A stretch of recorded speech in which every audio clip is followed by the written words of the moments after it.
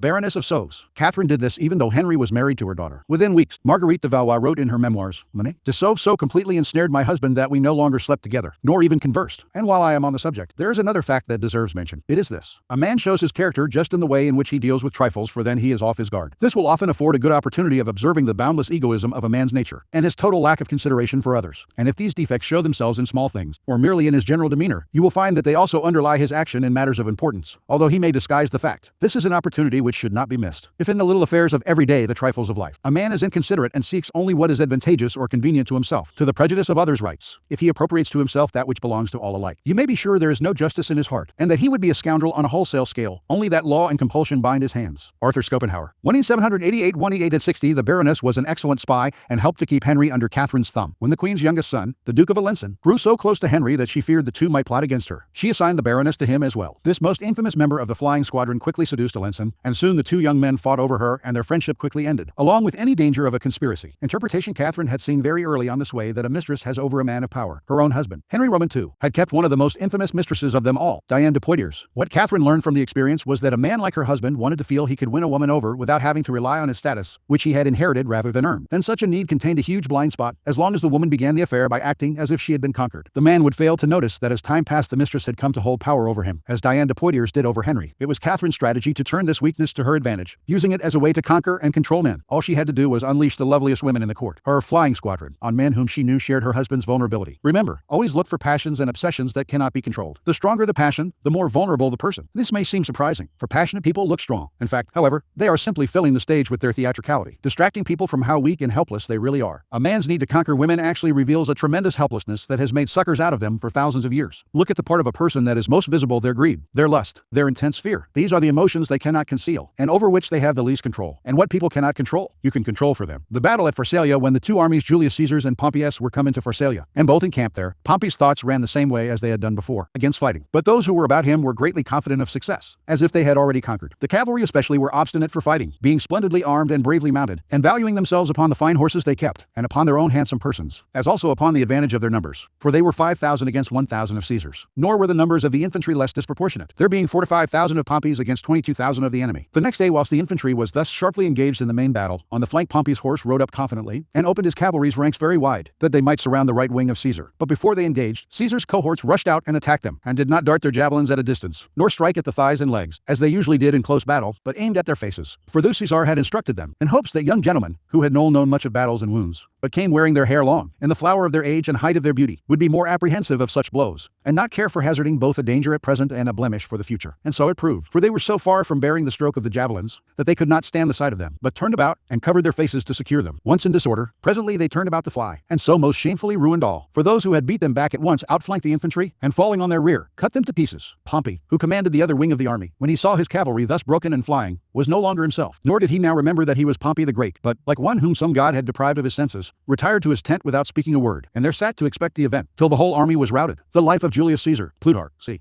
d. 46-120 Observance Roman 4 Arabella Huntington, wife of the great late 19th century railroad magnate Collies P. Huntington, came from humble origins, and always struggled for social recognition among her wealthy peers. When she gave a party in her San Francisco mansion, few of the social elite would show up. Most of them took her for a gold digger, not their kind. Because of her husband's fabulous wealth, art dealers courted her, but with such condescension they obviously saw her as an upstart. Only one man of consequence treated her differently, the dealer Joseph Duveen. For the first few years of Duveen's relationship with Arabella, he made no effort to sell expensive art to her. Instead, he accompanied her to fine stores, chatted endlessly about queens and princesses he knew, on and on. At last, she thought, a man who treated her as an equal, even a superior, in high society. Meanwhile, if Duveen did not try to sell art to her, he did subtly educate her in his aesthetic ideas, namely, that the best art was the most expensive art. And after Arabella had soaked up his way of seeing things, Duveen would act as if she always had exquisite taste, even though before she met him her aesthetics had been abysmal. When Collies Huntington died, in 19, Arabella came into a fortune. She suddenly started to buy expensive paintings, by Rembrandt and Velázquez, for example, and only from Duveen. Years later, Duveen sold her Gainsborough's Blue Boy for the highest price ever paid for a work of art at the time, an astounding purchase for a family that previously had shown little interest in collecting. Interpretation Joseph Duveen instantly understood Arabella Huntington, and what made her tick. She wanted to feel important, at home in society. Intensely insecure about her lower-class background, she needed confirmation of her new social status. Duveen waited. Instead of rushing into trying to persuade her to collect art, he subtly went to work on her weaknesses. He made her feel that she deserved his attention, not because she was the wife of one of the wealthiest men in the world, but because of her own special character, and this completely melted her. Duveen never condescended to Arabella. Rather than lecturing to her, he instilled his ideas in her indirectly. The result was one of his best and most devoted clients, and also the sale of the Blue Boy. People's need for validation and recognition, their need to feel important, is the best kind of weakness to exploit. First, it is almost universal. Second, exploiting it is so very easy. All you have to do is find ways to make people feel better about their taste, their social standing, their intelligence. Once the fish are hooked, you can reel them in again and again. For years you are filling a positive role, giving them what they cannot get on their own. They may never suspect that you are turning them like a thumbscrew, and if they do they may not care, because you are making them feel better about themselves, and that is worth any price. Observance v. In 188 King William of Prussia named Otto von Bismarck Premier and Minister for Foreign Affairs. Bismarck was known for his boldness, his ambition, and his interest in strengthening the military. Since William was surrounded by liberals in his government and cabinet, politicians who already wanted to limit his powers, it was quite dangerous for him to put Bismarck in this sensitive position. His wife, Queen Augusta, had tried to dissuade him, but although she usually got her way with him, this time William stuck to his guns. Only a week after becoming prime minister, Bismarck made an impromptu speech to a few dozen ministers to convince them of the need to enlarge the army. He ended by saying, "The great questions of the time will be decided, not by speeches and resolutions of majorities, but by iron and blood." His speech was immediately disseminated throughout Germany. The Queen screamed at her husband that Bismarck was a barbaric militarist who was out to usurp control of Prussia, and that William had to fire him. The liberals in the government agreed with her. The outcry was so vehement that William began to be afraid he would end up on a scaffold, like Louis Roman XVI of France, if he kept Bismarck on as prime minister. Bismarck knew he had to get to the king before it was too late. He also knew he had blundered, and should have tempered his fiery words. Yet, as he contemplated his strategy, he decided not to apologize but to do the exact opposite. Bismarck knew the king well. When the two men met, William, predictably, had been worked into a tizzy by the queen. He reiterated his fear of being guillotined, but Bismarck only replied, "Yes, then we shall be dead. We must die sooner or later. And could there be a more respectable way of dying? I should die fighting for the cause of my king and master. Your Majesty would die sealing with your own blood your royal rights granted by God's grace. Whether upon the scaffold or upon the battlefield makes no difference to the glorious staking of body and life on behalf of rights granted by God's grace." On he went, appealing to William's sense of honor and the majesty of his position as head of the army. How could the king allow people to push him around? Wasn't the honor of Germany more important than quibbling over words? Not only did the prime minister convince the king to stand up to both his wife and his parliament, he persuaded him to build up the army Bismarck's goal all along. Interpretation: Bismarck knew the king felt bullied by those around him. He knew that William had a military background and a deep sense of honor, and that he felt ashamed at his cravenness before his wife and his government. William secretly yearned to be a great and mighty king, but he dared not express this ambition because he was afraid of ending up like Louis Roman XVI, where a show of courage often conceals a man's timidity. William's timidity concealed his need to show courage and thump his chest. Bismarck sensed the longing for glory beneath William's pacifist front, so he played to the king's insecurity about his manhood, finally pushing him into 3 wars and the creation of a German empire. Timidity is a potent weakness to exploit. Timid souls often yearn to be their opposite, to be Napoleons. Yet they lack the inner strength. You, in essence, can become their Napoleon, pushing them into bold actions that serve your needs while also making them dependent on you. Remember, look to the opposites and never take appearances at face value. Image: the thumbscrew. Your enemy has secrets that he guards, thinks thoughts he will not reveal, but they come out in ways he cannot help. It is there somewhere, a groove of weakness on his head, at his heart, over his belly. Once you find the groove, put your thumb in it and turn him at will. Authority: find out each man's thumbscrew. 'Tis the art of setting their wills in action. It needs more skill than resolution. You must know where to get at anyone. Every volition has a special motive which varies according to taste. All men are idolaters, some of fame, others of self-interest, most of pleasure. Skill consists in knowing these idols in order to bring them into play. Knowing any man's mainspring of motive, you have as it were the key to his will. Baltasar Gracian. 1 in 658 reversal: playing on people's weakness has one significant danger. You may stir up an action you cannot control. In your games of power, you always look several steps ahead and plan accordingly, and you exploit the fact that other people are more emotional and incapable of such foresight. But when you play on their vulnerabilities, the areas over which they have least control, you can unleash emotions that will upset your plans. Push timid people into bold action, and they may go too far. Answer their need for attention or recognition, and they may need more than you want to give them. The helpless, childish element you are playing on can turn against you. The more emotional the weakness, the greater the potential danger. Know the limits to this game, then, and never get carried away by your control over your victims. You are after power, not the thrill of control. Law 34: be royal in your own fashion. Act like a king to be treated like one. Judgment: the way you carry yourself will often determine how you are treated. In the long run, appearing vulgar or common will make people disrespect you. For a king respects himself and inspires the same sentiment in others. By acting regally and confident of your powers, you make yourself seem destined to wear a crown. Transgression of the law: in July of 1830, a revolution broke out in Paris that forced the king, Charles X, to abdicate. A commission of the highest authorities in the land gathered to choose a successor, and the man they picked was Louis Philippe, the Duke of Orleans. From the beginning, it was clear that Louis Philippe would be a different kind of king, and not just because he came from a different branch of the royal family, or because he had not inherited the crown, but had been given it by a commission, putting his legitimacy in question. Rather, it was that he disliked ceremony and the trappings of royalty. He had more friends among the bankers than among the nobility, and his style was not to create a new kind of royal rule, as Napoleon had done, but to downplay his status, the better to mix with the businessmen and middle-class folk who had called him to lead. Thus, the symbols that came to be associated with Louis Philippe were neither the scepter nor the crown, but the gray hat and umbrella with which he would proudly walk the streets of Paris, as if he were a bourgeois out for a stroll. When Louis Philippe invited James Rothschild, the most important banker in France, to his palace, he treated him as an equal, and unlike any king before him. Not only did he talk business with Monsieur Rothschild, but that was literally all he talked, for he loved money and had amassed a huge fortune. As the reign of the bourgeois king plodded on, people came to despise him. The aristocracy could not endure the sight of an unkingly king, and within a few years they turned on him. Meanwhile, the growing class of the poor, including the radicals who had chased out Charles X, found no satisfaction in a ruler who neither acted as a king nor governed as a man of the people. The bankers to whom Louis Philippe was the most beholden soon realized that it was they who controlled the country, not he, and they treated him with growing contempt. One day, at the start of a train trip organized for the royal family, James Rothschild actually berated him, and in public, for being late. Once the king had made news by treating the banker as an equal, now the banker treated the king as an inferior. Eventually, the workers' insurrections that had brought down Louis Philippe's predecessor began to reemerge, and the king put them down with force. But what was he defending so brutally? Not the institution of the monarchy, which he disdained, nor a democratic republic, which his rule prevented. What he was really defending, it seemed, was his own fortune, and the fortunes of the bankers, not a way to inspire loyalty among the citizenry. Never lose your self-respect, nor be too familiar with yourself when you are alone. Let your integrity itself be your own standard of rectitude, and be more indebted to the severity of your own judgment of yourself than to all external precepts. Desist from unseemly conduct, rather out of respect for your own virtue than for the strictures of external authority. Come to hold yourself in awe, and you will have no need of Seneca's imaginary tutor. Baltasar Gracian. 1 in early 1848, Frenchmen of all classes began to demonstrate for electoral reforms that would make the country truly democratic. By February, the demonstrations had turned violent. To assuage the populace, Louis Philippe fired his prime minister and appointed a liberal as a replacement. But this created the opposite of the desired effect. The people sensed they could push the king around. The demonstrations turned into a full-fledged revolution, with gunfire and barricades in the streets. On the night of February 23, a crowd of Parisians surrounded the palace. With a suddenness that caught everyone by surprise, Louis Philippe abdicated that very evening and fled to England. He left no successor, nor even the suggestion of one. His whole government folded up and dissolved like a traveling circus leaving town. Interpretation: Louis Philippe consciously dissolved the aura that naturally pertains to kings and leaders. Scoffing at the symbolism of grandeur, he believed the new world was dawning, where rulers should act and be like ordinary citizens. He was right. A new world, without kings and queens, was certainly on its way. He was profoundly wrong, however, in predicting a change in the dynamics of power. The bourgeois king's hat and umbrella amused the French at first, but soon grew irritating. People knew that Louis Philippe was not really like them at all, that the hat and umbrella were essentially a kind of trick to encourage them in the fantasy that the country had suddenly grown more equal. Actually, though, the divisions of wealth had never been greater. The French expected their ruler to be a bit of a showman, Roman, to have some presence. Even a radical like Robespierre, who had briefly come to power during the French Revolution 50 years earlier, had understood this, and certainly Napoleon, who had turned the revolutionary republic into an imperial regime, had known it in his bones. Indeed, as soon as Louis-Philippe fled the stage, the French revealed their true desire. They elected Napoleon's grandnephew president. He was a virtual unknown, but they hoped he would recreate the great general's powerful aura, erasing the awkward memory of the bourgeois king. Powerful people may be tempted to affect a common man aura, trying to create the illusion that they and their subjects or underlings are basically the same. But the people whom this false gesture is intended to impress will quickly see through it. They understand that they are not being given more power, that it only appears as if they shared in the powerful person's fate. The only kind of common touch that works is the kind affected by Franklin Roosevelt, a style that said the president shared values and goals with the common people, even while he remained a patrician at heart. He never pretended to erase his distance from the crowd. Leaders who try to dissolve that distance through a false chumminess gradually lose the ability to inspire loyalty, fear, or love. Instead, they elicit contempt. Like Louis-Philippe, they are too uninspiring even to be worth the guillotine. The best they can do is simply vanish in the night, as if they were never there. Observance of the law when Christopher Columbus was trying to find funding for his legendary voyages. Many around him believed he came from the Italian aristocracy. This view was passed into history through a biography written after the explorer's death by his son, which describes him as a descendant of a Count Colombo of the castle of Cuccaro in Montferrat. Colombo in turn was said to be descended from the legendary Roman general Colonius, and two of his first cousins were supposedly direct descendants of an emperor of Constantinople, an illustrious background indeed. But it was nothing more than illustrious fantasy, for Columbus was actually the son of D'Amico Colombo, a humble weaver who had opened a wine shop when Christopher was a young man, and who then made his living by selling cheese. Columbus himself had created the myth of his noble background, because from early on, he felt that destiny had singled him out for great things, and that he had a kind of royalty in his blood. Accordingly, he acted as if he were indeed descended from noble stock. After an uneventful career as a merchant on a commercial vessel, Columbus, originally from Genoa, settled in Lisbon. Using the fabricated story of his noble background, he married into an established Lisbon family that had excellent connections with Portuguese royalty. Through his in-laws, Columbus finagled a meeting with the King of Portugal, João Roman II, whom he petitioned to finance a westward voyage aimed at discovering a shorter route to Asia, in return for announcing that any discoveries he achieved would be made in the king's name. Columbus wanted a series of rights: the title Grand Admiral of the Oceanic Sea, the office of Viceroy over any lands he found, and 10% of the future commerce with such lands. All of these rights were to be hereditary and for all time. Columbus made these demands even though he had previously been a mere merchant. He knew almost nothing about navigation. He could not work a quadrant, and he had never led a group of men. In short, he had absolutely no qualifications for the journey he proposed. Furthermore, his petition included no details as to how he would accomplish his plans, just vague promises. When Columbus finished his pitch, João Roman II smiled. He politely declined the offer, but left the door open for the future. Here Columbus must have noticed something he would never forget. Even as the king turned down the sailors' demands, he treated them as legitimate. He neither laughed at Columbus nor questioned his background and credentials. In fact, the king was impressed by the boldness of Columbus's requests, and clearly felt comfortable in the company of a man who acted so confidently. The meeting must have convinced Columbus that his instincts were correct. By asking for the moon, he had instantly raised his own status, for the king assumed that unless a man who set such a high price on himself were mad, which Columbus did not appear to be, he must somehow be worth it. Hippocles at Sicyon in the next generation, the family became much more famous than before through the distinction conferred upon it by Cleisthenes, the master of Sicyon. Cleisthenes had a daughter, Agarista, whom he wished to marry to the best man in all Greece. So during the Olympic Games, in which he had himself won the chariot race, he had a public announcement made, to the effect that any Greek who thought himself good enough to become Cleisthenes' son-in-law should present himself in Sicyon within 60 days or sooner if he wished, because he intended, within the year following the 60th day, to betroth his daughter to her future husband. Cleisthenes had a racetrack and a wrestling ring specially made for his purpose, and presently the suitors began to arrive, every man of Greek nationality who had something to be proud of either in his country or in himself. Cleisthenes began by asking each of the numerous suitors in turn to name his country and parentage. Then he kept them in his house for a year, to get to know them well, entering into conversation with them sometimes singly, sometimes all together, and testing each of them for his manly qualities and temper, education and manners. But the most important test of all was their behavior at the dinner table. All this went on throughout their stay in Sicyon, and all the time he entertained them handsomely. For one reason or another, it was the two Athenians who impressed Cleisthenes most favorably, and of the two Tysander's son Hippocles came to be preferred. At last the day came which had been fixed for the betrothal, and Cleisthenes had to declare his choice. He marked the day by the sacrifice of 100 oxen, and then gave a great banquet, to which not only the suitors but everyone of note in Sicyon was invited. When dinner was over, the suitors began to compete with each other in music and in talking in company. In both these accomplishments, it was Hippocles who proved by far the doughtiest champion, until at last, as more and more wine was drunk, he asked the flute player to play him a tune and began to dance to it. Now it may well be that he danced to his own satisfaction. Cleisthenes, however, who was watching the performance, began to have serious doubts about the whole business. Presently, after a brief pause, Hippocles sent for a table. The table was brought, and Hippocles, climbing onto it, danced first some Laconian dances, next some Attic ones, and ended by standing on his head and beating time with his legs in the air. The Laconian and Attic dances were bad enough, but Cleisthenes, though he already loathed the thought of having a son-in-law like that, nevertheless restrained himself and managed to avoid an outburst. But when he saw Hippocles beating time with his legs, he could bear it no longer. "Son of Tysander," he cried, "you have danced away your marriage." The Histories, Herodotus, 5th century B.C. A few years later Columbus moved to Spain. Using his Portuguese connections, he moved in elevated circles at the Spanish court, receiving subsidies from illustrious financiers and sharing tables with dukes and princes. To all these men he repeated his request for financing for a voyage to the west, and also for the rights he had demanded from João Roman II. Some, such as the powerful Duke of Medina, wanted to help but could not, since they lacked the power to grant him the titles and rights he wanted. But Columbus would not back down. He soon realized that only one person could meet his demands: Queen Isabella. In 1487 he finally managed a meeting with the queen, and although he could not convince her to finance the voyage, he completely charmed her and became a frequent guest in the palace. In 1492, the Spanish finally expelled the Moorish invaders who centuries earlier had seized parts of the country. With the wartime burden on her treasury lifted, Isabella felt she could finally respond to the demands of her explorer friend, and she decided to pay for 3 ships, equipment, the salaries of the crews, and a modest stipend for Columbus. More important, she had a contract drawn up that granted Columbus the titles and rights on which he had insisted. The only one she denied, and only in the contract's fine print, was the 10% of all revenues from any lands discovered, an absurd demand, since he wanted no time limit on it. Had the clause been left in, it would eventually have made Columbus and his heirs the wealthiest family on the planet. Columbus never read the fine print. Satisfied that his demands had been met, Columbus set sail that same year in search of the passage to Asia. Before he left, he was careful to hire the best navigator he could find to help him get there. The mission failed to find such a passage. Yet, when Columbus petitioned the queen to finance an even more ambitious voyage the following year, she agreed. By then, she had come to see Columbus as destined for great things. Interpretation as an explorer, Columbus was mediocre at best. He knew less about the sea than did the average sailor on his ships, could never determine the latitude and longitude of his discoveries, mistook islands for vast continents, and treated his crew badly. But in one area he was a genius. He knew how to sell himself. How else to explain how the son of a cheese vendor, a low-level sea merchant, managed to ingratiate himself with the highest royal and aristocratic families? Columbus had an amazing power to charm the nobility, and it all came from the way he carried himself. He projected a sense of confidence that was completely out of proportion to his means. Nor was his confidence the aggressive, ugly self-promotion of an upstart. It was a quiet and calm self-assurance. In fact, it was the same confidence usually shown by the nobility themselves. The powerful and the old-style aristocracies felt no need to prove or assert themselves. Being noble, they knew they always deserved more, and asked for it. With Columbus, then, they felt an instant affinity, for he carried himself just the way they did, elevated above the crowd, destined for greatness. Understand, it is within your power to set your own price. How you carry yourself reflects what you think of yourself. If you ask for little, shuffle your feet and lower your head, people will assume this reflects your character. But this behavior is not you, it is only how you have chosen to present yourself to other people. You can just as easily present the Columbus front, buoyancy, confidence, and the feeling that you were born to wear a crown. With all great deceivers, there is a noteworthy occurrence to which they owe their power. In the actual act of deception, they are overcome by belief in themselves. It is this which then speaks so miraculously and compellingly to those around them. Friedrich Nietzsche,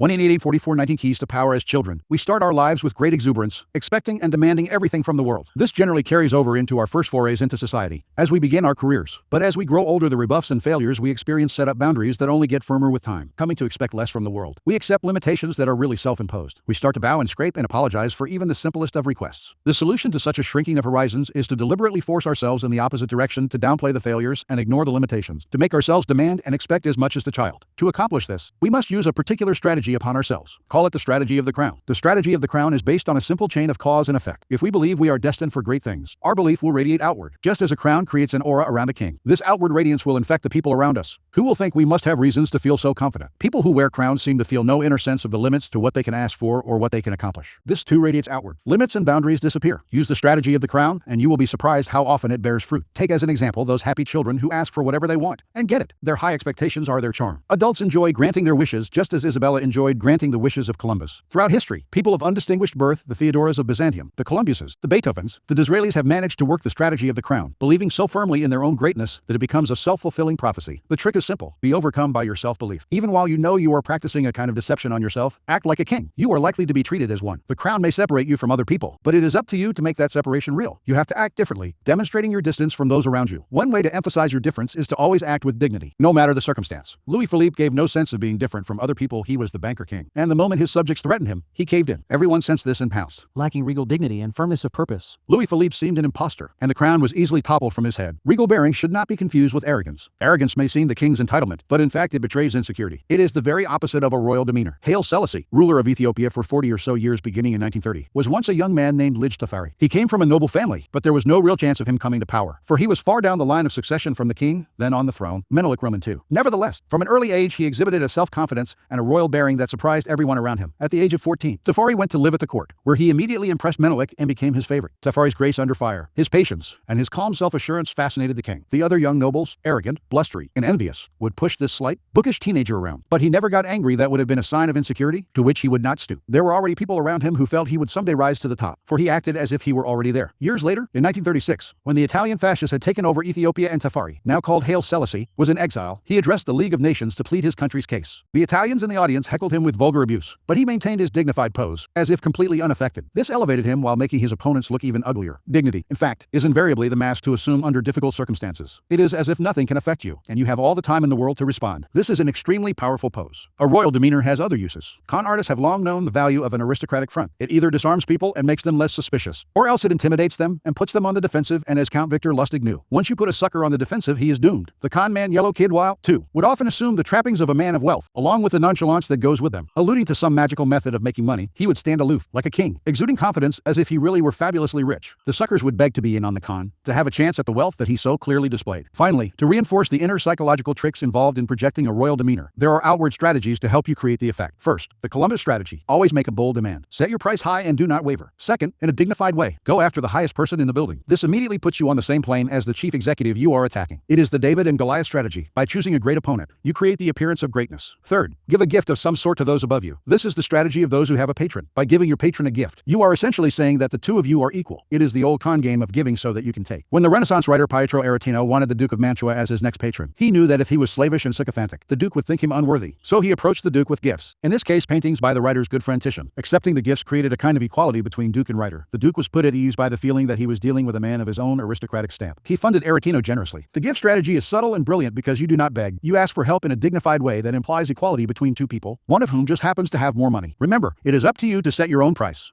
Ask for less, and that is just what you will get. Ask for more, however, and you send a signal that you are worth a king's ransom.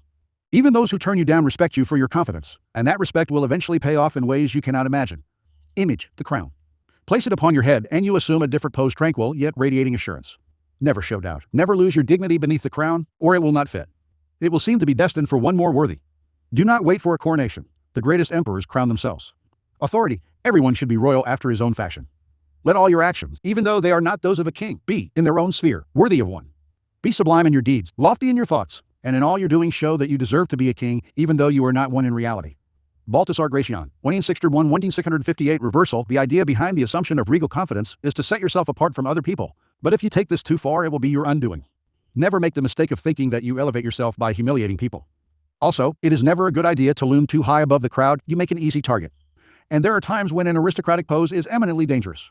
Charles I, King of England during the 1640s, faced a profound public disenchantment with the institution of monarchy. Revolts erupted throughout the country, led by Oliver Cromwell. Had Charles reacted to the times with insight, supporting reforms and making a show of sacrificing some of his power, history might have been different. Instead, he reverted to an even more regal pose, seeming outraged by the assault on his power and on the divine institution of monarchy. His stiff kingliness offended people and spurred on their revolts. And eventually Charles lost his head, literally. Understand? You are radiating confidence, not arrogance or disdain. Finally, it is true that you can sometimes find some power through affecting a kind of earthy vulgarity, which will prove amusing by its extremeness.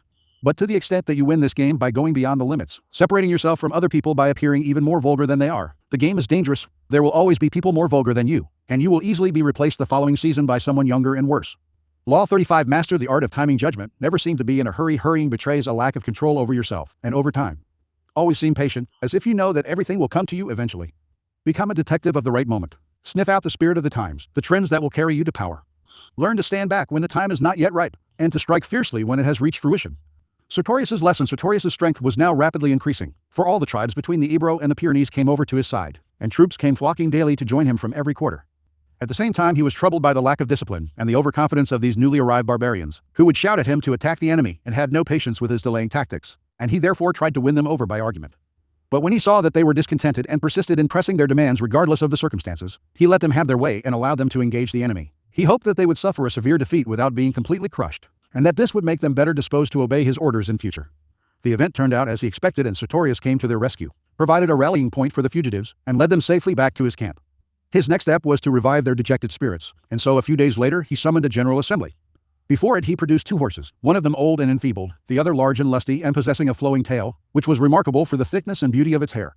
By the side of the weak horse stood a tall, strong man, and by the side of the powerful horse a short man of mean physique. At a signal, the strong man seized the tail of his horse and tried with all his strength to pull it towards him, as if to tear it off, while the weak man began to pull the hairs one by one from the tail of the strong horse. The strong man, after tugging with all his might to no purpose and causing the spectators a great deal of amusement in the process, finally gave up the attempt, while the weak man quickly and with very little trouble stripped his horse's tail completely bare. Then Sertorius rose to his feet and said, "Now you can see, my friends and allies, that perseverance is more effective than brute strength, and that there are many difficulties that cannot be overcome if you try to do everything at once, but which will yield if you master them little by little.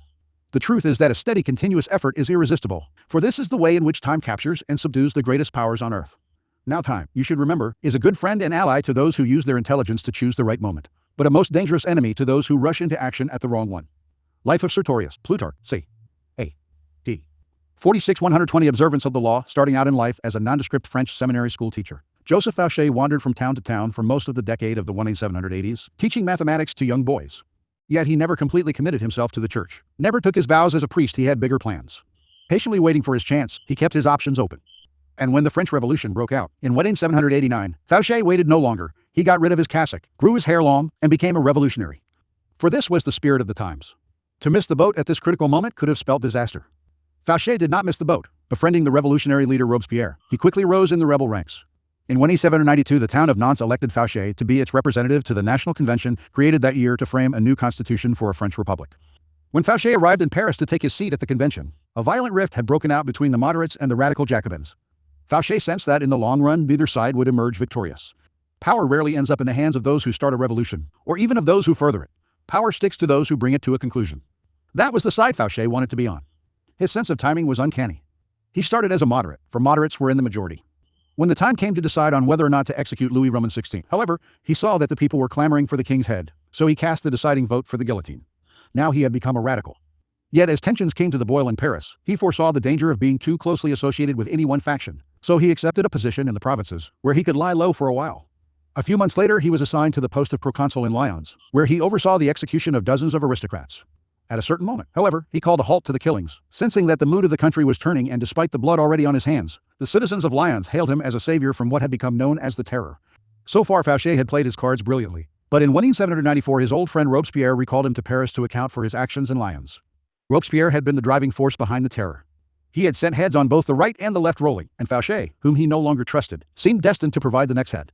Over the next few weeks, a tense struggle ensued, while Robespierre railed openly against Fauché, accusing of him dangerous ambitions and calling for his arrest. The crafty Fauché worked more indirectly, quietly gaining support among those who were beginning to tire of Robespierre's dictatorial control. Fauché was playing for time. He knew that the longer he survived, the more disaffected citizens he could rally against Robespierre. He had to have broad support before he moved against the powerful leader. He rallied support among both the moderates and the Jacobins. Playing on the widespread fear of Robespierre, everyone was afraid of being the next to go to the guillotine. It all came to fruition on July 27. The convention turned against Robespierre, shouting down his usual lengthy speech. He was quickly arrested, and a few days later it was Robespierre's head, not Fauché's, that fell into the basket. When Fauché returned to the convention after Robespierre's death, he played his most unexpected move. Having led the conspiracy against Robespierre, he was expected to sit with the moderates. But lo and behold, he once again changed sides, joining the radical Jacobins. For perhaps the first time in his life, he aligned himself with the minority. Clearly he sensed a reaction stirring. He knew that the moderate faction that had executed Robespierre, and was now about to take power, would initiate a new round of the Terror, this time against the radicals. In siding with the Jacobins, then, Fauché was sitting with the martyrs of the days to come, the people who would be considered blameless in the troubles that were on their way.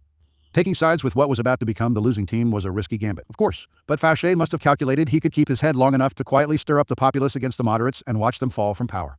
And indeed, although the moderates did call for his arrest in December of 1795 and would have sent him to the guillotine, too much time had passed. The executions had become unpopular with the people, and Fauché survived the swing of the pendulum one more time. A new government took over, the Directoire. It was not, however, a Jacobin government, but a moderate one more moderate than the government that had reimposed the Terror. Fauché, the radical, had kept his head, but now he had to keep a low profile. He waited patiently on the sidelines for several years, allowing time to soften any bitter feelings against him. Then he approached the Directoire and convinced them he had a new passion, intelligence gathering. He became a paid spy for the government, excelled at the job, and in 1799 was rewarded by being made Minister of Police. Now he was not just empowered but required to extend his spying to every corner of France, a responsibility that would greatly reinforce his natural ability to sniff out where the wind was blowing. One of the first social trends he detected, in fact, came in the person of Napoleon, a brash young general whose destiny he right away saw was entwined with the future of France. When Napoleon unleashed a coup d'état on November 9, 1799, Fauché pretended to be asleep. Indeed, he slept the whole day. For this indirect assistance, it might have been thought his job. After all, to prevent a military coup, Napoleon kept him on as Minister of Police in the new regime. Over the next few years, Napoleon came to rely on Fauché more and more. He even gave this former revolutionary a title, Duke of Otranto, and rewarded him with great wealth. By 1808, however, Fauché, always attuned to the times, sensed that Napoleon was on the downswing. His feudal war with Spain, a country that posed no threat to France, was a sign that he was losing a sense of proportion. Never one to be caught on a sinking ship, Fauché conspired with Talleyrand to bring about Napoleon's downfall. Although the conspiracy failed, Talleyrand was fired. Fauché stayed, but was kept on a tight leash. It publicized a growing discontent with the emperor, who seemed to be losing control. By 1814, Napoleon's power had crumbled and Allied forces finally conquered him. The next government was a restoration of the monarchy, in the form of King Louis Roman XVIII, brother of Louis Roman XVI. Fauché, his nose always sniffing the air for the next social shift, knew Louis would not last long. He had none of Napoleon's flair. Fauché once again played his waiting game, lying low, staying away from the spotlight. Sure enough, in February of 1815, Napoleon escaped from the island of Elba, where he had been imprisoned. Louis Roman 18 panicked. His policies had alienated the citizenry, who were clamoring for Napoleon's return. So Louis turned to the one man who could maybe have saved his hide, Fouché, the former radical who had sent his brother, Louis Roman 16, to the guillotine, but was now one of the most popular and widely admired politicians in France. Fouché, however, would not side with a loser. He refused Louis's request for help by pretending that his help was unnecessary by swearing that Napoleon would never return to power, although he knew otherwise.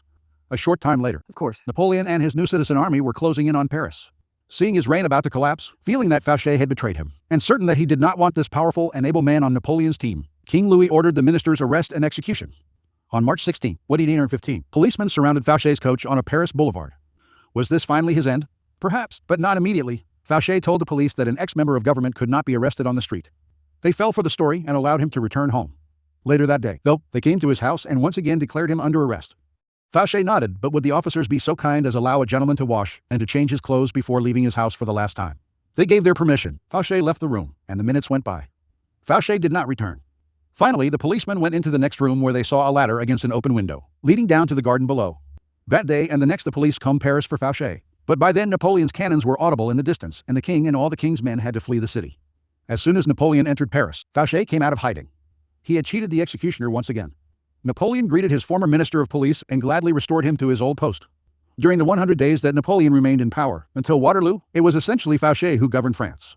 After Napoleon fell, Louis Roman 18 returned to the throne, and like a cat with 9 lives, Fouché stayed on to serve in yet another government. By then his power and influence had grown so great that not even the king dared challenge him. Mr. She had 2 sons. One loved learning, the other war. The first expounded his moral teachings at the admiring court of Chi and was made a tutor, while the second talked strategy at the bellicose court of Chu and was made a general. The impecunious Mr. Meng, hearing of these successes, sent his own 2 sons out to follow the example of the Shiboys. The first expounded his moral teachings at the court of Chin, but the king of Chin said, "At present the states are quarreling violently, and every prince is busy arming his troops to the teeth. If I followed this prig's pratings, we should soon be annihilated." So he had the fellow castrated. Meanwhile, the second brother displayed his military genius at the court of But the king of said, "Mine is a weak state. If I relied on force instead of diplomacy, we should soon be wiped out. If, on the other hand, I let this fire-eater go, he will offer his services to another state, and then we shall be in trouble." So he had the fellow's feet cut off both. Families did exactly the same thing, but one timed it right, the other wrong. Thus success depends not on ratiocination, but on rhythm. Li Tzu, quoted in the Chinese Looking Glass, Dennis Bloodworth, 1967 interpretation. In a period of unprecedented turmoil, Joseph Fouché thrived through his mastery of the art of timing. He teaches us a number of key lessons. First, it is critical to recognize the spirit of the times. Fouché always looked 2 steps ahead, found the wave that would carry him to power, and rode it. You must always work with the times, anticipate twists and turns, and never miss the boat. Sometimes the spirit of the times is obscure. Recognize it not by what is loudest and most obvious in it, but by what lies hidden and dormant. Look forward to the Napoleons of the future rather than holding on to the ruins of the past. Second, recognizing the prevailing winds does not necessarily mean running with them. Any potent social movement creates a powerful reaction, and it is wise to anticipate what that reaction will be, as Fouché did after the execution of Robespierre. Rather than ride the cresting wave of the moment, wait for the tide's ebb to carry you back to power. Upon occasion, bet on the reaction that is brewing, and place yourself in the vanguard of it. Finally, Fouché had remarkable patience. Without patience as your sword and shield, your timing will fail, and you will inevitably find yourself a loser. When the times were against Fouché, he did not struggle, get emotional, or strike out rashly. He kept his cool and maintained a low profile, patiently building support among the citizenry, the bulwark in his next rise to power. Whenever he found himself in the weaker position, he played for time, which he knew would always be his ally if he was patient. Recognize the moment, then, to hide in the grass or slither under a rock, as well as the moment to bare your fangs and attack. Space we can recover, time never. Napoleon Bonaparte, winning 769 winning 8021 keys to power. Time is an artificial concept that we ourselves have created to make the limitlessness of eternity and the universe more bearable, more human. Since we have constructed the concept of time, we are also able to mold it to some degree, to play tricks with it. The time of a child is long and slow, with vast expanses. The time of an adult whizzes by frighteningly fast. Time, then, depends on perception, which, we know, can be willfully altered. This is the first thing to understand in mastering the art of timing. If the inner turmoil caused by our emotions tends to make time move faster, it follows that once we control our emotional responses to events, time will move much more slowly. This altered way of dealing with things tends to lengthen our perception of future time, opens up possibilities that fear and anger close off, and allows us the patience that is the principal requirement in the art of timing. The Sultan of Persia had sentenced 2 men to death. One of them, knowing how much the Sultan loved his stallion, offered to teach the horse to fly within a year in return for his life. The Sultan, fancying himself as the rider of the only flying horse in the world, agreed. The other prisoner looked at his friend in disbelief. "You know horses don't fly. What made you come up with a crazy idea like that? You're only postponing the inevitable." "Not so," said the first prisoner. I have actually given myself 4 chances for freedom. First, the Sultan might die during the year. Second, I might die. Third, the horse might die. And fourth, I might teach the horse to fly. The craft of power. R. G. H. Seal. 1979. There are 3 kinds of time for us to deal with. Each presents problems that can be solved with skill and practice. First, there is long time, the drawn-out, years-long kind of time that must be managed with patience and gentle guidance. Our handling of long time should be mostly defensive. This is the art of not reacting impulsively, of waiting for opportunity. Next, there is force time, the short-term time that we can manipulate as an offensive weapon, upsetting the timing of our opponents. Finally, there is end time, when a plan must be executed with speed and force. We have waited, found the moment, and must not hesitate. Long time. The famous 17th century Ming painter Chu Yung relates a story that altered his behavior forever.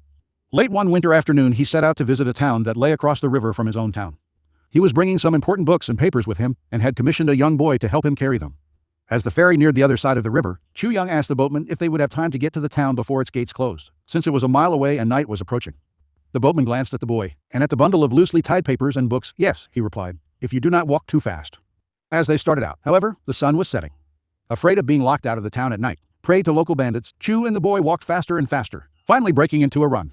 Suddenly, the string around the papers broke and the documents scattered on the ground.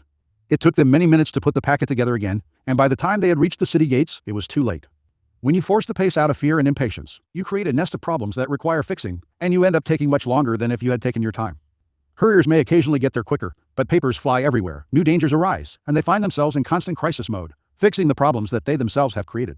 Sometimes not acting in the face of danger is your best move. You wait. You deliberately slow down. As time passes, it will eventually present opportunities you had not imagined.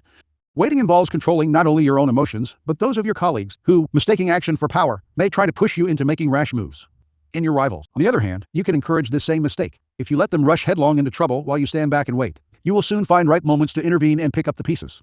This wise policy was the principal strategy of the great early 17th century Emperor Tokugawa Ieyasu of Japan. When his predecessor, the headstrong Hideyoshi, whom he served as a general, staged a rash invasion of Korea, Ieyasu did not involve himself. He knew the invasion would be a disaster and would lead to Hideyoshi's downfall. Better to stand patiently on the sidelines, even for many years, and then be in position to seize power when the time is right. Exactly what Ieyasu did, with great artistry. The trout and the gudgeon, a fisherman in the month of May, stood angling on the bank of the Thames with an artificial fly. He threw his bait with so much art that a young trout was rushing toward it when she was prevented by her mother. "Never," said she, "my child, be too precipitate, where there is a possibility of danger. Take due time to consider, before you risk an action that may be fatal. How know you whether yon appearance be indeed a fly, or the snare of an enemy? Let someone else make the experiment before you. If it be a fly, he will very probably elude the first attack, and the second may be made, if not with success, at least with safety." She had no sooner spoken than a gudgeon seized the pretended fly, and became an example to the giddy daughter of the importance of her mother's counsel. Fables, Robert Dodsley, 1703-1764. You do not deliberately slow time down to live longer, or to take more pleasure in the moment, but the better to play the game of power. First, when your mind is uncluttered by constant emergencies, you will see further into the future. Second, you will be able to resist the baits that people dangle in front of you, and will keep yourself from becoming another impatient sucker. Third, you will have more room to be flexible. Opportunities will inevitably arise that you had not expected and would have missed had you forced the pace. Fourth, you will not move from one deal to the next without completing the first one. To build your power's foundation can take years. Make sure that foundation is secure. Do not be a flash-in-the-pan success that is built up slowly and surely is the only kind that lasts. Finally, slowing time down will give you a perspective on the times you live in, letting you take a certain distance and putting you in a less emotionally charged position to see the shapes of things to come. Hurriers will often mistake surface phenomena for a real trend, seeing only what they want to see. How much better to see what is really happening, even if it is unpleasant or makes your task harder. Force time. The trick in forcing time is to upset the timing of others, to make them hurry, to make them wait, to make them abandon their own pace, to distort their perception of time. By upsetting the timing of your opponent while you stay patient, you open up time for yourself, which is half the game. In 1473, the great Turkish Sultan Mehmed the Conqueror invited negotiations with Hungary to end the off-and-on war the two countries had waged for years. When the Hungarian emissary arrived in Turkey to start the talks, Turkish officials humbly apologized. Mehmed had just left Istanbul, the capital, to battle his longtime foe, Hüseyin Hasan. But he urgently wanted peace with Hungary, and had asked that the emissary join him at the front. When the emissary arrived at the site of the fighting, Mehmed had already left it, moving eastward in pursuit of his swift foe. This happened several times. Wherever the emissary stopped, the Turks lavished gifts and banquets on him, in pleasurable but time-consuming ceremonies. Finally, Mehmed defeated Hüseyin and met with the emissary. Yet his terms for peace with Hungary were excessively harsh. After a few days, the negotiations ended, and the usual stalemate remained in place. But this was fine with Mehmed. In fact, he had planned it that way all along, plotting his campaign against Hüseyin. He had seen that diverting his armies to the east would leave his western flank vulnerable.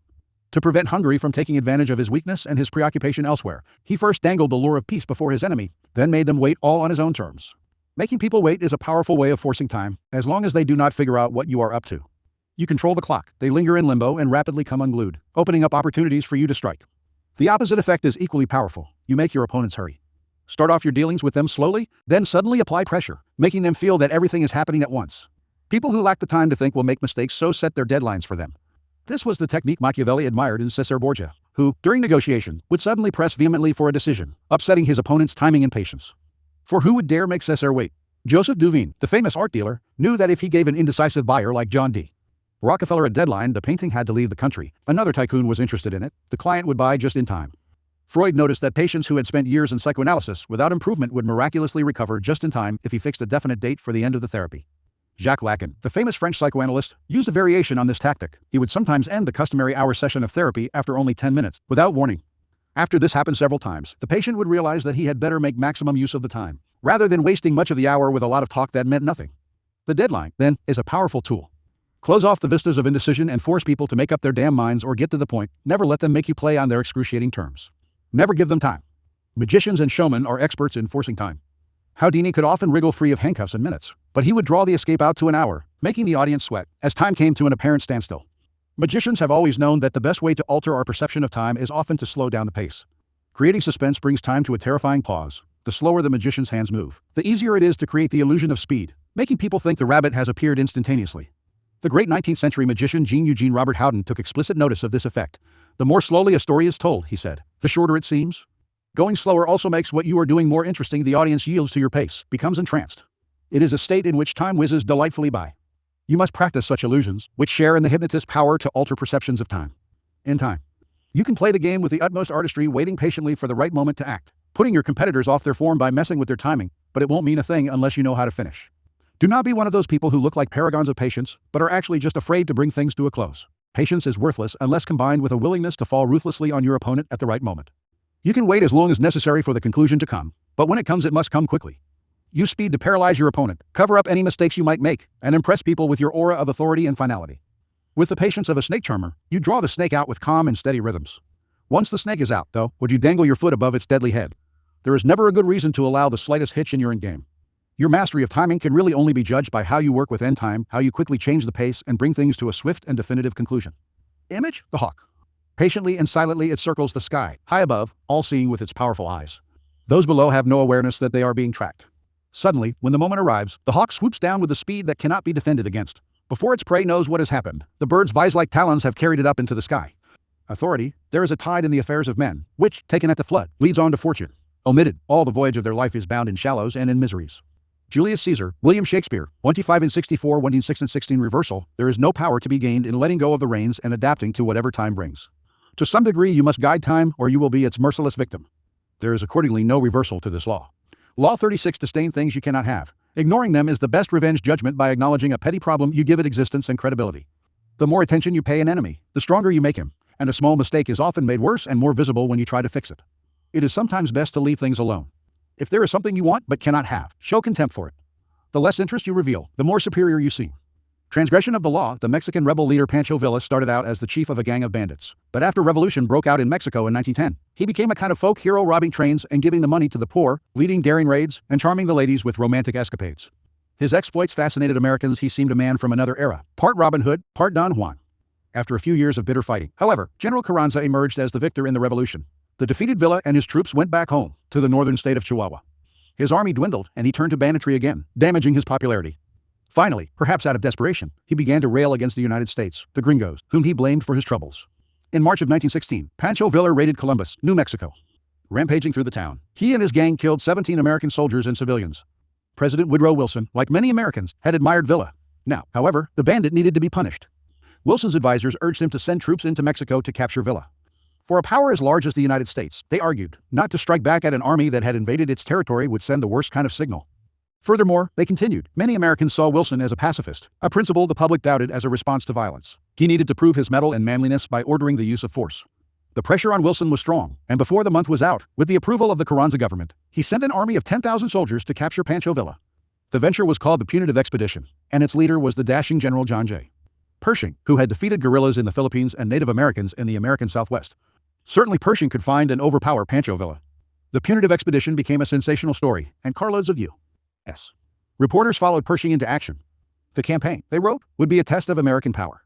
The soldiers carried the latest in weaponry, communicated by radio, and were supported by reconnaissance from the air. In the first few months, the troops split up into small units to comb the wilds of northern Mexico. The Americans offered a $50,000 reward for information leading to Villa's capture. But the Mexican people, who had been disillusioned with Villa when he had returned to banditry, now idolized him for facing this mighty American army. They began to give Pershing false leads. Villa had been seen in this village, or in that mountain hideaway. Airplanes would be dispatched, troops would scurry after them, and no one would ever see him. The wily bandit seemed to be always one step ahead of the American military. The fox and the grapes, a starving fox, saw a cluster of luscious-looking grapes of purplish luster dangling above him on a trellis frame. He would have dearly liked them for his lunch, but when he tried and failed to reach the bunch, it's more than likely they're not sweet good only for green fools to eat. Wasn't he wise to say they were unripe rather than wine and gripe? Fables, Jean de La Fontaine, 186-21, 186-95 once when G.K. Chesterton's economic views were abused in print by George Bernard Shaw. His friends waited in vain for him to reply. Historian Hilaire Belloc reproached him.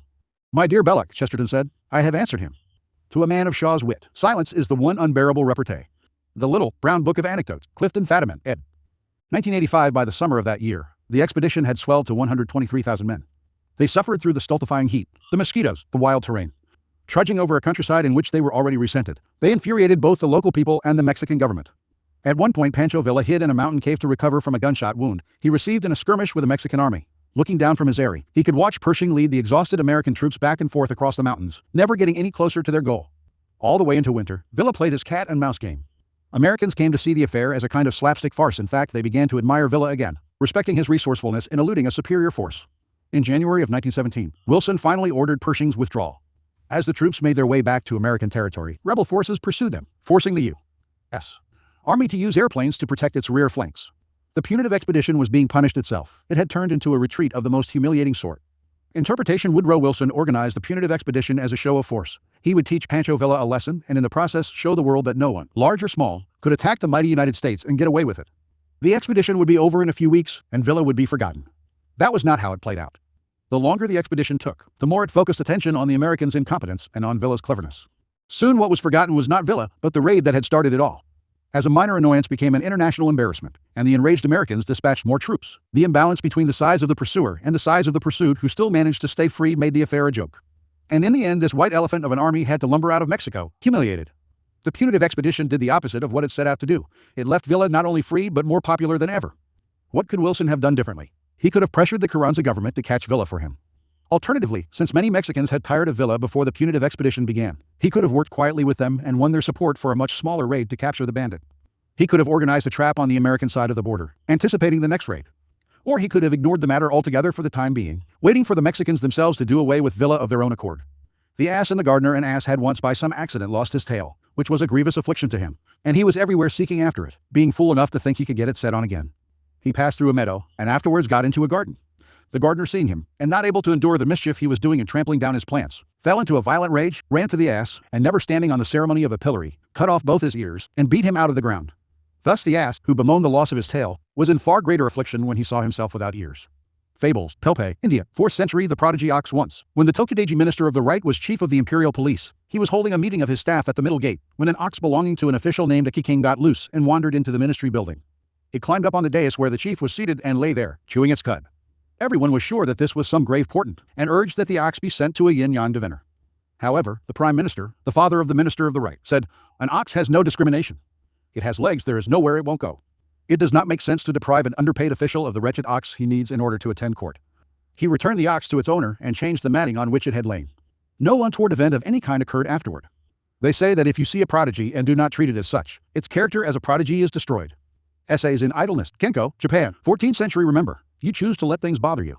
You can just as easily choose not to notice the irritating offender, to consider the matter trivial and unworthy of your interest. That is the powerful move. What you do not react to cannot drag you down in a futile engagement. Your pride is not involved.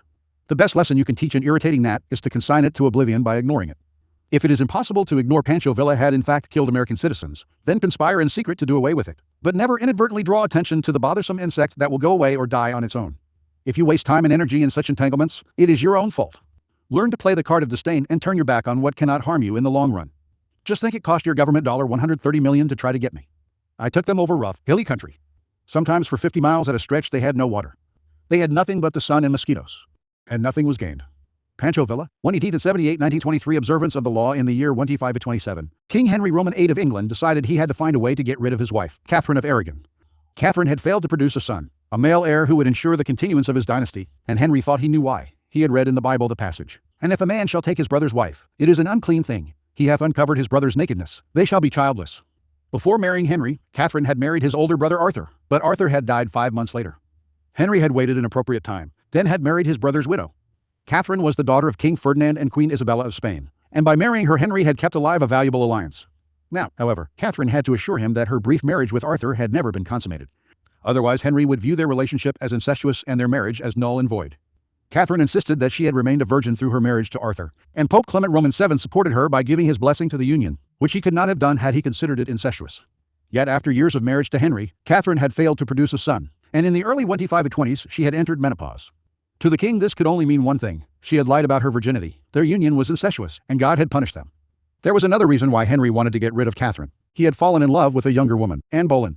Not only was he in love with her, but if he married her he could still hope to sire a legitimate son. The marriage to Catherine had to be annulled. For this, however, Henry had to apply to the Vatican. But Pope Clement would never annul the marriage. By the summer of 1527, rumors spread throughout Europe that Henry was about to attempt the impossible to annul his marriage against Clement's wishes. Catherine would never abdicate, let alone voluntarily enter a nunnery, as Henry had urged her. But Henry had his own strategy. He stopped sleeping in the same bed with Catherine, since he considered her his sister-in-law, not his lawful wife. He insisted on calling her Princess Dowager of Wales, her title as Arthur's widow.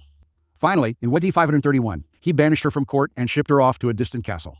The Pope ordered him to return her to court, on pain of excommunication, the most severe penalty a Catholic could suffer. Henry not only ignored this threat, he insisted that his marriage to Catherine had been dissolved, and in 1533 he married Anne Boleyn. Clement refused to recognize the marriage, but Henry did not care. He no longer recognized the Pope's authority and proceeded to break with the Roman Catholic Church, establishing the Church of England in its stead, with the king as the head of the new church. And so, not surprisingly, the newly formed Church of England proclaimed Anne Boleyn England's rightful queen. The Pope tried every threat in the book, but nothing worked. Henry simply ignored him. Clement fumed no one had ever treated him so contemptuously. Henry had humiliated him, and he had no power of recourse. Even excommunication, which he constantly threatened but never carried out, would no longer matter. Catherine too felt the devastating sting of Henry's disdain. She tried to fight back, but in appealing to Henry her words fell on deaf ears, and soon they fell on no one's. Isolated from the court, ignored by the king, mad with anger and frustration, Catherine slowly deteriorated, and finally died in January of 1536, from a cancerous tumor of the heart. Interpretation: when you pay attention to a person, the two of you become partners of sorts, each moving in step to the actions and reactions of the other. In the process you lose your initiative. It is a dynamic of all interactions. By acknowledging other people, even if only to fight with them, you open yourself to their influence. Had Henry locked horns with Catherine, he would have found himself mired in endless arguments that would have weakened his resolve and eventually worn him down. Catherine was a strong, stubborn woman. Had he set out to convince Clement to change his verdict on the marriage's validity, or tried to compromise and negotiate with him, he would have gotten bogged down in Clement's favorite tactic, playing for time, promising flexibility, but actually getting what popes always got their way. Henry would have none of this. He played a devastating power game, total disdain. By ignoring people you cancel them out. This unsettles and infuriates them, but since they have no dealings with you, there is nothing they can do. And in this view, it is advisable to let every one of your acquaintance, whether man or woman, feel now and then that you could very well dispense with their company. This will consolidate friendship.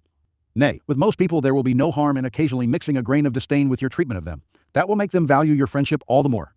Kai non stima vin stimato, as a subtle Italian proverb has it, to disregard is to win regard. But if we really think very highly of a person, we should conceal it from him like a crime. This is not a very gratifying thing to do, but it is right. Why? A dog will not bear being treated too kindly, let alone a man. Arthur Schopenhauer, 1788, 1860. The monkey, and the Pisa monkey was carrying 2 handfuls of peas. One little pea dropped out. He tried to pick it up and spilt 20. He tried to pick up the 20 and spilt them all. Then he lost his temper, scattered the peas in all directions, and ran away. Fables, Leo Tolstoy, 1880, 28, 1910. This is the offensive aspect of the law. Playing the card of contempt is immensely powerful, for it lets you determine the conditions of the conflict. The war is waged on your terms. This is the ultimate power pose. You are the king, and you ignore what offends you. Watch how this tactic infuriates people. Half of what they do is to get your attention, and when you withhold it from them, they flounder in frustration. Man, kick him, he'll forgive you. Flatter him, he may or may not see through you. But ignore him, and he'll hate you. Idris Shah, Caravan of Dreams, 1968. As some make gossip out of everything, so others make much ado about everything. They are always talking big and take everything seriously, making a quarrel and a mystery of it. You should take very few grievances to heart, for to do so is to give yourself groundless worry. It is a topsy-turvy way of behaving to take to heart cares which you ought to throw over your shoulder. Many things which seemed important at the time turn out to be of no account when they are ignored. and others, which seem trifling, appear formidable when you pay attention to them. Things can easily be settled at the outset, but not so later on. In many cases, the remedy itself is the cause of the disease. To let things be is not the least satisfactory of life's rules. Baltasar Gracian, 18601-18658 Keys to power desire often creates paradoxical effects. The more you want something, the more you chase after it, the more it eludes you.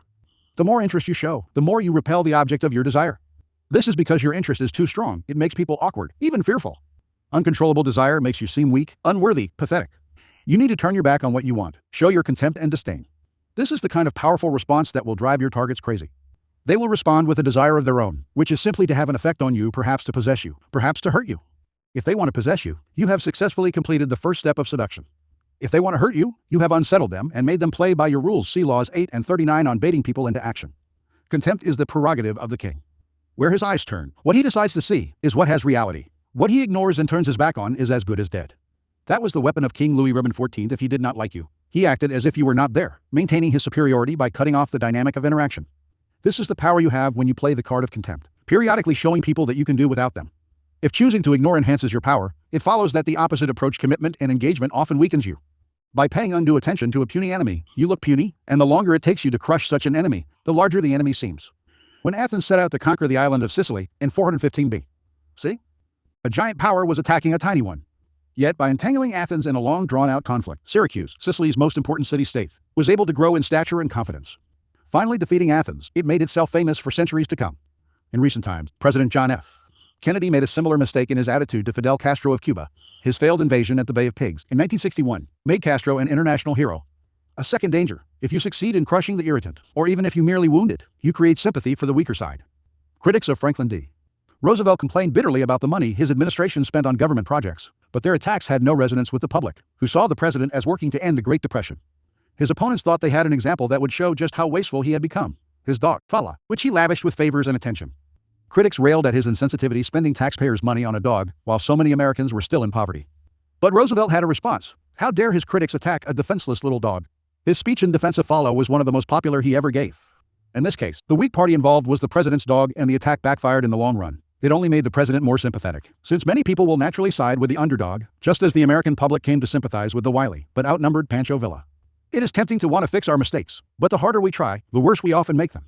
It is sometimes more politic to leave them alone. In 1971, when the New York Times published the Pentagon Papers, a group of government documents about the history of U.S. involvement in Indochina, Henry Kissinger erupted into a volcanic rage.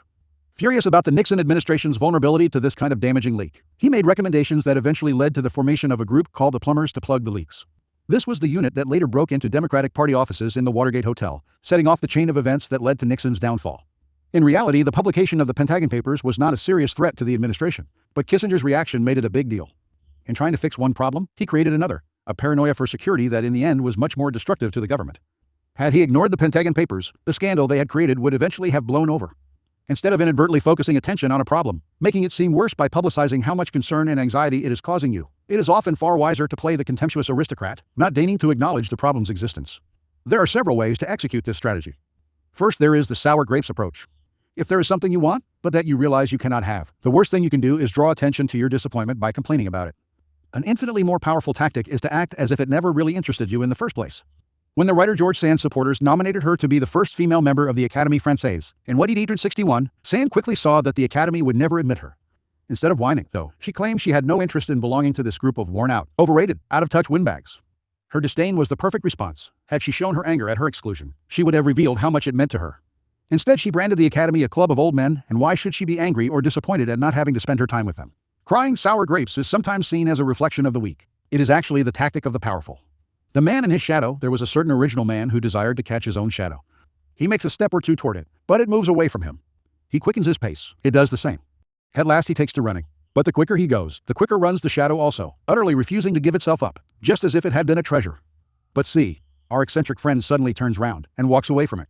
And presently he looks behind him. Now the shadow runs after him. Ladies fair, I have often observed that fortune treats us in a similar way.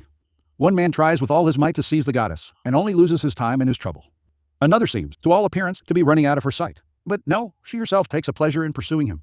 Fables, Ivan Krylov, 1768, 44 second. When you are attacked by an inferior, deflect people's attention by making it clear that the attack has not even registered. Look away, or answer sweetly, showing how little the attack concerns you.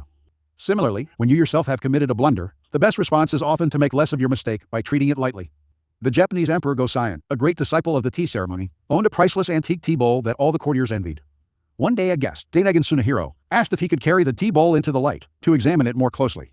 The bowl rarely left the table, but the emperor was in good spirits and he consented. As Dainagon carried the bowl to the railing of the veranda, however, and held it up to the light, it slipped from his hands and fell on a rock in the garden below, smashing into tiny fragments. The emperor, of course, was furious. "It was indeed most clumsy of me to let it drop in this way," said Dainagon, with a deep bow. "But really there is not much harm done. This Edo tea bowl is a very old one, and it is impossible to say how much longer it would have lasted. But anyhow it is not a thing of any public use, so I think it rather fortunate that it has broken thus." This surprising response had an immediate effect. The emperor calmed down. Dainagon neither sniveled nor over-apologized, but signaled his own worth and power by treating his mistake with a touch of disdain. The emperor had to respond with a similar aristocratic indifference. His anger had made him seem low and petty, an image Dainagon was able to manipulate. Among equals this tactic might backfire. Your indifference could make you seem callous. But with a master, if you act quickly and without great fuss, it can work to great effect. You bypass his angry response, save him the time and energy he would waste by brooding over it, and allow him the opportunity to display his own lack of pettiness publicly. If we make excuses and denials when we are caught in a mistake or a deception, we stir the waters and make the situation worse. It is often wiser to play things the opposite way. The Renaissance writer Pietro Aretino often boasted of his aristocratic lineage, which was, of course, a fiction, since he was actually the son of a shoemaker. When an enemy of his finally revealed the embarrassing truth, word quickly spread, and soon all of Venice where he lived at the time was aghast at Aretino's lies. Had he tried to defend himself, he would have only dragged himself down. His response was masterful. He announced that he was indeed the son of a shoemaker, but this only proved his greatness, since he had risen from the lowest stratum of society to its very pinnacle. From then on he never mentioned his previous lie, trumpeting instead his new position on the matter of his ancestry. Remember, the powerful responses to niggling, petty annoyances and irritations are contempt and disdain. Never show that something has affected you, or that you are offended. That only shows you have acknowledged a problem. Contempt is a dish that is best served cold and without affectation. Image, the tiny wound. It is small but painful and irritating. You try all sorts of medicaments, you complain, you scratch and pick at the scab. Doctors only make it worse, transforming the tiny wound into a grave matter. If only you had left the wound alone, letting time heal it and freeing yourself of worry. Authority, know how to play the card of contempt. It is the most politic kind of revenge. For there are many of whom we should have known nothing if their distinguished opponents had taken no notice of them. There is no revenge like oblivion, for it is the entombment of the unworthy in the dust of their own nothingness. Baltasar Gracian, 1601-1658 reversal, you must play the card of contempt with care and delicacy. Most small troubles will vanish on their own if you leave them be, but some will grow and fester unless you attend to them. Ignore a person of inferior stature, and the next time you look he has become a serious rival, and your contempt has made him vengeful as well. The great princes of Renaissance Italy chose to ignore Cesare Borgia at the outset of his career as a young general in the army of his father, Pope Alexander Roman VI. By the time they paid attention, it was too late. The cub was now a lion, gobbling up chunks of Italy. Often. Then, while you show contempt publicly, you will also need to keep an eye on the problem privately, monitoring its status and making sure it goes away. Do not let it become a cancerous cell. Develop the skill of sensing problems when they are still small and taking care of them before they become intractable. Learn to distinguish between the potentially disastrous and the mildly irritating, the nuisance that will quietly go away on its own. In either case, though, never completely take your eye off it. As long as it is alive, it can smolder and spark into life. Law 37. Create compelling spectacles. Judgment, striking imagery, and grand symbolic gestures create the aura of power. Everyone responds to them. Stage spectacles for those around you, then, full of arresting visuals and radiant symbols that heighten your presence. Dazzled by appearances, no one will notice what you are really doing. Antony and Cleopatra, she relied above all upon her physical presence and the spell and enchantment which it could create. She came sailing up the river Cydnus in a barge with a poop of gold, its purple sails billowing in the wind, while her rowers caressed the water with oars of silver, which dipped in time to the music of the flute, accompanied by pipes and lutes. Cleopatra herself reclined beneath a canopy of cloth of gold, dressed in the character of Aphrodite, as we see her in paintings, while on either side to complete the picture stood boys costumed as cupids who cooled her with their fans. Instead of a crew, the barge was lined with the most beautiful of her waiting women attired as nereids and graces, some at the rudders, others at the tackle of the sails, and all the while an indescribably rich perfume, exhaled from innumerable censers, was wafted from the vessel to the riverbanks. Great multitudes accompanied this royal progress, some of them following the queen on both sides of the river from its very mouth, while others hurried down from the city of Tarsus to gaze at the sight. Gradually the crowds drifted away from the marketplace, where Antony awaited the queen enthroned on his tribunal, until at last he was left sitting quite alone. And the word spread on every side that Aphrodite had come to revel with Dionysus for the happiness of Asia. Antony then sent a message inviting Cleopatra to dine with him. But she thought it more appropriate that he should come to her, and so, as he wished to show his courtesy and goodwill, he accepted and went. He found the preparations made to receive him magnificent bevon words, but what astonished him most of all was the extraordinary number of lights. So many of these, it is said, were let down from the roof and displayed on all sides at once, and they were arranged and grouped in such ingenious patterns in relation to each other, some in squares and some in circles, that they created as brilliant a spectacle as can ever have been devised to delight the Eve. Life of Antony, Plutarch, c. A.D. 46-120 observance of the law, I in the early 1780s. Word spread through Berlin of the strange and spectacular medical practice of a Dr. Weiselder.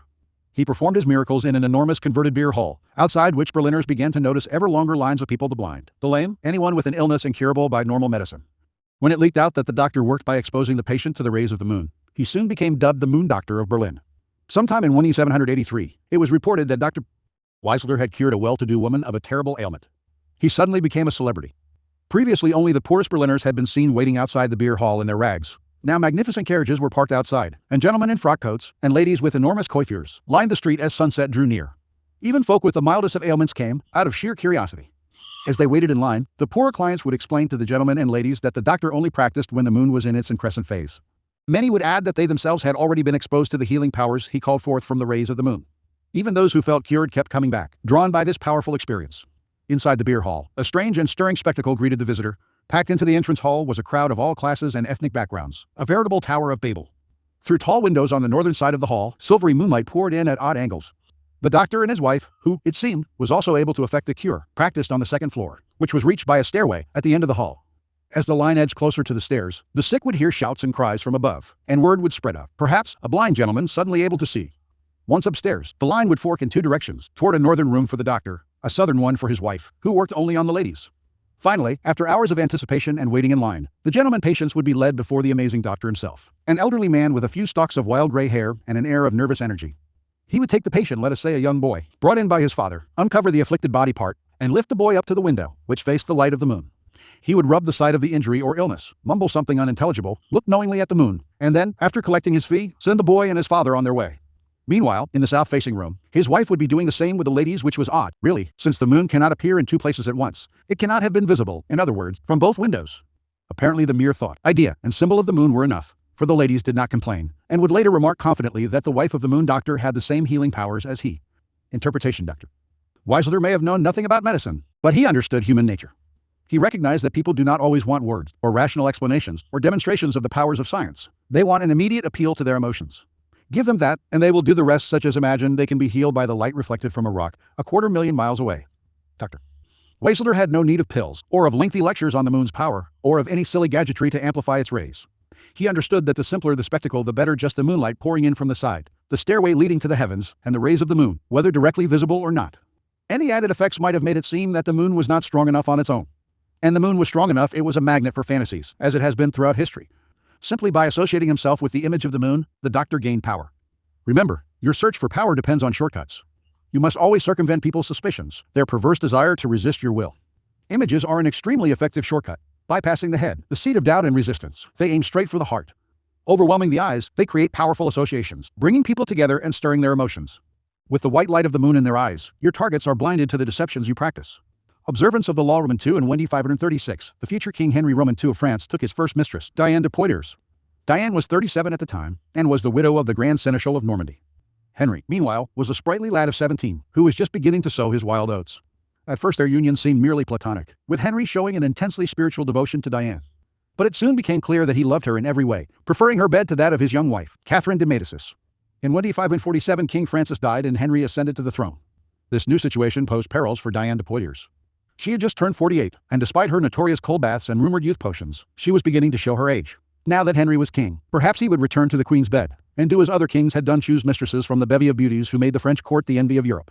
He was, after all, only 28, and cut a dashing figure. But Diane did not give up so easily. She would continue to enthrall her lover, as she had enthralled him for the past 11 years. In the Middle Ages, the symbolist attitude was much more in evidence. Symbolism appears as a sort of shortcut of thought. Instead of looking for the relation between two things by following the hidden detours of their causal connections, thought makes a leap and discovers their relation not in the connection of cause and effects, but in a connection of signification. Symbolist thought permits an infinity of relations between things.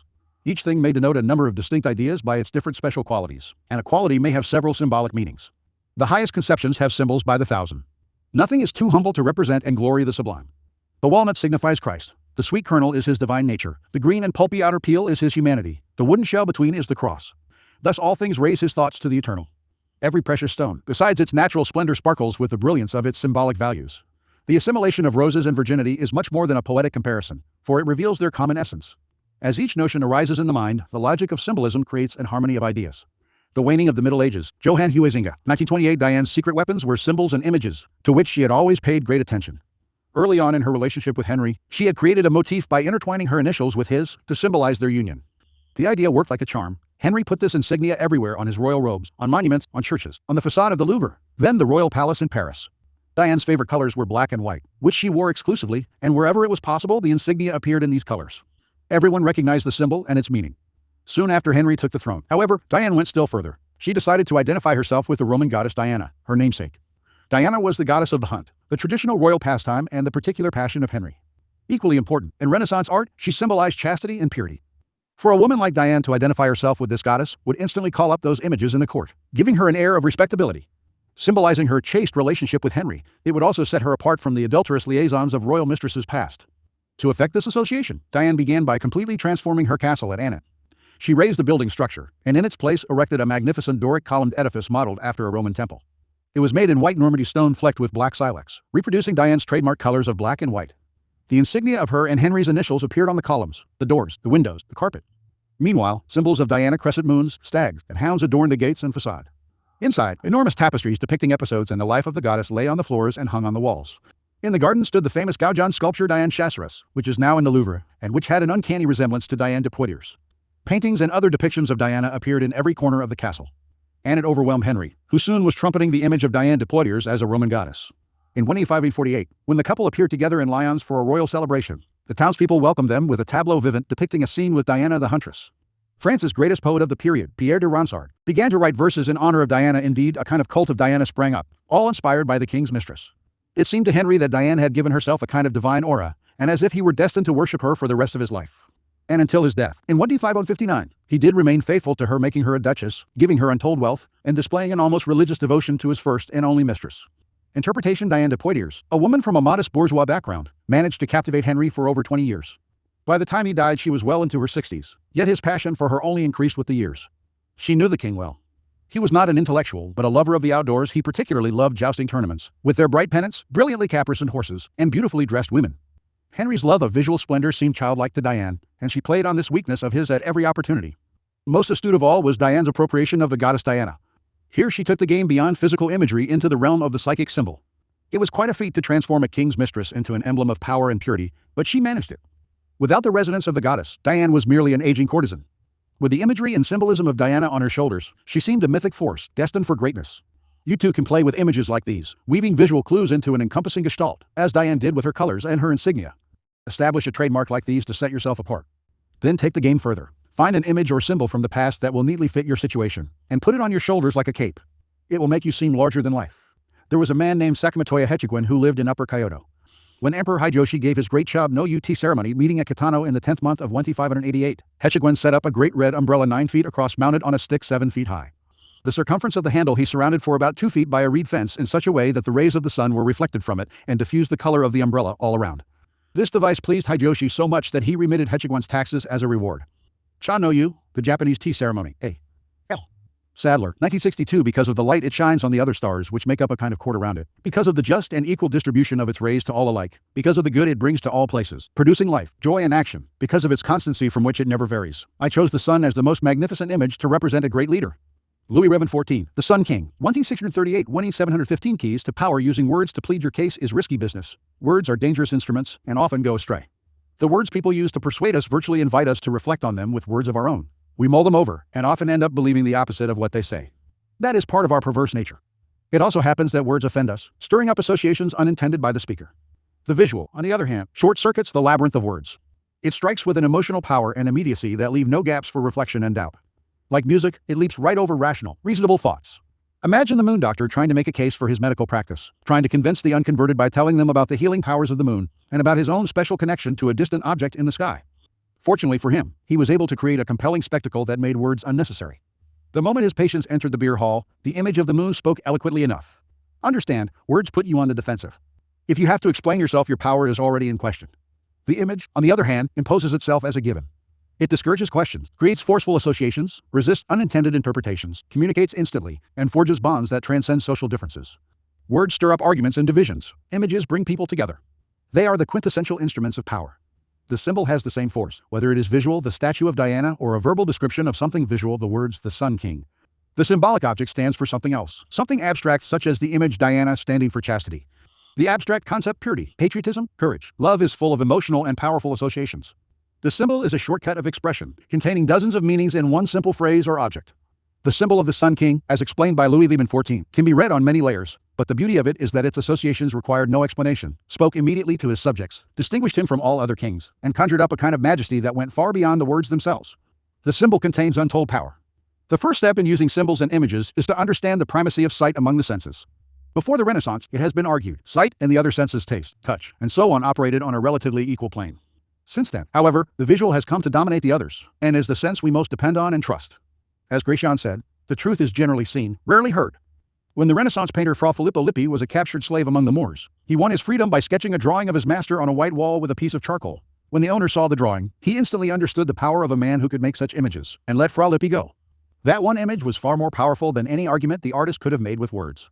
Never neglect the way you arrange things visually. Factors like color, for example, have enormous symbolic resonance. When the con artist Yellow Kid Weil created a newsletter touting the phony stocks he was peddling, he called it the Red Letter Newsletter and had it printed, at considerable expense, in red ink. The color created a sense of urgency, power, and good fortune. Weil recognized details like these as keys to deception, as do modern advertisers and mass marketers. If you use gold in the title of anything you are trying to sell, for example, printed in gold, since the eye predominates, people will respond more to the color than to the word. The visual contains great emotional power.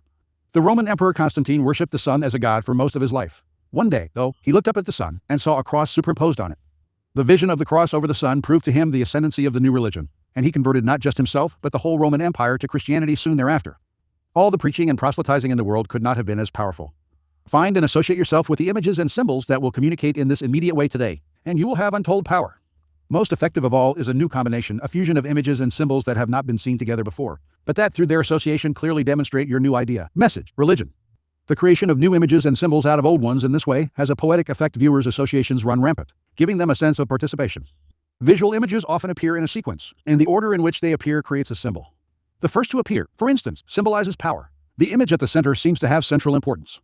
Near the end of World War II, orders came down from General Eisenhower that American troops were to lead the way into Paris after its liberation from the Nazis. The French General Charles de Gaulle, however, realized that this sequence would imply that the Americans now commanded the fate of France. Through much manipulation, de Gaulle made certain that he and the French 2nd Armored Division would appear at the head of the liberating force. The strategy worked. After he had successfully pulled off this stunt, the Allies started treating him as the new leader of an independent France. De Gaulle knew that a leader has to locate himself literally at the head of his troops. This visual association is crucial to the emotional response that he needs to elicit. Things change in the game of symbols. It is probably no longer possible to pose as a Sun King or to wrap the mantle of Diana around you. Yet you can associate yourself with such symbols more indirectly. And, of course, you can make your own mythology out of figures from more recent history, people who are comfortably dead but still powerfully associative in the public eye. The idea is to give yourself an aura, a stature that your normal banal appearance simply will not create. By herself, Diane de Poitiers had no such radiant powers. She was as human and ordinary as most of us. But the symbol elevated her above the human lot, and made her seem divine. Using symbols also has a courtier-like effect, since they are often gentler than brutish words. The psychotherapist Dr. Milton H. Erickson always tried to find symbols and images that would communicate to the patient in ways that words could not. When dealing with a severely troubled patient, he would not question him directly, but would talk about something irrelevant, such as driving through the desert in Arizona, where he practiced in the 1950s. In describing this, he would eventually come to an appropriate symbol for what he suspected was the man's problem. If he felt the patient was isolated, say, Dr. Erickson would talk of a single ironwood tree and how its isolation left it battered by the winds. Making an emotional connection with the tree as a symbol, the patient would open up more readily to the doctor's probing. Use the power of symbols as a way to rally, animate, and unite your troops or team. During the rebellion against the French crown in 1648, those loyal to the king disparaged the rebels by comparing them to the slingshots in French, fronds that little boys used to frighten big boys. Cardinal de Retz decided to turn this disparaging term into the rebels' symbol. The uprising was now known as the Fronde, and the rebels as frondeurs. They began to wear sashes in their hats that symbolized the slingshot, and the word became their rallying cry. Without it, the rebellion might well have petered out. Always find a symbol to represent your cause. The more emotional associations, the better. The best way to use images and symbols is to organize them into a grand spectacle that awes people and distracts them from unpleasant realities. This is easy to do. People love what is grand, spectacular, and larger than life. Appeal to their emotions, and they will flock to your spectacle in hordes. The visual is the easiest route to their hearts. Image, the cross and the sun. Crucifixion and total radiance. With one imposed over the other, a new reality takes shape. A new power is in the ascendant. The symbol, no explanation necessary. Authority. The people are always impressed by the superficial appearance of things. The prince should, at fitting times of the year, keep the people occupied and distracted with festivities and spectacles. Niccolo Machiavelli, 1E4069, 1D5E27 reversal. No power is made available by ignoring images and symbols. There is no possible reversal to this law.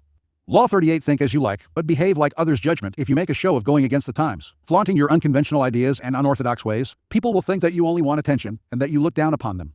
They will find a way to punish you for making them feel inferior. It is far safer to blend in and nurture the common touch. Share your originality only with tolerant friends and those who are sure to appreciate your uniqueness. Think with the few and speak with the many. It is easy to run into danger by trying to swim against the stream. Only a Socrates could attempt to do that. Disagreement is regarded as offensive because it is a condemnation of the views of others. The numbers of the disgruntled grow, on account either of some matter that has been the object of censure or of some person who has praised it. Truth is for the few. Error is as usual as it is vulgar. Nor is the wise man to be recognized by what he says in the marketplace, for he speaks there not with his own voice, but with that of universal folly, however much his inmost thoughts may gainsay it. The wise man avoids being contradicted as sedulously as he avoids contradicting. The publicity of censure is withheld from that which readily provokes it. Thought is free. It cannot and should not be coerced. Retire into the sanctuary of your silence, and if you sometimes allow yourself to break it, do so under the aegis of a discreet few. Baltasar Gracian, 1D601, 1E658 transgression of the law around the year 478 B. C. The city of Sparta sent an expedition to Persia led by the young Spartan nobleman Pausanias. The city-states of Greece had recently fought off a mighty invasion from Persia, and now Pausanias, along with allied ships from Athens, had orders to punish the invaders and win back the islands and coastal towns that the Persians had occupied. Both the Athenians and the Spartans had great respect for Pausanias. He had proven himself as a fearless warrior, with a flair for the dramatic. With amazing speed, Pausanias and his troops took Cyprus, then moved on to the mainland of Asia Minor known as the Hellespont and captured Byzantium, modern-day Istanbul. Now master of part of the Persian Empire, Pausanias began to show signs of behavior that went beyond his normal flamboyance. He appeared in public wearing pomades in his hair and flowing Persian robes, and accompanied by a bodyguard of Egyptians. He held lavish banquets in which he sat in the Persian manner and demanded to be entertained. He stopped seeing his old friends, entered into communication with the Persian king Xerxes, and all in all affected the style and manner of a Persian dictator. Clearly power and success had gone to Pausanias' head. His army, Athenians and Spartans alike, at first thought this a passing fancy. He had always been a bit exaggerated in his gestures. But when he flaunted his disdain for the Greeks' simple way of life and insulted the common Greek soldier, they began to feel he had gone too far. Although there was no concrete evidence for this, rumors spread that he had gone over to the other side, and that he dreamed of becoming a kind of Greek Xerxes. To quell the possibility of mutiny, the Spartans relieved Pausanias of his command and called him home. Pausanias, however, continued to dress in the Persian style, even in Sparta. After a few months, he independently hired a trireme and returned to the Hellespont, telling his compatriots he was going to continue the fight against the Persians. Actually, however, he had different plans to make himself ruler of all Greece, with the aid of Xerxes himself. The Spartans declared him a public enemy and sent a ship to capture him. Pausanias surrendered, certain that he could clear himself of the charges of treason. It did come out during the trial that during his reign as commander he had offended his fellow Greeks time and again, erecting monuments, for instance, in his own name, rather than in those of the cities whose troops had fought alongside him, as was the custom. Yet Pausanias proved right. Despite the evidence of his numerous contacts with the enemy, the Spartans refused to imprison a man of such noble birth, and let him go. Now thinking himself untouchable, Pausanias hired a messenger to take a letter to Xerxes, but the messenger instead took the letter to the Spartan authorities. These men wanted to find out more, so they had the messenger arranged to meet Pausanias in a temple where they could hide and listen behind a partition. What Pausanias said shocked them. They had never heard such contempt for their ways spoken so brazenly by one of their own, and they made arrangements for his immediate arrest. On his way home from the temple, Pausanias got word of what had happened. He ran to another temple to hide, but the authorities followed him there and placed sentries all around. Pausanias refused to surrender. Unwilling to forcibly remove him from the sacred temple, the authorities kept him trapped inside, until he eventually died of starvation. Beni vixit, qui beni laduit, he lives well who conceals himself well. Ovid, c. 43b. c. a. d. 18 Interpretation. At first glance, it might seem that Pausanias simply fell in love with another culture, a phenomenon as old as time. Never comfortable with the asceticism of the Spartans, he found himself enthralled by the Persian love of luxury and sensual pleasure. He put on Persian robes and perfumes with a sense of deliverance from Greek discipline and simplicity. This is how it appears when people adopt a culture in which they were not raised. Often, however, there is also something else at play. People who flaunt their infatuation with a different culture are expressing a disdain and contempt for their own. They are using the outward appearance of the exotic to separate themselves from the common folk, who unquestioningly follow the local customs and laws, and to express their sense of superiority. Otherwise, they would act with more dignity, showing respect for those who do not share their desires. Indeed, their need to show their difference so dramatically often makes them disliked by the people whose beliefs they challenge, indirectly and subtly, perhaps, but offensively nonetheless. As Thucydides wrote of Pausanias, by his contempt for the laws and his imitation of foreign ways, he had made himself very widely suspected of being unwilling to abide by normal standards. Cultures have norms that reflect centuries of shared beliefs and ideals. Do not expect to scoff at such things with impunity. You will be punished somehow, even if just through isolation, a position of real powerlessness. Many of us, like Pausanias, feel the siren call of the exotic, the foreign. Measure and moderate this desire. Flaunting your pleasure in alien ways of thinking and acting will reveal a different motive to demonstrate your superiority over your fellows. Wise men should be like coffers with double bottoms, which when others look into, being open, they see not all that they hold. Sir Walter Raleigh, 2554 116-18, when the waters were changed once upon a time, Kidder, the teacher of Moses, called upon mankind with a warning. At a certain date, he said, all the water in the world which had not been specially hoarded would disappear. It would then be renewed with different water, which would drive men mad. Only one man listened to the meaning of this advice. He collected water and went to a secure place where he stored it, and waited for the water to change its character. On the appointed date, the stream stopped running, the wells went dry, and the man who had listened, seeing this happening, went to his retreat and drank his preserved water. When he saw, from his security, the waterfalls again beginning to flow, this man descended among the other sons of men.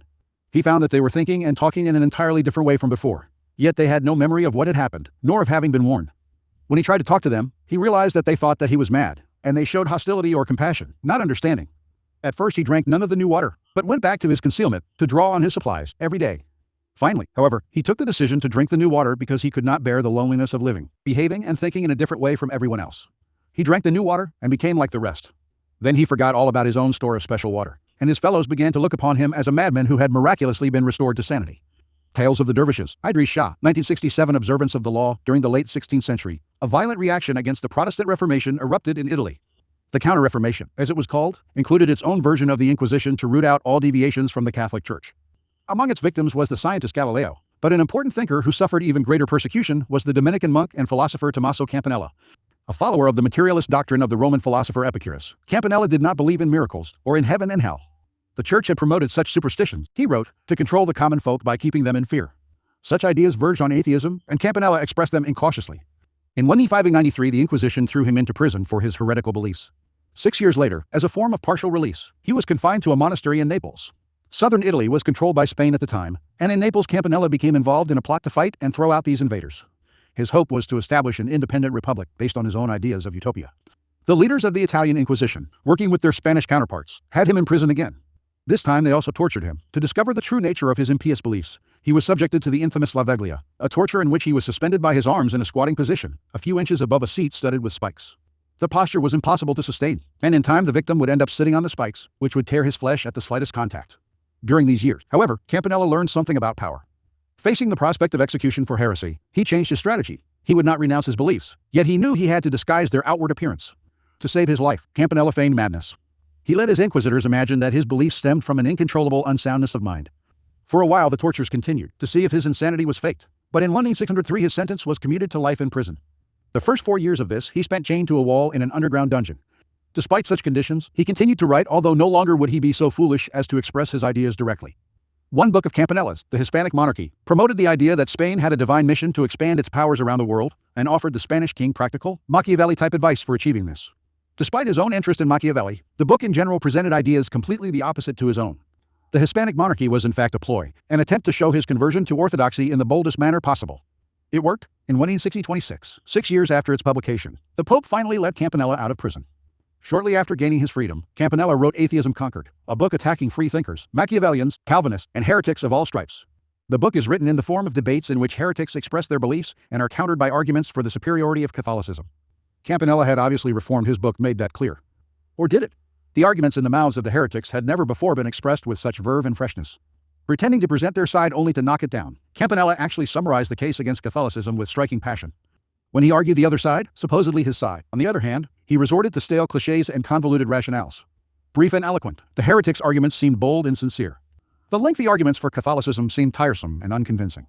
Catholics who read the book found it disturbing and ambiguous, but they could not claim it was heretical, or that Campanella should be returned to prison. His defense of Catholicism, after all, used arguments they had used themselves. Yet in the years to come, Atheism Conquered became a Bible for atheists, Machiavellians, and libertines who used the arguments Campanella had put in their mouths to defend their dangerous ideas. Combining an outward display of conformity with an expression of his true beliefs in a way that his sympathizers would understand, Campanella showed that he had learned his lesson. Interpretation in the face of awesome persecution, Campanella devised 3 strategic moves that saved his hide, freed him from prison, and allowed him to continue to express his beliefs. First, he feigned madness, the medieval equivalent of disavowing responsibility for one's actions, like blaming one's parents today. Next, he wrote a book that expressed the exact opposite of his own beliefs. Finally, and most brilliantly of all, he disguised his ideas while insinuating them at the same time. It is an old but powerful trick. You pretend to disagree with dangerous ideas, but in the course of your disagreement, you give those ideas expression and exposure. You seem to conform to the prevailing orthodoxy, that those who know will understand the irony involved. You are protected. It is inevitable in society that certain values and customs lose contact with their original motives and become oppressive. And there will always be those who rebel against such oppression, harboring ideas far ahead of their time. As Campanella was forced to realize, however, there is no point in making a display of your dangerous ideas if they only bring you suffering and persecution. Martyrdom serves no purpose better to live on in an oppressive world, even to thrive in it. Meanwhile, find a way to express your ideas subtly for those who understand you. Laying your pearls before swine will only bring you trouble. Never combat any man's opinion, for though you reach the age of Methuselah, you would never have done setting him right upon all the absurd things that he believes. It is also well to avoid correcting people's mistakes in conversation, however good your intentions may be, for it is easy to offend people and difficult, if not impossible, to mend them. If you feel irritated by the absurd remarks of two people whose conversation you happen to overhear, you should imagine that you are listening to the dialogue of two fools in a comedy. Probatum isti. The man who comes into the world with the notion that he is really going to instruct it in matters of the highest importance may thank his stars if he escapes with a whole skin. Arthur Schopenhauer, 1788-1860. For a long time, I have not said what I believed, nor do I ever believe what I say, and if indeed sometimes I do happen to tell the truth, I hide it among so many lies that it is hard to find. Niccolò Machiavelli, in a letter to Francesco Nixardini, May 17, 2521. Keys to power: we all tell lies and hide our true feelings, for complete free expression is a social impossibility. From an early age we learn to conceal our thoughts, telling the prickly and insecure what we know they want to hear, watching carefully lest we offend them. For most of us, this is natural. There are ideas and values that most people accept, and it is pointless to argue. We believe what we want to, then, but on the outside we wear a mask. There are people, however, who see such restraints as an intolerable infringement on their freedom, and who have a need to prove the superiority of their values and beliefs. In the end, though, their arguments convince only a few and offend a great deal more. The reason arguments do not work is that most people hold their ideas and values without thinking about them. There is a strong emotional content in their beliefs. They really do not want to have to rework their habits of thinking, and when you challenge them, whether directly through your arguments or indirectly through your behavior, they are hostile. Wise and clever people learn early on that they can display conventional behavior and mouth conventional ideas without having to believe in them. The power these people gain from blending in is that of being left alone to have the thoughts they want to have, and to express them to the people they want to express them to, without suffering isolation or ostracism. Once they have established themselves in a position of power, they can try to convince a wider circle of the correctness of their ideas, perhaps working indirectly, using Campanella's strategies of irony and insinuation. In the late 14th century, the Spanish began a massive persecution of the Jews, murdering thousands and driving others out of the country. Those who remained in Spain were forced to convert. Yet over the next 300 years, the Spanish noticed a phenomenon that disturbed them. Many of the converts lived their outward lives as Catholics, yet somehow managed to retain their Jewish beliefs, practicing the religion in private. Many of these so-called Marranos, originally a derogatory term, being the Spanish for pig, attained high levels of government office, married into the nobility, and gave every appearance of Christian piety, only to be discovered late in life as practicing Jews. The Spanish Inquisition was specifically commissioned to ferret them out. Over the years they mastered the art of dissimulation, displaying crucifixes liberally, giving generous gifts to churches, even occasionally making anti-Semitic remarks, and all the while maintaining their inner freedom and beliefs. In society, the Marranos knew outward appearances are what matter. This remains true today. The strategy is simple, as Campanella did in writing Atheism Conquered. Make a show of blending in, even going so far as to be the most zealous advocate of the prevailing orthodoxy. If you stick to conventional appearances in public, few will believe you think differently in private. The citizen and the traveler. Look around you, said the citizen. This is the largest market in the world. Oh, surely not, said the traveler. Well, perhaps not the largest, said the citizen, but much the best. You are certainly wrong there, said the traveler. I can tell you. They buried the stranger in the desk. Fables. Robert Louis Stevenson, 1851-1894. If Machiavelli had had a prince for disciple, the first thing he would have recommended him to do would have been to write a book against Machiavellism. Voltaire, 1694-1778. Do not be so foolish as to imagine that in our own time the old orthodoxies are gone. Jonas Salk, for instance, thought science had gotten past politics and protocol. And so, in his search for a polio vaccine, he broke all the rules, going public with the discovery before showing it to the scientific community, taking credit for the vaccine without acknowledging the scientists who had paved the way, making himself a star. The public may have loved him, but scientists shunned him. His disrespect for his community's orthodoxies left him isolated, and he wasted years trying to heal the breach and struggling for funding and cooperation. Bertolt Brecht underwent a modern form of inquisition, the House Un-American Activities Committee, and approached it with considerable cannoness. Having worked off and on in the American film industry during World War II, in 1947 Brecht was summoned to appear before the committee to answer questions on his suspected communist sympathies. Other writers called before the committee made a point of attacking its members, and of acting as belligerently as possible in order to gain sympathy for themselves. Brecht, on the other hand, who had actually worked steadfastly for the communist cause, played the opposite game. He answered questions with ambiguous generalities that defied easy interpretation. Call it the Campanella strategy. Brecht even wore a suit, a rare event for him, and made a point of smoking a cigar during the proceedings, knowing that a key committee member had a passion for cigars. In the end, he charmed the committee members, who let him go scot-free. Brecht then moved to East Germany, where he encountered a different kind of inquisition. Here the communists were in power, and they criticized his plays as decadent and pessimistic. He did not argue with them, but made small changes in the performance scripts to shut them up. Meanwhile, he managed to preserve the published texts as written. His outward conformity in both cases gave him the freedom to work unhindered, without having to change his thinking. In the end, he made his way safely through dangerous times in different countries through the use of little dances of orthodoxy, and proved he was more powerful than the forces of repression. Not only do people of power avoid the offenses of Pausanias and Salk, they also learn to play the clever fox and feign the common touch. This has been the ploy of con artists and politicians throughout the centuries. Leaders like Julius Caesar and Franklin D. Roosevelt have overcome their natural aristocratic stance to cultivate a familiarity with the common man. They have expressed this familiarity in little gestures, often symbolic, to show the people that their leaders share popular values, despite their different status. The logical extension of this practice is the invaluable ability to be all things to all people. When you go into society, leave behind your own ideas and values, and put on the mask that is most appropriate for the group in which you find yourself. Bismarck played this game successfully for years. There were people who vaguely understood what he was up to, but not clearly enough that it mattered. People will swallow the bait because it flatters them to believe that you share their ideas. They will not take you as a hypocrite if you are careful, for how can they accuse you of hypocrisy if you do not let them know exactly what you stand for? Nor will they see you as lacking in values. Of course you have values, the values you share with them, while in their company. Authority: do not give dogs what is holy, and do not throw your pearls before swine, lest they trample them underfoot and turn to attack you. Jesus Christ, Matthew 7:6. Image: the black sheep. The herd shuns the black sheep, uncertain whether or not it belongs with them. So it straggles behind, or wanders away from the herd, where it is cornered by wolves and promptly devoured. Stay with the herd, there is safety in numbers. Keep your differences in your thoughts and not in your fleece.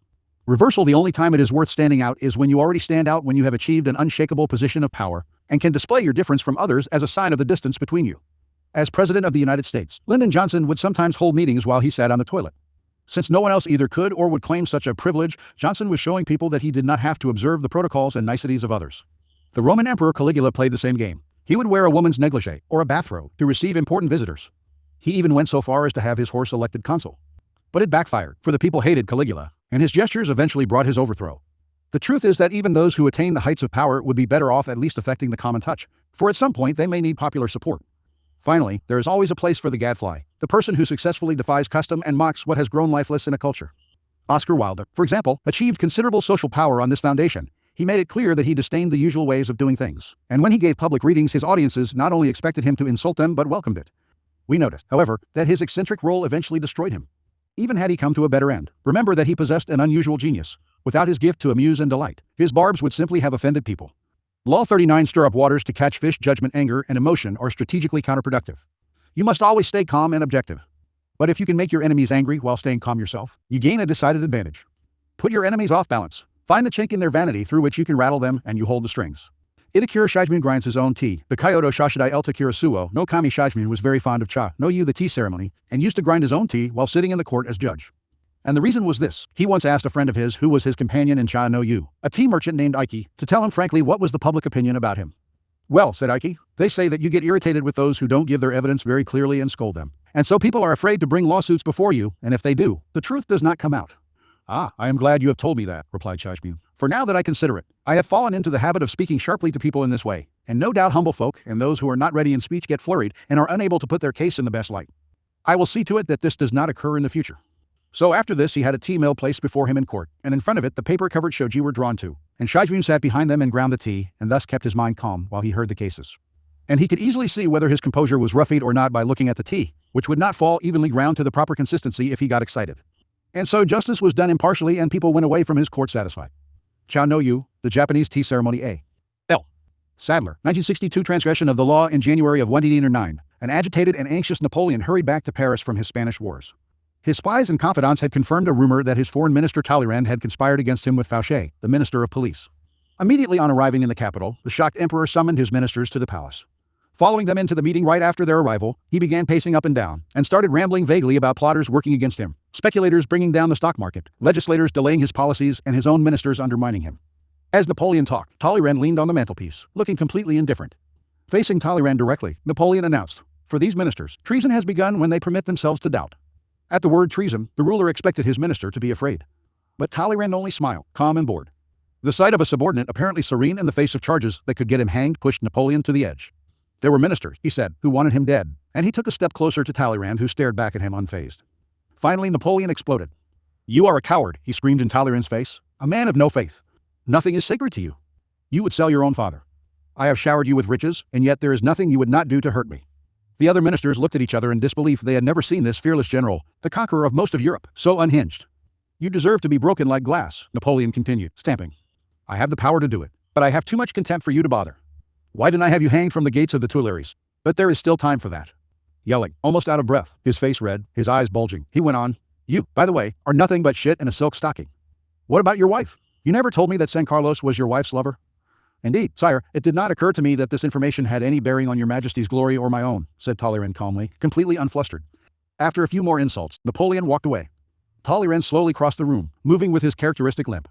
As an attendant helped him with his cloak, he turned to his fellow ministers, all afraid they would never see him again, and said, "What a pity, gentlemen, that so great a man should have such bad manners." Despite his anger, Napoleon did not arrest his foreign minister. He merely relieved him of his duties and banished him from the court, believing that for this man humiliation would be punishment enough.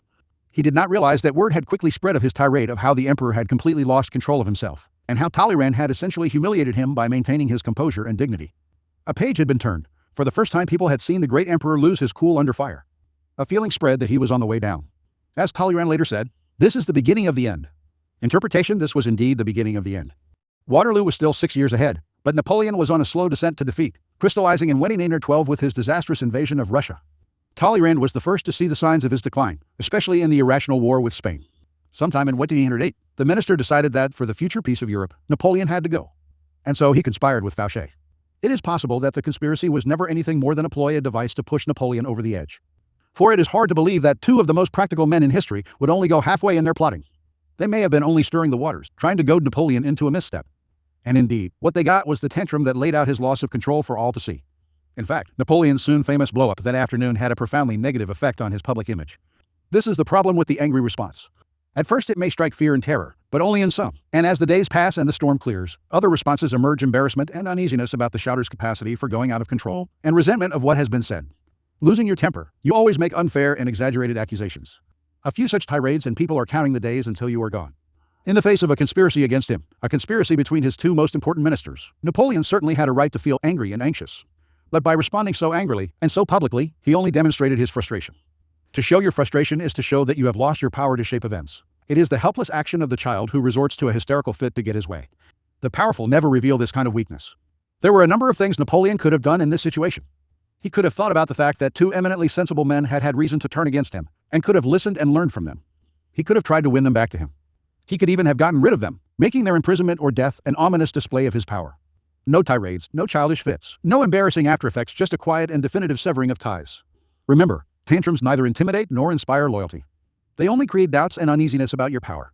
Exposing your weakness, these stormy eruptions often herald a fall. If possible, no animosity should be felt for anyone.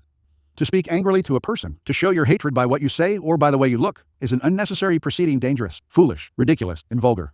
Anger or hatred should never be shown otherwise than in what you do, and feelings will be all the more effective in action insofar as you avoid the exhibition of them in any other way. It is only the cold-blooded animals whose bite is poisonous.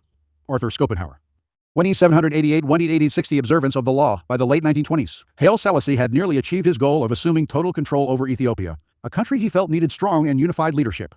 As regent to the Empress Zauditu, stepdaughter of the late queen and heir to the throne, Selassie had spent several years weakening the power of Ethiopia's various warlords.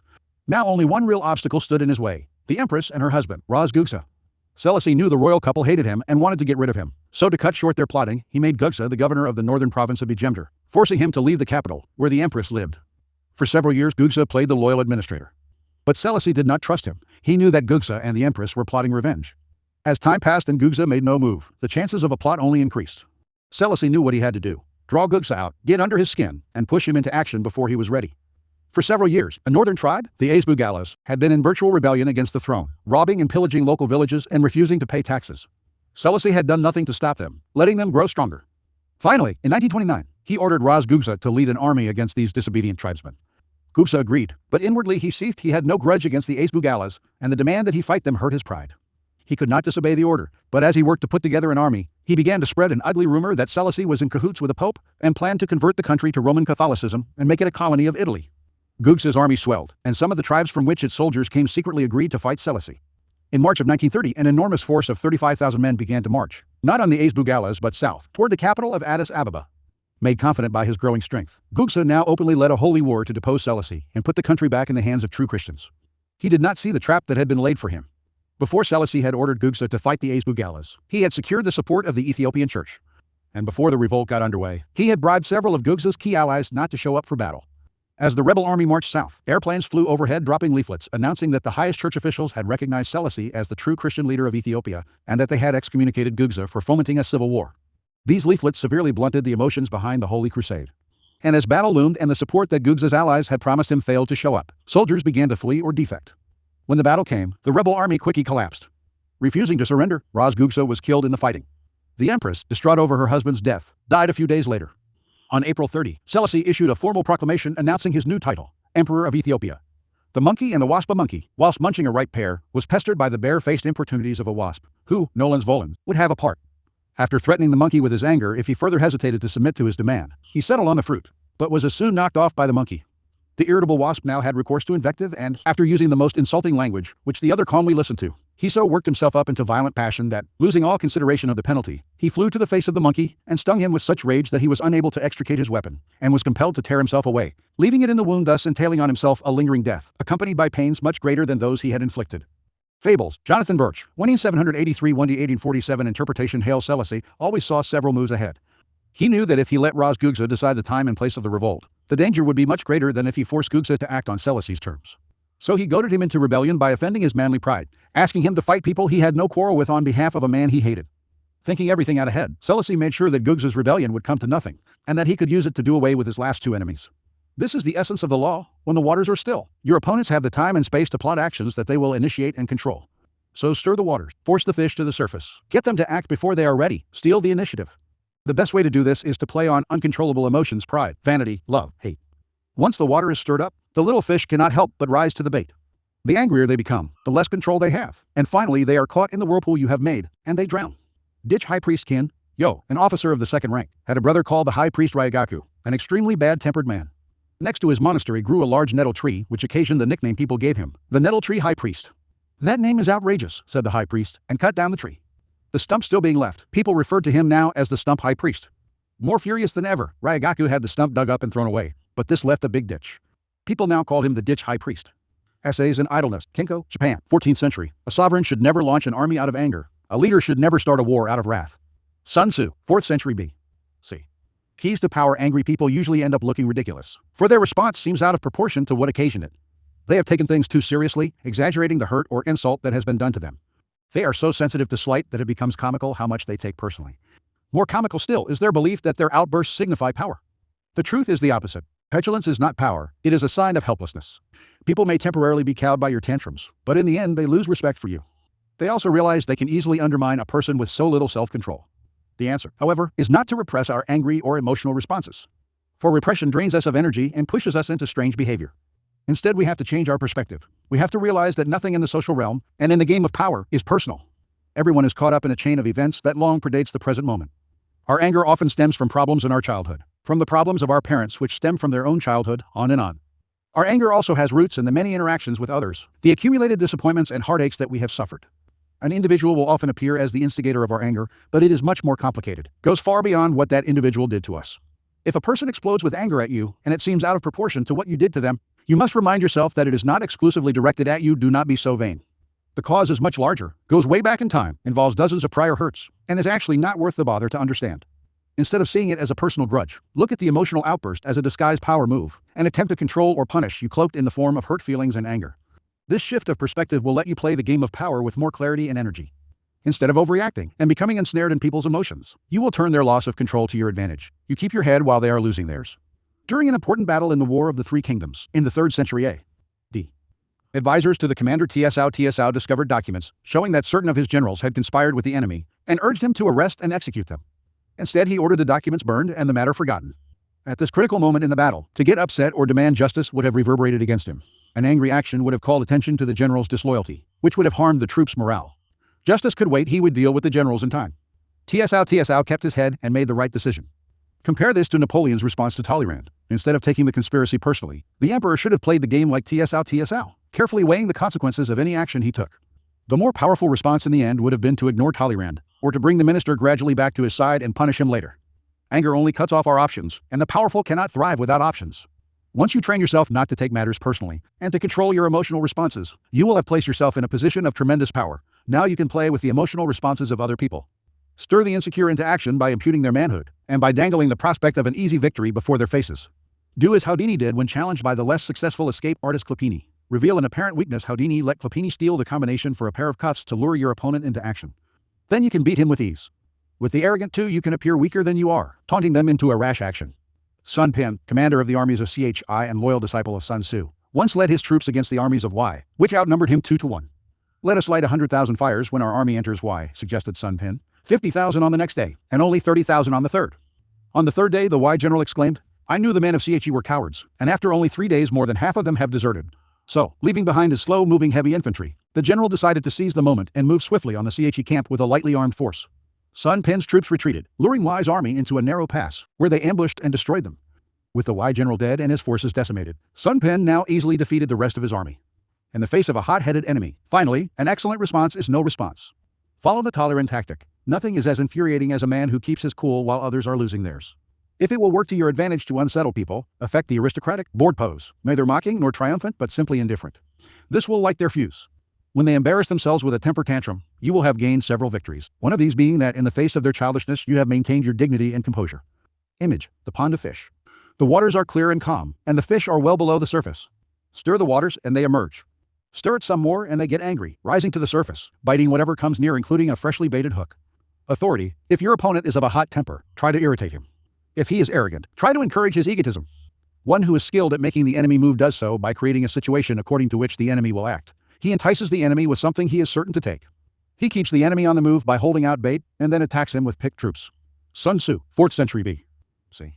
Reversal, when playing with people's emotions you have to be careful. Study the enemy beforehand. Some fish are best left at the bottom of the pond. The leaders of the city of Tyre, capital of ancient Phoenicia, felt confident they could withstand Alexander the Great, who had conquered the Orient but had not attacked their city, which stood well protected on the water. They sent ambassadors to Alexander saying that although they would recognize him as emperor, they would not allow him or his forces to enter Tyre. This of course enraged him, and he immediately mounted a siege. For 4 months the city withstood him, and finally he decided that the struggle was not worth it, and that he would come to terms with the Tyrians. But they, feeling that they had already baited Alexander and gotten away with it, and confident that they could withstand him, refused to negotiate. In fact, they killed his messengers. This pushed Alexander over the edge. Now it did not matter to him how long the siege lasted or how large an army it needed. He had the resources, and would do whatever it took. He remounted his assault so strenuously that he captured Tyre within days, burned it to the ground, and sold its people into slavery. You can bait the powerful and get them to commit and divide their forces as Sun Pen did, but test the waters first. Find the gap in their strength. If there is no gap, if they are impossibly strong, you have nothing to gain and everything to lose by provoking them. Choose carefully whom you bait, and never stir up the sharks. Finally, there are times when a well-timed burst of anger can do good, but your anger must be manufactured and under your control. Then you can determine exactly how and on whom it will fall. Never stir up reactions that will work against you in the long run. And use your thunderbolts rarely, to make them the more intimidating and meaningful. Whether purposefully staged or not, if your outbursts come too often, they will lose their power. Law 40. Despise the free lunch judgment. What is offered for free is dangerous. It usually involves either a trick or a hidden obligation. What has worth is worth paying for. By paying your own way, you stay clear of gratitude, guilt, and deceit. It is also often wise to pay the full price. There is no cutting corners with excellence. Be lavish with your money and keep it circulating, for generosity is a sign and a magnet for power. Buried treasure. Many weak-minded persons in cities hope to discover property under the surface of the earth and to make some profit from it. In the Maghreb, there are many Berber students who are unable to make a living by natural ways and means. They approach well-to-do people with papers that have torn margins and contain either non-Arabic writing or what they claim to be the translation of a document written by the owner of buried treasures, giving the clue to the hiding place. In this way, they try to get their sustenance by persuading the well-to-do to send them out to dig and hunt for treasure. Occasionally, one of these treasure hunters displays strange information or some remarkable trick of magic with which he fools people into believing his other claims, although, in fact, he knows nothing of magic and its procedures. The things that have been said about treasure hunting have no scientific basis, nor are they based upon factual information. It should be realized that although treasures are found, this happens rarely and by chance, not by systematic search. Those who are deluded or afflicted by these things must take refuge in God from their inability to make a living and their laziness in this respect. They should not occupy themselves with absurdities and untrue stories. The Muqaddimah, Ibn Khaldun, 1A332 1E406 Money and power in the realm of power. Everything must be judged by its cost, and everything has a price. What is offered for free or at bargain rates often comes with a psychological price tag, complicated feelings of obligation, compromises with quality, the insecurity those compromises bring, on and on. The powerful learn early to protect their most valuable resources, independence and room to maneuver. By paying the full price, they keep themselves free of dangerous entanglements and worries. Being open and flexible with money also teaches the value of strategic generosity, a variation on the old trick of giving when you are about to take. By giving the appropriate gift, you put the recipient under obligation. Generosity softens people up to be deceived. By gaining a reputation for liberality, you win people's admiration while distracting them from your power plays. By strategically spreading your wealth, you charm the other courtiers, creating pleasure and making valuable allies. Look at the masters of power, the Caesars, the Queen Elizabeths, the Michelangelos, the Medicis, not a miser among them. Even the great con artists spend freely to swindle. Tight purse strings are unattractive when engaged in seduction. Casanova would give completely not only of himself but of his wallet. The powerful understand that money is psychologically charged, and that it is also a vessel of politeness and sociability. They make the human side of money a weapon in their armory. For everyone able to play with money, thousands more are locked in a self-destructive refusal to use money creatively and strategically. These types represent the opposite pole to the powerful, and you must learn to recognize them either to avoid their poisonous natures or to turn their inflexibility to your advantage. The greedy fish. The greedy fish take the human side out of money. Cold and ruthless, they see only the lifeless balance sheet, viewing others solely as either pawns or obstructions in their pursuit of wealth. They trample on people's sentiments and alienate valuable allies. No one wants to work with the greedy fish, and over the years they end up isolated, which often proves their undoing. Greedy fish are the con artist's bread and butter. Lured by the bait of easy money, they swallow the ruse hook, line, and sinker. They are easy to deceive, for they spend so much time dealing with numbers, not with people, that they become blind to psychology, including their own. Either avoid them before they exploit you or play on their greed to your gain. The bargain demon. Powerful people judge everything by what it costs, not just in money, but in time, dignity, and peace of mind. And this is exactly what bargain demons cannot do. Wasting valuable time digging for bargains, they worry endlessly about what they could have gotten elsewhere for a little less. On top of that, the bargain item they do buy is often shabby. Perhaps it needs costly repairs, or will have to be replaced twice as fast as a high-quality item. The costs of these pursuits not always in money, though the price of a bargain is often deceptive, but in time and peace of mind discourage normal people from undertaking them. But for the bargain demon, the bargain is an end in itself. These types might seem to harm only themselves, but their attitudes are contagious. Unless you resist them, they will infect you with the insecure feeling that you should have looked harder to find a cheaper price. Don't argue with them or try to change them. Just mentally add up the cost, in time and inner peace, if not in hidden financial expense, of the irrational pursuit of a bargain. The sadist. Financial sadists play vicious power games with money as a way of asserting their power. They might, for example, make you wait for money that is owed you, promising you that the check is in the mail. Or if they hire you to work for them, they meddle in every aspect of the job, haggling and giving you ulcers. Sadists seem to think that paying for something gives them the right to torture and abuse the seller. They have no sense of the courtier element in money. If you are unlucky enough to get involved with this type, accepting a financial loss may be better in the long run than getting entangled in their destructive power games. The indiscriminate giver. Generosity has a definite function and power. It attracts people, softens them up, makes allies out of them. But it has to be used strategically, with a definite end in mind. Indiscriminate givers, on the other hand, are generous because they want to be loved and admired by all. And their generosity is so indiscriminate and needy that it may not have the desired effect. If they give to one and all, why should the recipient feel special? Attractive as it may seem to make an indiscriminate giver your mark, in any involvement with this type, you will often feel burdened by their insatiable emotional needs. The miser, a miser, to make sure of his property, sold all that he had and converted it into a great lump of gold, which he hid in a hole in the ground, and went continually to visit and inspect it.